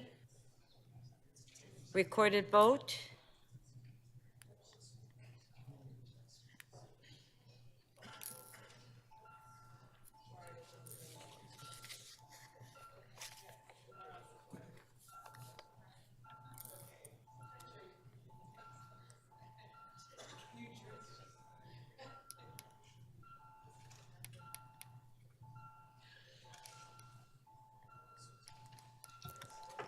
Councillor Fletcher, Councillor Sachs, can we have your votes, please?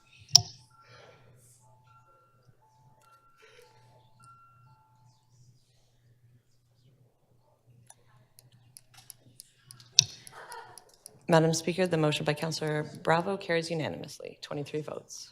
Okay, item as amended, on favor, show of hands, carried. Okay, our next item is GG 3.18. I believe that Councillor Cheng, you have a motion to put through on this item? Councillor Cheng? I think I still need another moment. Can we go to the next thing and come back? So our next item is T 4.66, correct? Pedestrian safety on Avenue Road. Councillor Holiday, you held the item down. Do you have questions to staff? Okay, questions to staff. Do we have staff here? Where?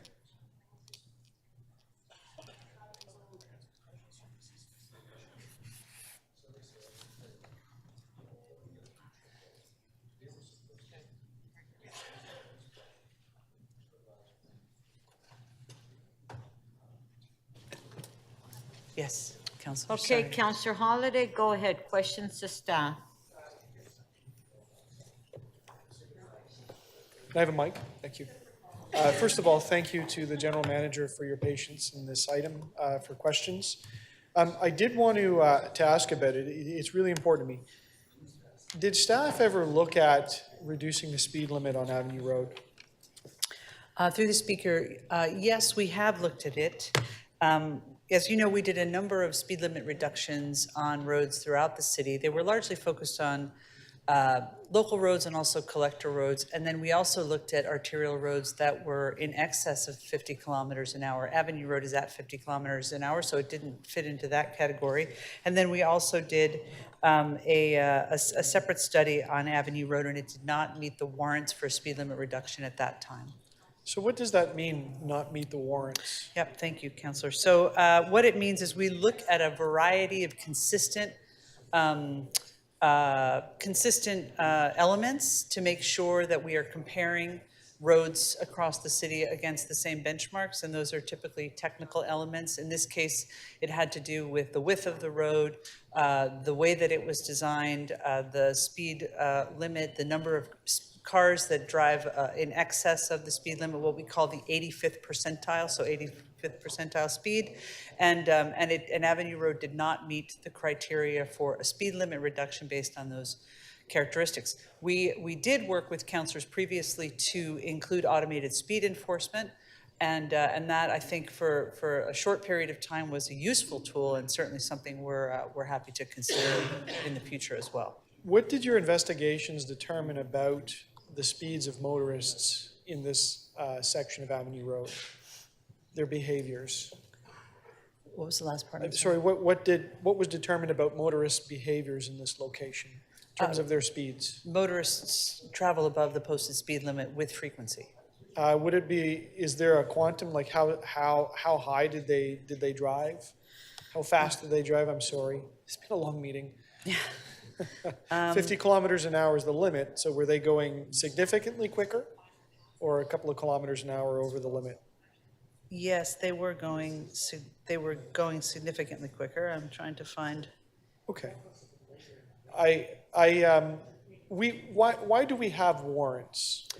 We have warrants so that we can compare consistently against technical criteria before we make changes to the road, because as you know, that we try to design the roads to be able to hit a certain set of outcomes, right, and ensure that the roads are able to work for all road users. Is classical thinking, though, that drivers tend to operate their vehicle at what they feel is a safe speed on the road due to the circumstances and configuration of the road?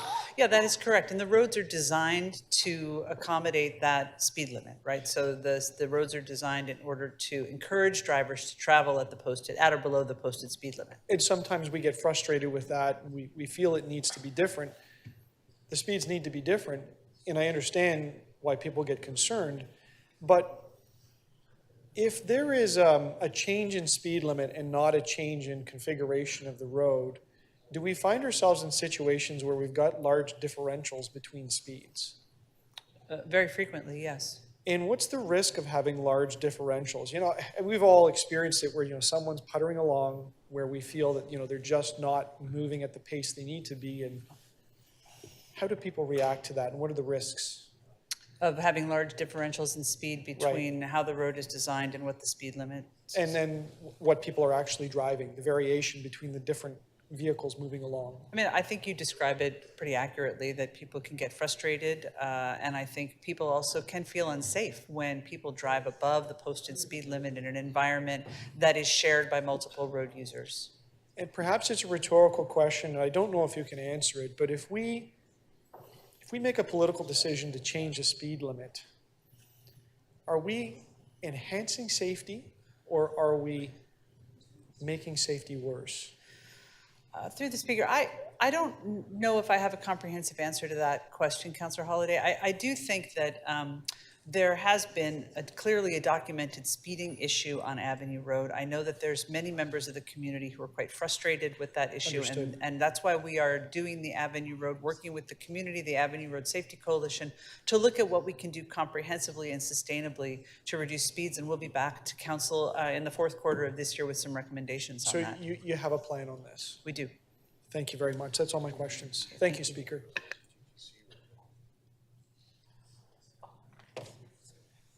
Thank you.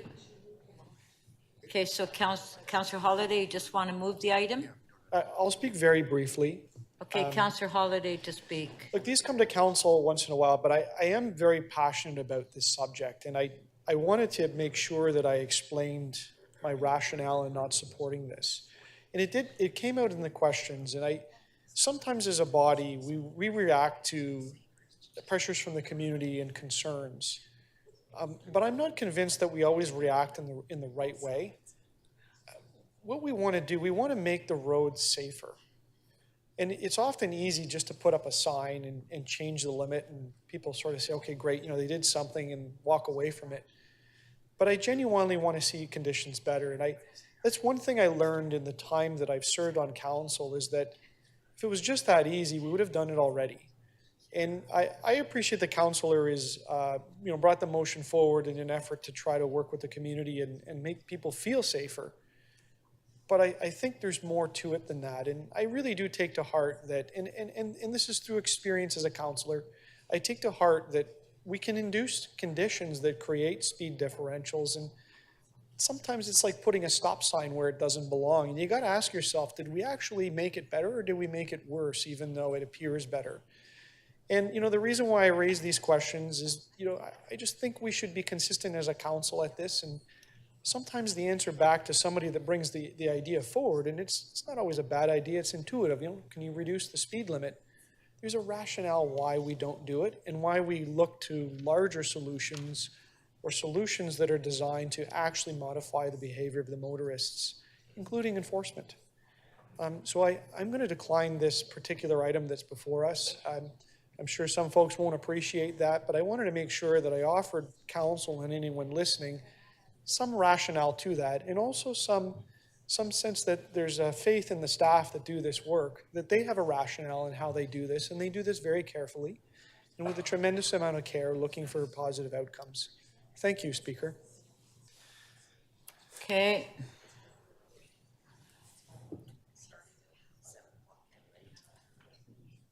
Councillor Sachs to speak. Yes, thank you. As I think you all know, this particular piece of Avenue Road runs only in two wards, mine and Councillor Matlow's, and we both joined together to ask the Community Council to adopt this change, which they did. We also heard passionately from many, many members of the community, including from the Avenue Road Safety Coalition, which has been working and working and working and working for the last 6 years, begging the City of Toronto to do something about the desperately unsafe sidewalks and the raging traffic.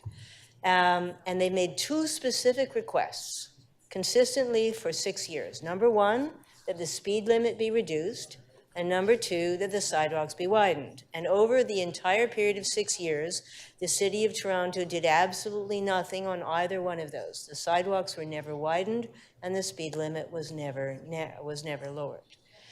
It is time to do this. The residential population of this area is growing steadily. The conduct of drivers is becoming ever more reckless and rude.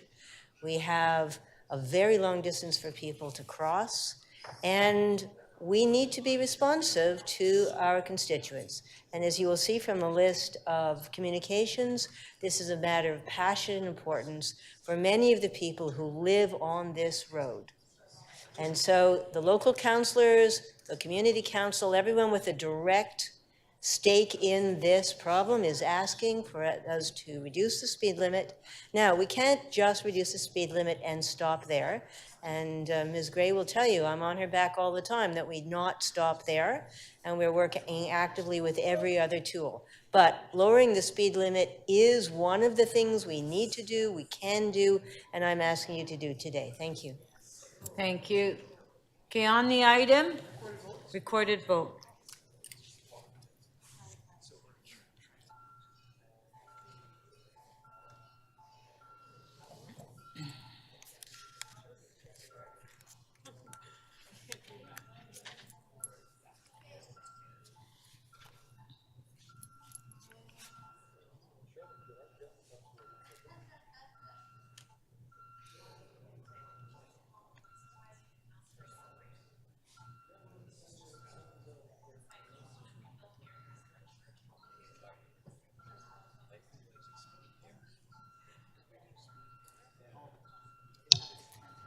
Counselor Chang, please. Counselor Perruzza.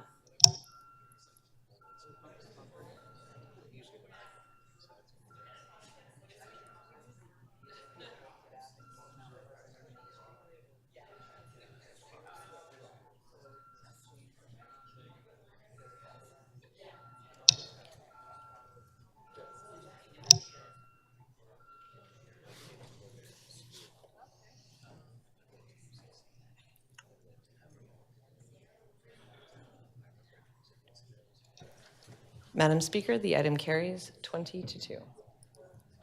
Okay, thank you. Our next item is CC 6.13, Torrey York Drive. Councillor Perruzza, you held the item down. Could you get off the phone? Councillor Perruzza, could you get off the phone?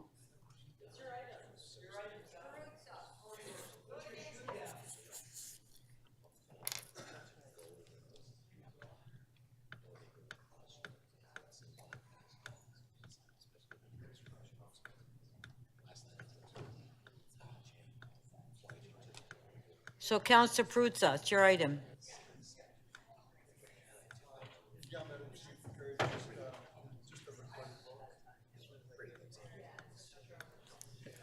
But isn't there a motion that you have to put through?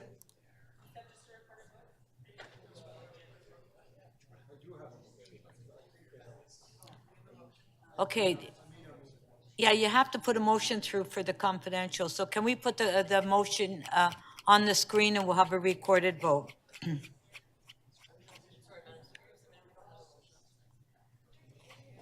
Doesn't have a motion?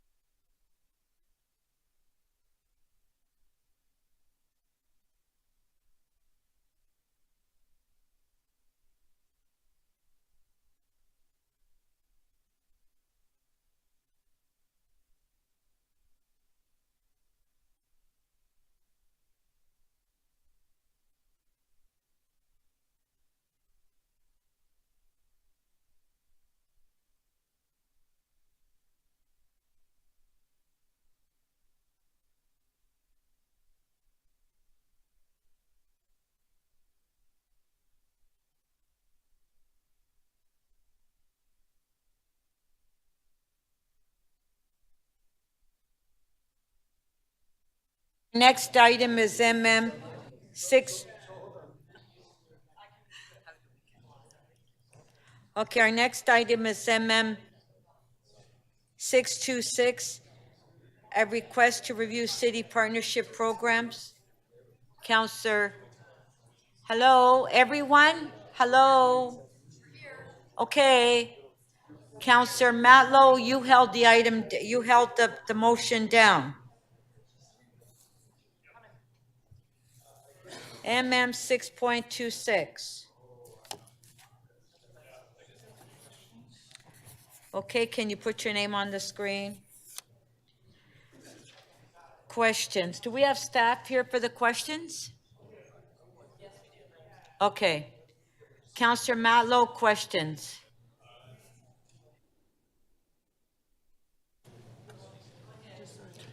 So,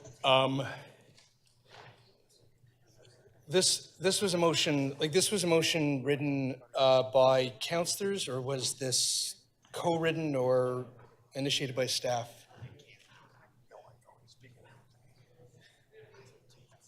I don't know who. Thank you for your question, Councillor, and through your speaker. This was not initiated by staff. This was not initiated by staff. So are staff in a position, well, perhaps I can ask you, from your reading of it,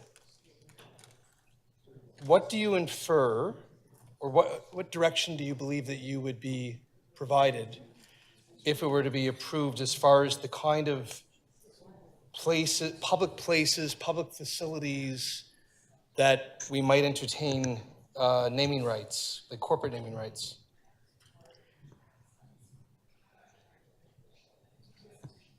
Or do you understand it? Like, Yes, just a second. I was just Sure. looking at the motion. Through you, Madam Speaker, a lot of the. I'm having trouble hearing that. I don't think it's your fault. It's.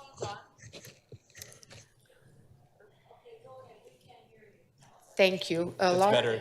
Yes, thank you. A lot of the items listed, we are already taking action on. There are several policies, cities policies that are covering sponsorships, property naming, etc., and they are being implemented on a regular basis. So then what recommendation here do you need to ask you to do the work that you haven't done? Like what do you need from this? Or is there something? Through you, Madam Speaker, as I mentioned, we are already implementing all the policies that are in place, are reporting to Council about sponsorships regularly as required based on the policies, are currently also looking to learn from other jurisdictions about their processes to potentially implement improvements, efficiencies, etc. With respect to well then, okay, so if I'm hearing you correctly, there's nothing in here that would be asking you to do anything that you're not already working on. What about asking to report to City Council by the end of the first quarter of 2024? Is that something that you've been planning on doing? Does that sound reasonable to you? Through you, Madam Speaker, yes, that sounds reasonable. We are already working on some of the items and may even be ready to report on some of them before the end of the first quarter of 24. Are you considering coming forward with suggestions to name,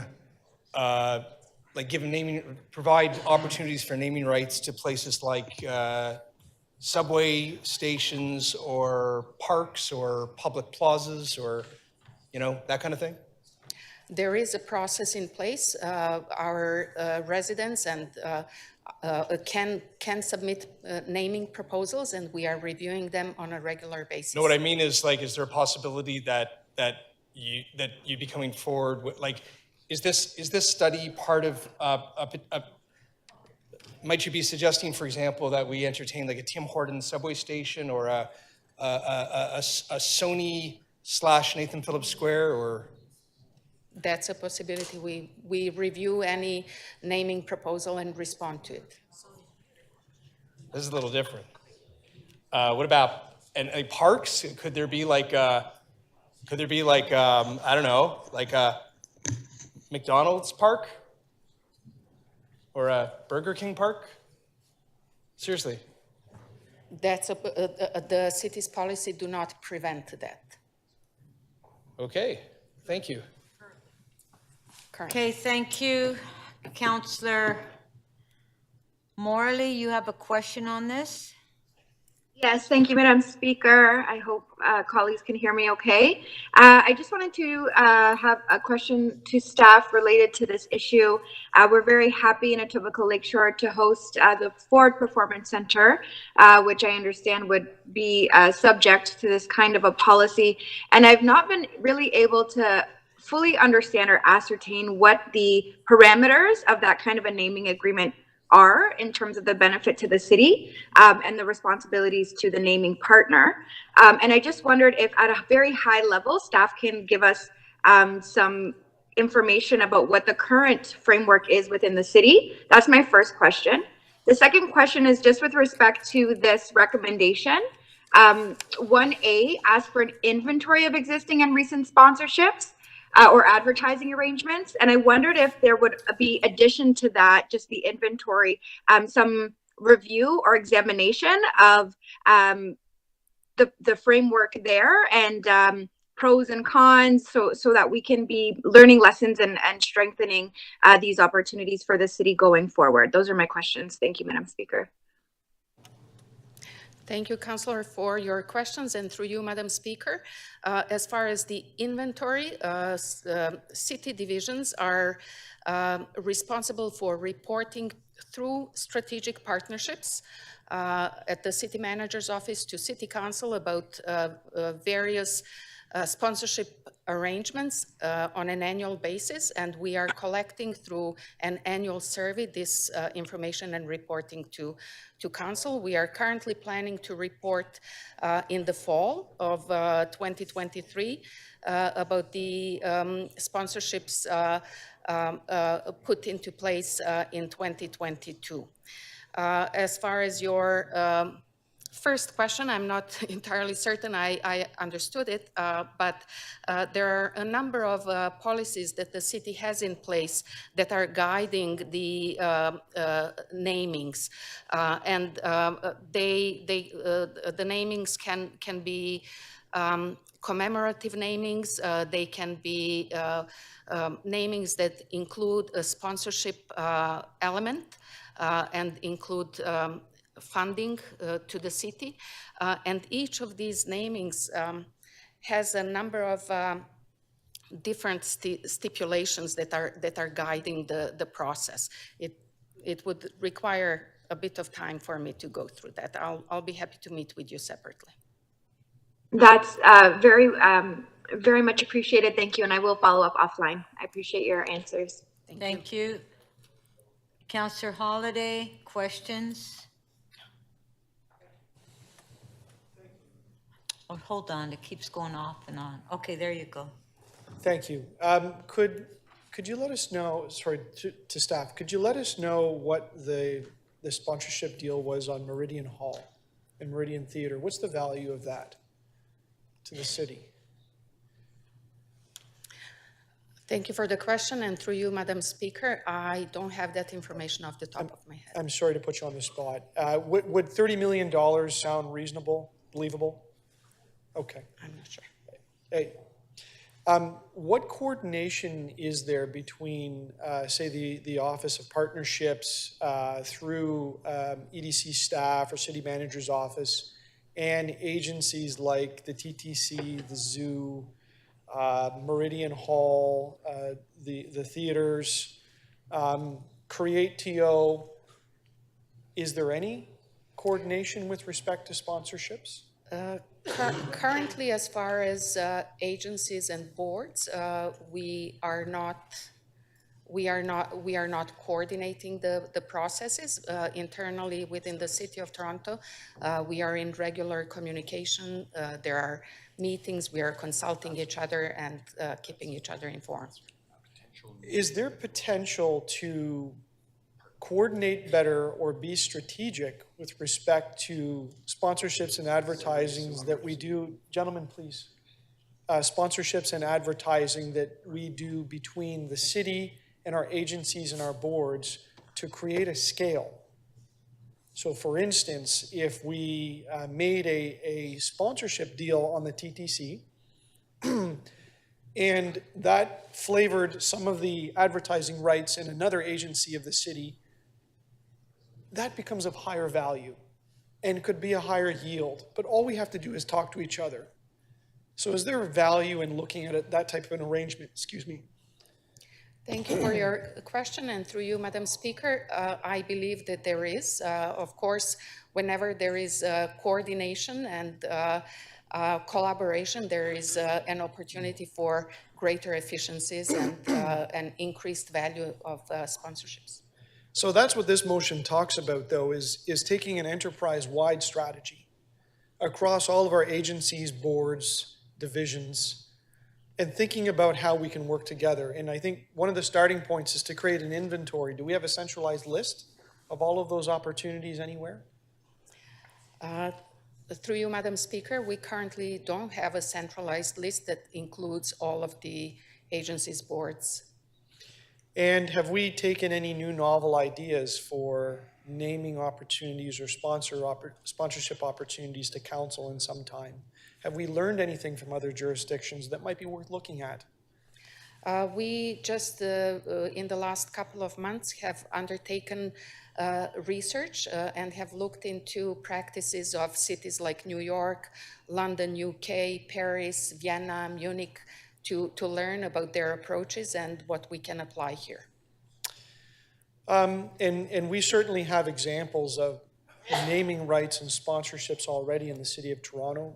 Meridian Hall was one example. There would be others around. This is a continuous thing that goes on in our organization. It's nothing new. That is correct. And is there room to grow if we express interest as a council and as a city in these type of opportunities? If we signal as a council that, you know, this is attractive to us and we'd like to find out if there's partners out there. Through you, Madam Speaker, as I mentioned, we are looking at opportunities to improve and further grow what we are currently doing. And do sponsors go out there and you know, can it be as simple as XYZ Development Company putting their name on, say, a public space or a playground, simply to affiliate their name with that particular city asset because there's some kind of logical synergy there? And it meets with the company's message they want to bring to the public, but also the message that we're trying to convey as a city. There's tie-ins on that sort of stuff. Thank you for your question, Councillor. It does sound simple, but it is not as simple. There is a process that needs to be followed. Of course. A lot of checks and balances. And at the end of all of it is council's approval. Thank you. And I guess the last question is, you know, many times these arrangements are simply to attach a company name to an asset where they will turn around and they will issue a payment and a check to the city for that privilege over a span of time. And maybe even a deeper, last question, maybe even a deeper interest in the upkeep and the management and the well-being of that particular asset. Councillor Holiday, that's your last question. Thank you, Speaker. I didn't hear a question there. I get it. Okay. Yeah. Just, Councillor Holiday, just go ask offline. Thank you, Okay, Speaker. Councillor Carroll, come on, we just got to move on here. Yep. Okay, Councillor Carroll, questions?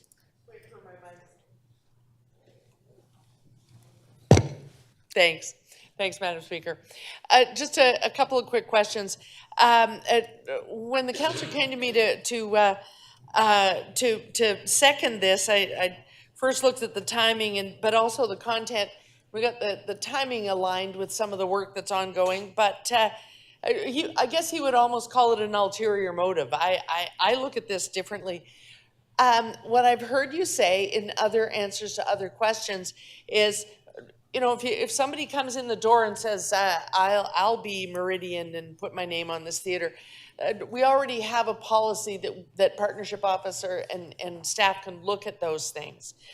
And my experience, and this is why I asked this question, my experience is what comes to us is the one of. An offer is there, we can do this now, how does council feel about it? And we lose our minds over it in this council chamber each time.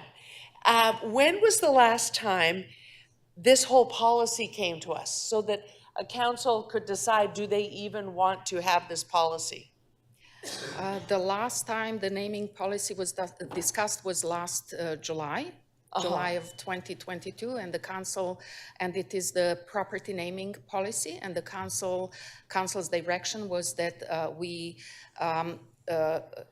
resume receiving applications as of 1st of November of 2022. So council adopted that policy. Now that was a previous term.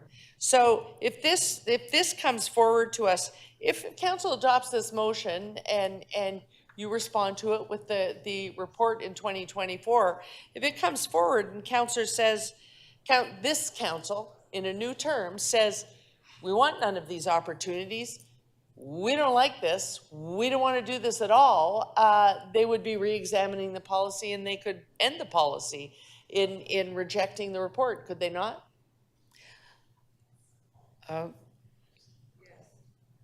Thank you for your question, Councillor, and through you, Madam Speaker. Council can revise policies and can make that decision at the time. And this motion would put that opportunity before them, would it not? When you report back, that's the opportunity It can that they would open- have. It can open the question. Thank you. Those are my questions. Thanks, Madam Speaker. Thank you. Okay, let's go to speakers.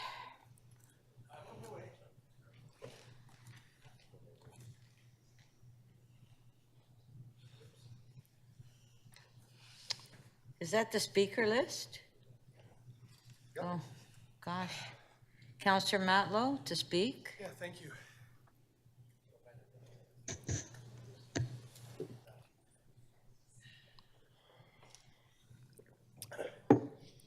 So, no, I got it. I just wanted a sip of water.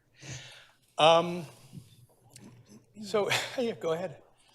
I really did hear out some of my colleagues who suggested that it would be reasonable to support this motion. But I thought about this a little more, and I considered the fact that staff made it abundantly clear that there's actually nothing material in this motion that would provide them any guidance or direction to do anything that they're not already working on. That being said, though, I think we are going to need to have a conversation at some point about what they are able to do already. And certainly, I don't want to do anything today that would suggest that we go down a path that would make it more likely that we start handing over naming rights of public spaces like TTC stations and parks and plazas to corporations. I'm not suggesting that there isn't an appropriate place and way to have partnerships to be able to bring in much needed revenue in tactful, appropriate ways. There have been great private contributions and recognitions to parks, for example. But to name a park for Sony or McDonald's or whatever I fundamentally disagree with that. I mean, imagine if we had renamed this place Rogers Hall. It wouldn't, this is Toronto City Hall. Nathan Phillips Square was named after a former mayor, as were other squares. And imagine when you, sorry, gentlemen, Johnny Gordon. Imagine even just the places around the world that we identify as iconic spaces, the Champs-Élysées in Paris, right? Trafalgar Square in London. You could look around the world, and these are places that are part of the fabric and the culture of great cities, of great places around the world. Imagine if they were handed, what if it was like the Sony Tower rather than the Eiffel Tower?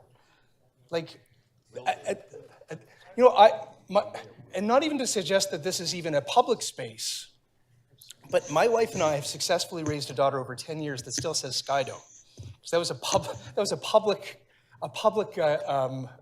publicly named opportunity for people in Toronto. I digress on that. My point is this, simply.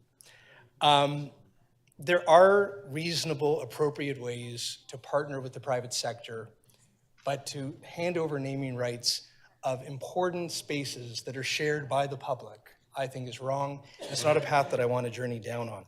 So I think there will be an opportunity, I know there will be an opportunity for us to have a discussion about what is appropriate and what is not, and what is wrong, right and what is wrong. But to venture down this road this way, I disagree with.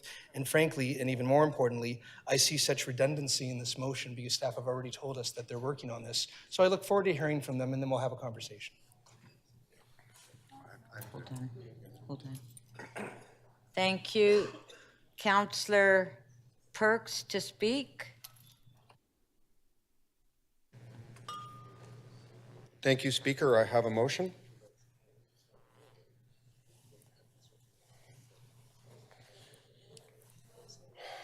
If we could have my motion up.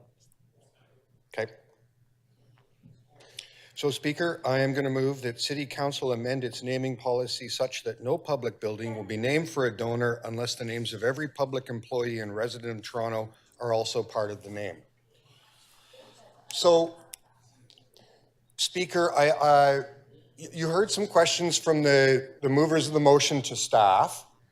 And they implied that this is just bringing together a variety of different policies.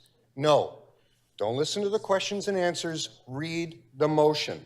The motion that they're putting forth says to look for opportunities to increase revenue from naming rights and to develop a work plan to expand our naming program. The motion specifically says go out and name more things for donors. Okay. The theory, as it's been explained to me, is if someone wants to give the City of Toronto $10 million to help us build something, we should acknowledge that by putting the name on the building. If you apply that theory, you need to remember that the rest of the cost of the building is paid for by the people who live in Toronto. It's paid for through their property taxes, it's paid for by their user fees, it's paid for by the work they do every day, generating property taxes at commercial enterprises. It's paid for by the people who come and work to clean the buildings, who work in the buildings as librarians, as city staff, even the wonderful row of deputy city managers over there. Their names should be on the building too. They've worked hard to get these buildings done. We should have Ms. Cook's name on everything in the City of Toronto. But seriously, if your theory is that if you are contributing to a building being built, then your name should be on it, then the names of every Torontonian should be on every building. If that's the logic, then that's the logic. Now, of course, that's not what it's really about.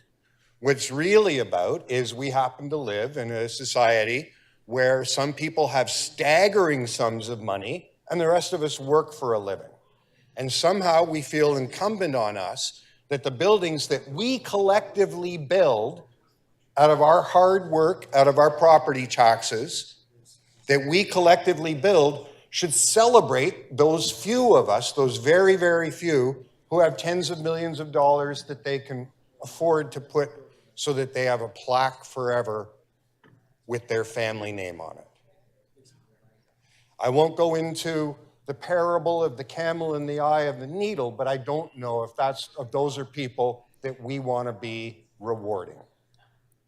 Okay, Councillor Perks, this is an impractical motion, frivolous motion. I'm going to order it. I'm going to rule it out of order. I challenge your ruling. I think we're getting really tired, and well, the fact that we're considering I mean, naming buildings after rich people usually shows how tired sponsors some and of us are. donors, they give millions of dollars to put their name. I doubt if employees can do that. I don't think Tracy can afford to spend $20 million to put her name on a building. Her work is what paid for it. Okay, I'm ruling it out of order. I'm challenging your ruling. Okay, challenge me. Free for Tracy. It's late in the day. Members, just stand by while we prepare the motion. You deserve it. You need to not have the chair up? Yeah. Okay.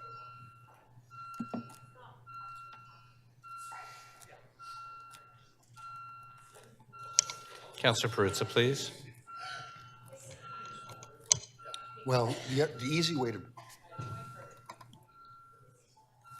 Councillor Perruzza? I took it out. Councillor Crisanti, it's upholding the chair. That's what we're voting on.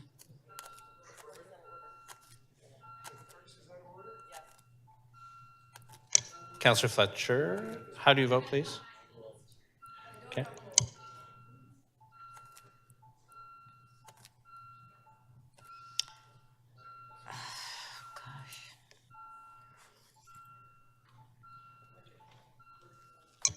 Speaker, the ruling. Speaker, the ruling is upheld. The vote is 16-7. Thank you. Let's move on, guys. Okay. Okay. Councillor Carroll to speak.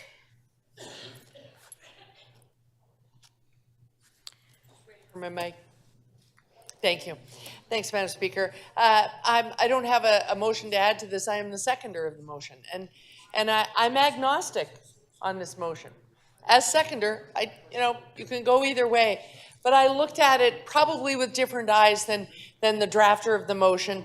But I agreed to move it because I'll tell you what makes me crazy is that every time a naming does come to us, we lose our minds a little bit in this chamber because we're ambivalent about whether or not we want to name anything at all.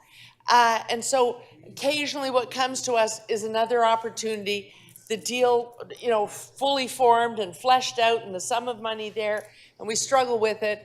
Often as not, we do it, but we don't seem to be happy about it. Here's what I see this motion as. If this motion goes down, it means you don't want to do this anymore. Then this professional, very senior staff member should go and do something else. It's not going to get you out of the financial woods, certainly not. We need a lot more than we're going to get out of any list like this. So if you don't want to do it, you can say so right now. If you get the report, you can decide whether or not you want the naming policy, knowing what the financial potential is, knowing what you're saying no to, and you can still say no when that report is before you. But I think we've got to decide once and for all, do we want to go down this road or not? Because if we don't, we might as well figure out different ways to name our theaters, name any facility, our football fields. We once got $10 million just for the sign over top of the football field. And people were okay with that. Apparently we're willing to sell the rights to a billboard, but not a facility. But these things keep coming to us.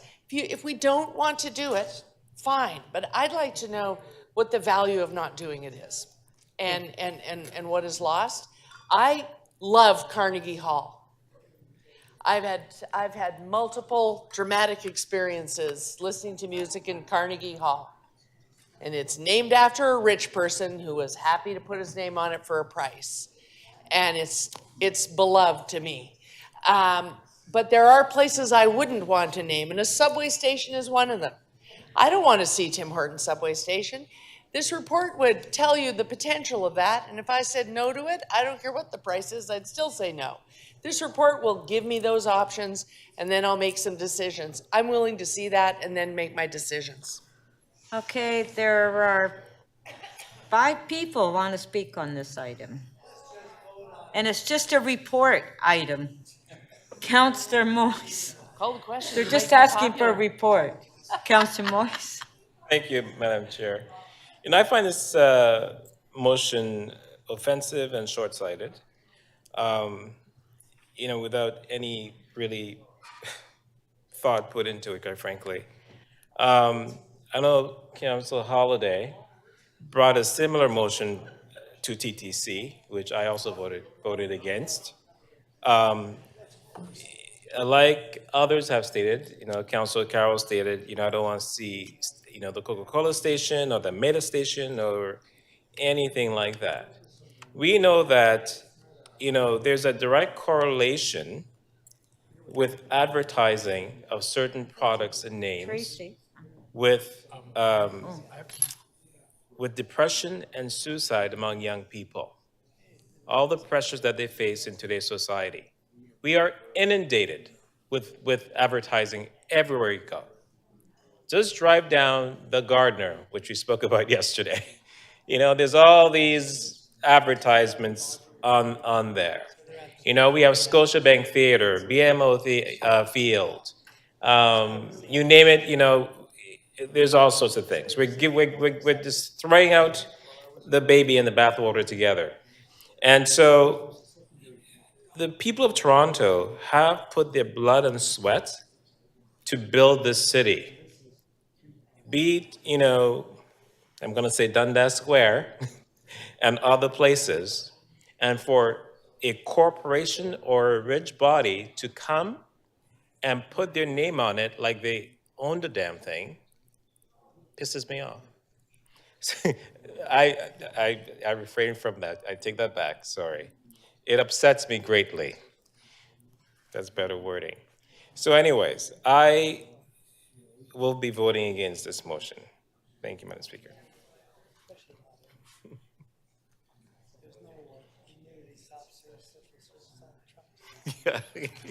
Thank you. Counselor Myers? Counselor Myers? Thank you, Speaker. I'll try to keep it brief. I too am against this motion, although I am always in favor of more information. I think this motion just reeks of desperation. This is a motion basically saying we're so poor that we can't build anything anymore without the money of rich donors. We're so poor and we have such a lack of pride in our city that we're willing to name our subway stations after rich donors. We're so poor and we have a lack of pride in our city that we're willing to name our parks, recreational facilities, artistic facilities after rich people. There is a role for successful partnerships between cities. I lived in New York for 7.5 years. Everyone uses Citi Bike, that's Citi CITI, from the financial institution. And, you know, there are examples of successful partnerships between the city and private institutions and wealthy donors. And there's nothing wrong with that. But the way this motion and report back is structured, it's basically saying that we're so desperate that we're willing to sell anything, and that's not something I can accept. So thank you. Thank you. Councillor Pasternak to speak. Yes, thank you. Thank you, Madam Speaker. I am having some lighting problems in my bomb shelter here, but we'll do the best we can. I'm speaking on behalf of support of this motion. The City of Toronto, if it defeats it, is out of touch with other municipalities and other institutions. If it's good enough for our universities, our hospitals, sports facilities, and of course it's on existing city facilities, then it's good enough for us. You know, we have to partner with various institutions in society to make sure we have a stronger, healthier, and livable city. We cannot, government alone cannot function on its own. We had a great partnership in Earl Bales Park, where we had Jumpstart, which is the fundraising arm of Canadian Tire, build one of the most marvelous playgrounds in the city. And who is using that? Who is using that playground? Well, everyone's using it, but who are the people who are really using it? The people who don't have hoity-toity cottages in the Muskokas, the people who don't have the ability to go on lavish vacations, the people who are using one of the great corporate sponsorships in the area that I represent are newcomers, are people who are new to this country, who have arrived recently, people who do not have the money, people who are renting, people who cannot afford lavish vacations. These are the people we're helping through corporate sponsorship. And I can tell you, back at my years on the TDSB, when we have a corporate partner, the money didn't go into Rosedale. It didn't go into Forest Hill. The money went into communities in need. And we put strict rules on it, and we were able to leverage that. Everything from sports facilities to computer labs. We help people who are marginalized, newcomers. We promoted equity through these corporate sponsorships. And I want to focus a little bit on the hospitals. I mean, hospitals are actually very successful in getting corporate sponsorship and naming rights. And, you know, they do great things with that money. They save lives, they buy new equipment, they have surgery, they help families, and they're very successful and aggressive in raising it. They're not worried, about it being shameful, about it being embarrassing, about selling out. They're worried about saving lives, and that's exactly what they do. And universities, the same thing. They have many institutions and buildings that are named after donors, and their job is to provide the best teaching environment that they can. This is a report back, reviewing our corporate sponsorship strategy, making sure that we're doing the best policy we can, making sure that we're securing money to make sure our city is healthy, livable, and equitable, and I will be supporting it. Thank you very much. Thank you. Okay, Councillor Holliday, if you can be brief, please. 5, 6. Thank you, Speaker. Considering I'm the author of the motion, I hope you'll give me a moment just to talk a little bit about it.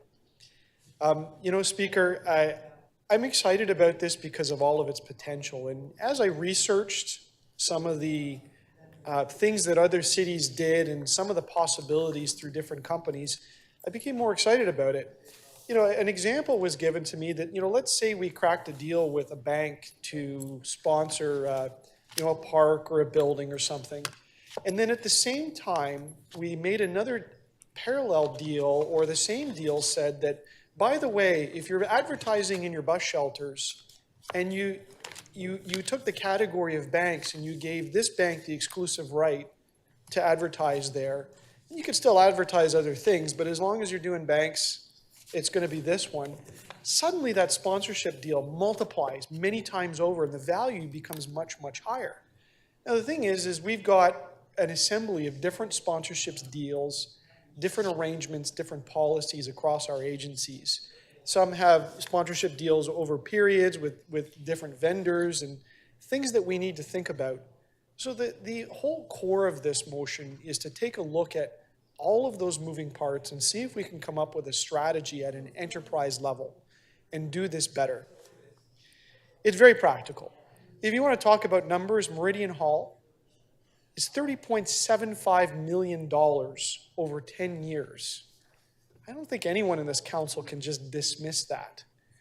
Now, I don't claim that we've got something as big as Scotiabank Arena, but if you want to put it in perspective, the Scotiabank Arena deal, to attach the name of Scotiabank to that, is $800 million, an astronomical amount of money. That's taken from newspapers, if I remember that right.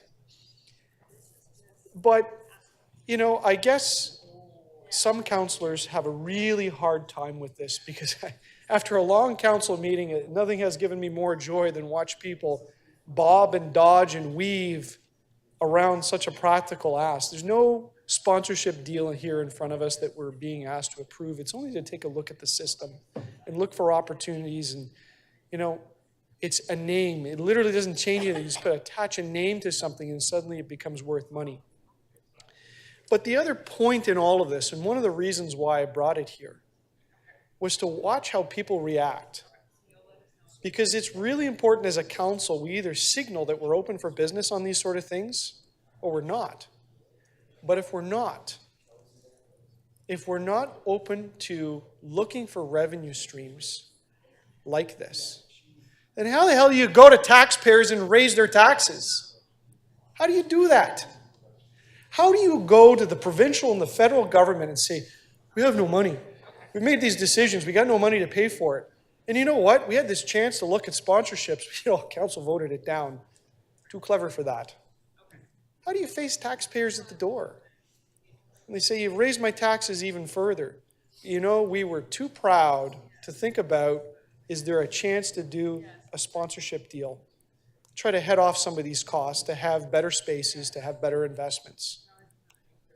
I think it's incumbent on us to look under every rock, turn over every stone, think about everything that we can do before we credibly turn to others and say we've got to raise taxes to pay the bills.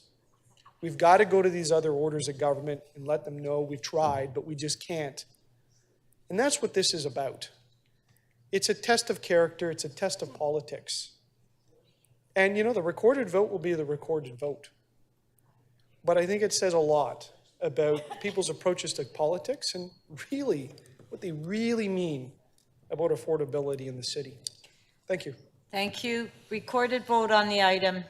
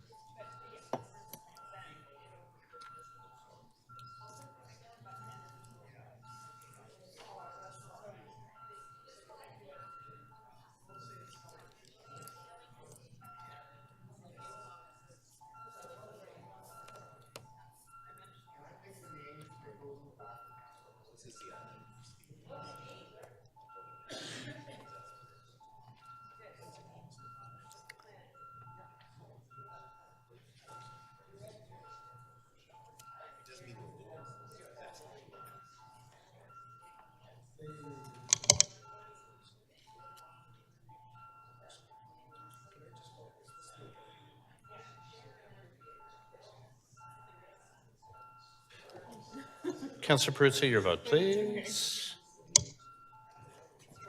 Councillor Crisanti, your vote, please.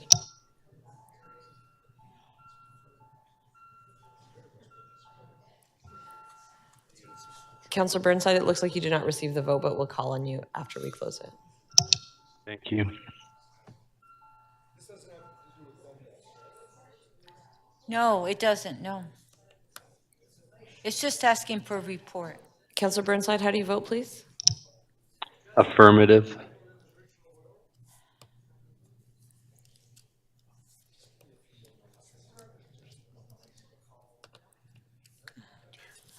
The item is adopted. The vote is 13-9.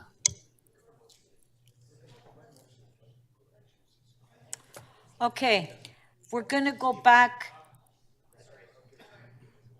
Yeah, just a sec, Councilor Matlow. We're gonna go back to CC 8.13. Now, Councilor Prutz, I understand that the deputy mayor is gonna be moving a motion on your behalf? Okay. So okay, the item is on the floor. Okay, I'm moving the advice in the confidential attachment. Speaker, I'm opposed to it. okay, we can have a recorded vote. Voting against this. This Yeah. is like, you know, things are bad, you can't support. Okay, so we can have a recorded vote. Recorded vote, please. On the item, yes.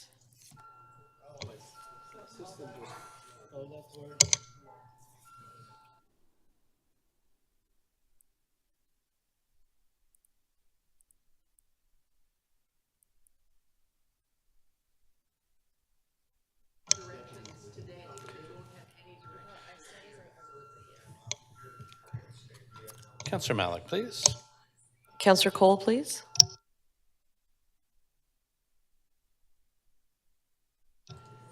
Councillor Crisanti, please.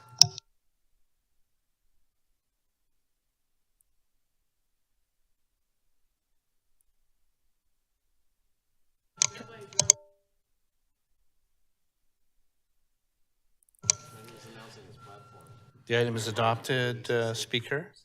The vote is 19-3. Thank you. No, just a sec. Hold on.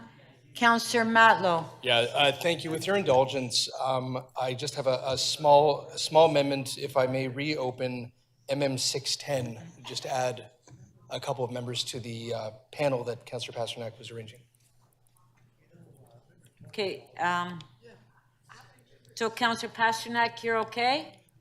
Councillor Pasternak, it'll just add advocates and those with lived experience. No, it's not. It's missing. What? You'll see what I mean. Councillor Pasternak, can you hear us? He's in his bomb shelter. Yes, Mayday, I can hear you. Okay, so Councilor Mallow, it's just making sure the tent is wider. Yeah, you'll see the motion in a moment if you don't mind. okay, so first of all, we have to move a motion to reopen the item, MM 6.10. On favor? Carried. Okay, so can you show us the motion, please? Thank you. Councillor Matlow? Yeah, so just simply adding residents with current or recent lived experience and advocates. Okay, so does everybody see the motion? The amendment? Yep, that's fine. Okay, That's fine. on favor of the amendment? Opposed, if any, carried. Item is amended, on favor, carried. Thank you. Okay, so our last item is GG 3.18. Councillor Cheng, we're waiting for you. That's the last item. Okay, go ahead. Yeah, it's gonna party. Okay, thank you, everyone. for this last moment of our meeting. If you haven't looked at this report, you should. It's an amazing report. The city is doing incredible work serving our people. 75% of calls are still, service requests are still coming by phone, which are far more expensive Okay, hold than- on. Do you have a motion? I do. Oh, yes, Okay, that's right. you have to present your motion. Okay, so I have two motions regarding this, customer service. One is that we request the Executive Director of Customer Service Experience in consultation with the General Manager of Shelter Support and Housing Administration to report back about exploring initiatives that will focus on helping the most vulnerable in our communities to access the services they need. Such report to include consultation with existing stakeholder groups, including the unhoused, to determine best pathways of engagement, including the consideration of kiosks, digital and online and phone channels. And the second one is for them to undertake a study to explore a change in approach with associated, oh, it all flashed right on my screen here. Associated impacts pertaining to the evolution of the current model of addressing, every time it flashes, I know, the residents, businesses and visitors as customers to a more holistic approach that aims at resident engagement. Such a report to incorporate industry-wide best practices in North America as they relate to 311 and resident engagement. So just to summarize quickly, first of all, I just want to encourage us to encourage our people not to just use 311, the phone, but to use web, the portal, online, because that saves us money. And it's a great report. Please read it. But the reason I'm putting these two motions forward is firstly, you know, whenever we're talking about warming centers, a lot of our unhoused folks have no way of knowing if it's open today, not open tomorrow. I've stood beside someone and called 211 and been told I need to call 311. And they are, you know, what we currently call customers too. And so I'm just asking the division that's focused on this customer experience that we consider how they experience accessing our services as they build out their plan. So that's the first one. And the second amendment is with regard to the framing of the language of customer experience or customer service. And the example that I like to give is, you know, some of you may have read a book called Anne of Green Gables. Who's read it? So Mrs. Lind in the book says every week she goes to church and she goes to a Liberal Party meeting. And I'm not endorsing the Liberal Party, but what I'm saying is there was a day back in time when part of life, there was a rhythm when people engaged in politics and shaped their community, and we've really lost that. And so when we frame our services as customer experience, we are telling our citizens that they are customers and not participants in shaping the city. So I think language is important. It sets up expectations, and I really don't want a city of consumers. We are at a by-election moment, and I'm really hoping we have great voter turnout, and I'm worried that we won't be. So this motion is just to say, can we consider the language of engagement rather than just saying, calling our residents customers? It's an exploration. It's not a definitive change that they will explore and report back next year. So those are my two amendments. Any questions? Okay. Councillor Madlow has a question. Yes. 3 minutes. Oh, I won't need that. Happy birthday. Thank you. Just so there's no confusion, Yes. because the motion is generous with words, so I just want to be Yes, clear. for sure. Number one is about ensuring that we improve engagement, including those who aren't often as engaged as others. And the number two is essentially just exploring if there are better words and better ways that we can engage people other than calling them customers. So yes to the second one. The first one is more how we ensure that those who are most vulnerable also can receive the services that are easily accessible to those who currently can call 311. So to bridge the digital divide. And That's really, right, okay. that's right. Yep. For the most vulnerable. Smart move. Thank you. Thanks. Okay, on the item, on the amendment. Oh, Councillor Carroll, you have a question? Oh, Counselor Cole, you'd like to speak? Oh, okay. How come your name's not there? Oh, it's there and then it disappears. Counselor Carroll, I got Counselor Carroll first. Counselor Carroll to speak. Just quickly, Madam Speaker, just in defense, sometimes I'm a pain in the neck because I have a lot of institutional memory. I just wanted in defense of staff to remind people that the evolution brought us to thinking of every person who calls 311 and opens a ticket as a customer was not to devalue them, it was to raise the value of them. We found that just calling them tickets and clients they were widgets and just get her done, and that was that, which sort of muddied what the service is meant to do, which is to keep going till that customer is satisfied. And the companies that design this see that as so intrinsically the culture of North America that that's what the word customer means. Customer needs to be satisfied before you're done. That was their reason for doing it. So it wasn't meant to devalue residents. It was actually meant to value them. So if it's an uncomfortable word, great, we'll examine it. I just wanted to defend staff a little bit because nothing negative was intended in raising the experience by calling it a customer experience. Thanks. Okay, thank you. Counselor Cole? Outside of the words you use, we've had staff from 311 here waiting for 3 days. This is a staff that handles 4.1 million inquiries and calls a year from all citizens in Toronto, by phone, by email, through our offices. 4.1 million. So whether you agree with this motion or the word, that you don't like the word customer or like the word customer, you want to change it to clients or loved ones, whatever you want to call them, you just have to respect that we have these frontline people that are doing our work, the work of the citizens of Toronto, and the work that they do is really incredible. Can you imagine our frontline people? There used to be a Metro Hall, I don't know if you're still there. Mr. York, Mr. Gill, and the hundreds of others, the abuse they take, the angst. They do get thanks. There's people that do say thank you.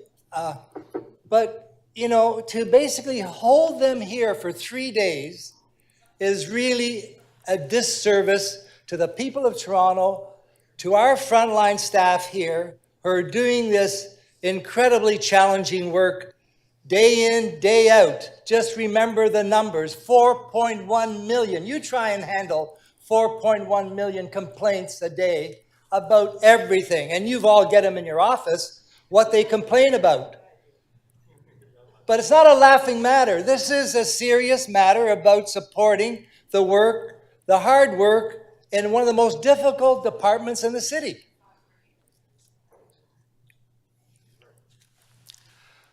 Yeah. Oh, we got another speaker. Council, come on, let's wrap this up, please. Councillor Holiday? I shall. I was just inspired by Councillor Cole to express my thanks to the staff for their hard work and to really just put a plug in for the quality of the report that's before us. Councillors, if you don't read it today, read it another day. Ask the staff about the type of reports they can bring to you that will give you insights to what makes this city tick. There's so much information in here, and those 4 million calls give us an insight because they're different than the calls that come to our office. If you really want to understand what's important to people, look and see what's in the report. Also look and see the difference between what you see in that report and what people call you about, because it shows you that although things break, what is working well, right? What you don't get to your office is important to know. So I just wanted to say thank you, and there was a reason why Councillor Pasternak pushed this report to council, because we might not have otherwise noticed it. Thank you. Okay. On the amendment, first of all, we got Counselor Fletcher as well, put motion through, so if we can put that on the screen. She put that forward a little earlier today. On favor, show of hands, opposed if any, carried on Counselor Cheng's amendment. Recorded vote. Speaker.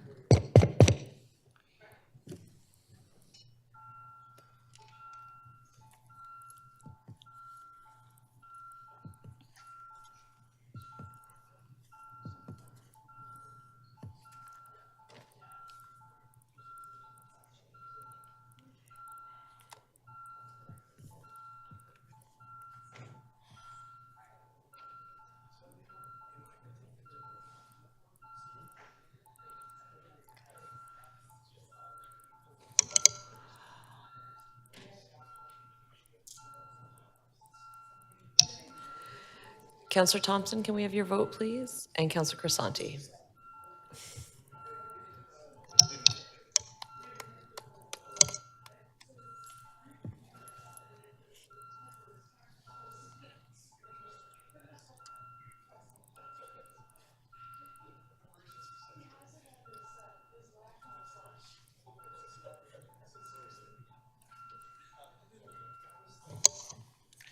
Motion 2 carries. The vote is 19-3. Item as amended, on favor, carried. Okay, Deputy Mayor McKelvey, you want to say a few comments at this point? I did. I wanted to just make a quick point of privilege and let everybody know some sad news and for us, but happy news for somebody else, that today is Stephen Slytherin's last day here with us in council chambers as he starts a new adventure on Monday. And today I've had texts from many council members saying how much they like him and how sad we are to see him go. But we just want to wish him all the very best in his new adventure and thank him for taking such good care of us. Thank you, Stephen.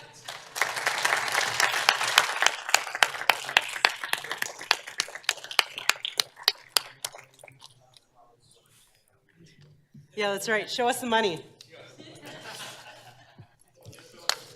Well, congratulations. New job, we're gonna miss you. Okay, members, before I ask for motion to enact the general bills, may I have a motion regarding the consideration of submissions on zoning bylaw and official plan amendments? Treasury. Councillor Carroll, do you want to move that? Coming up on the screen. That the committee and council considered submissions and making a decision on zoning bylaw and official plan amendments, BL 6.1. All in favor, show of hands, opposed if any, carried. May I have a motion to introduce the general bills? Councillor Thompson? Okay, just a sec. Okay, hold on. Okay. Okay, Thank go you, ahead. Speaker. The mic's on now.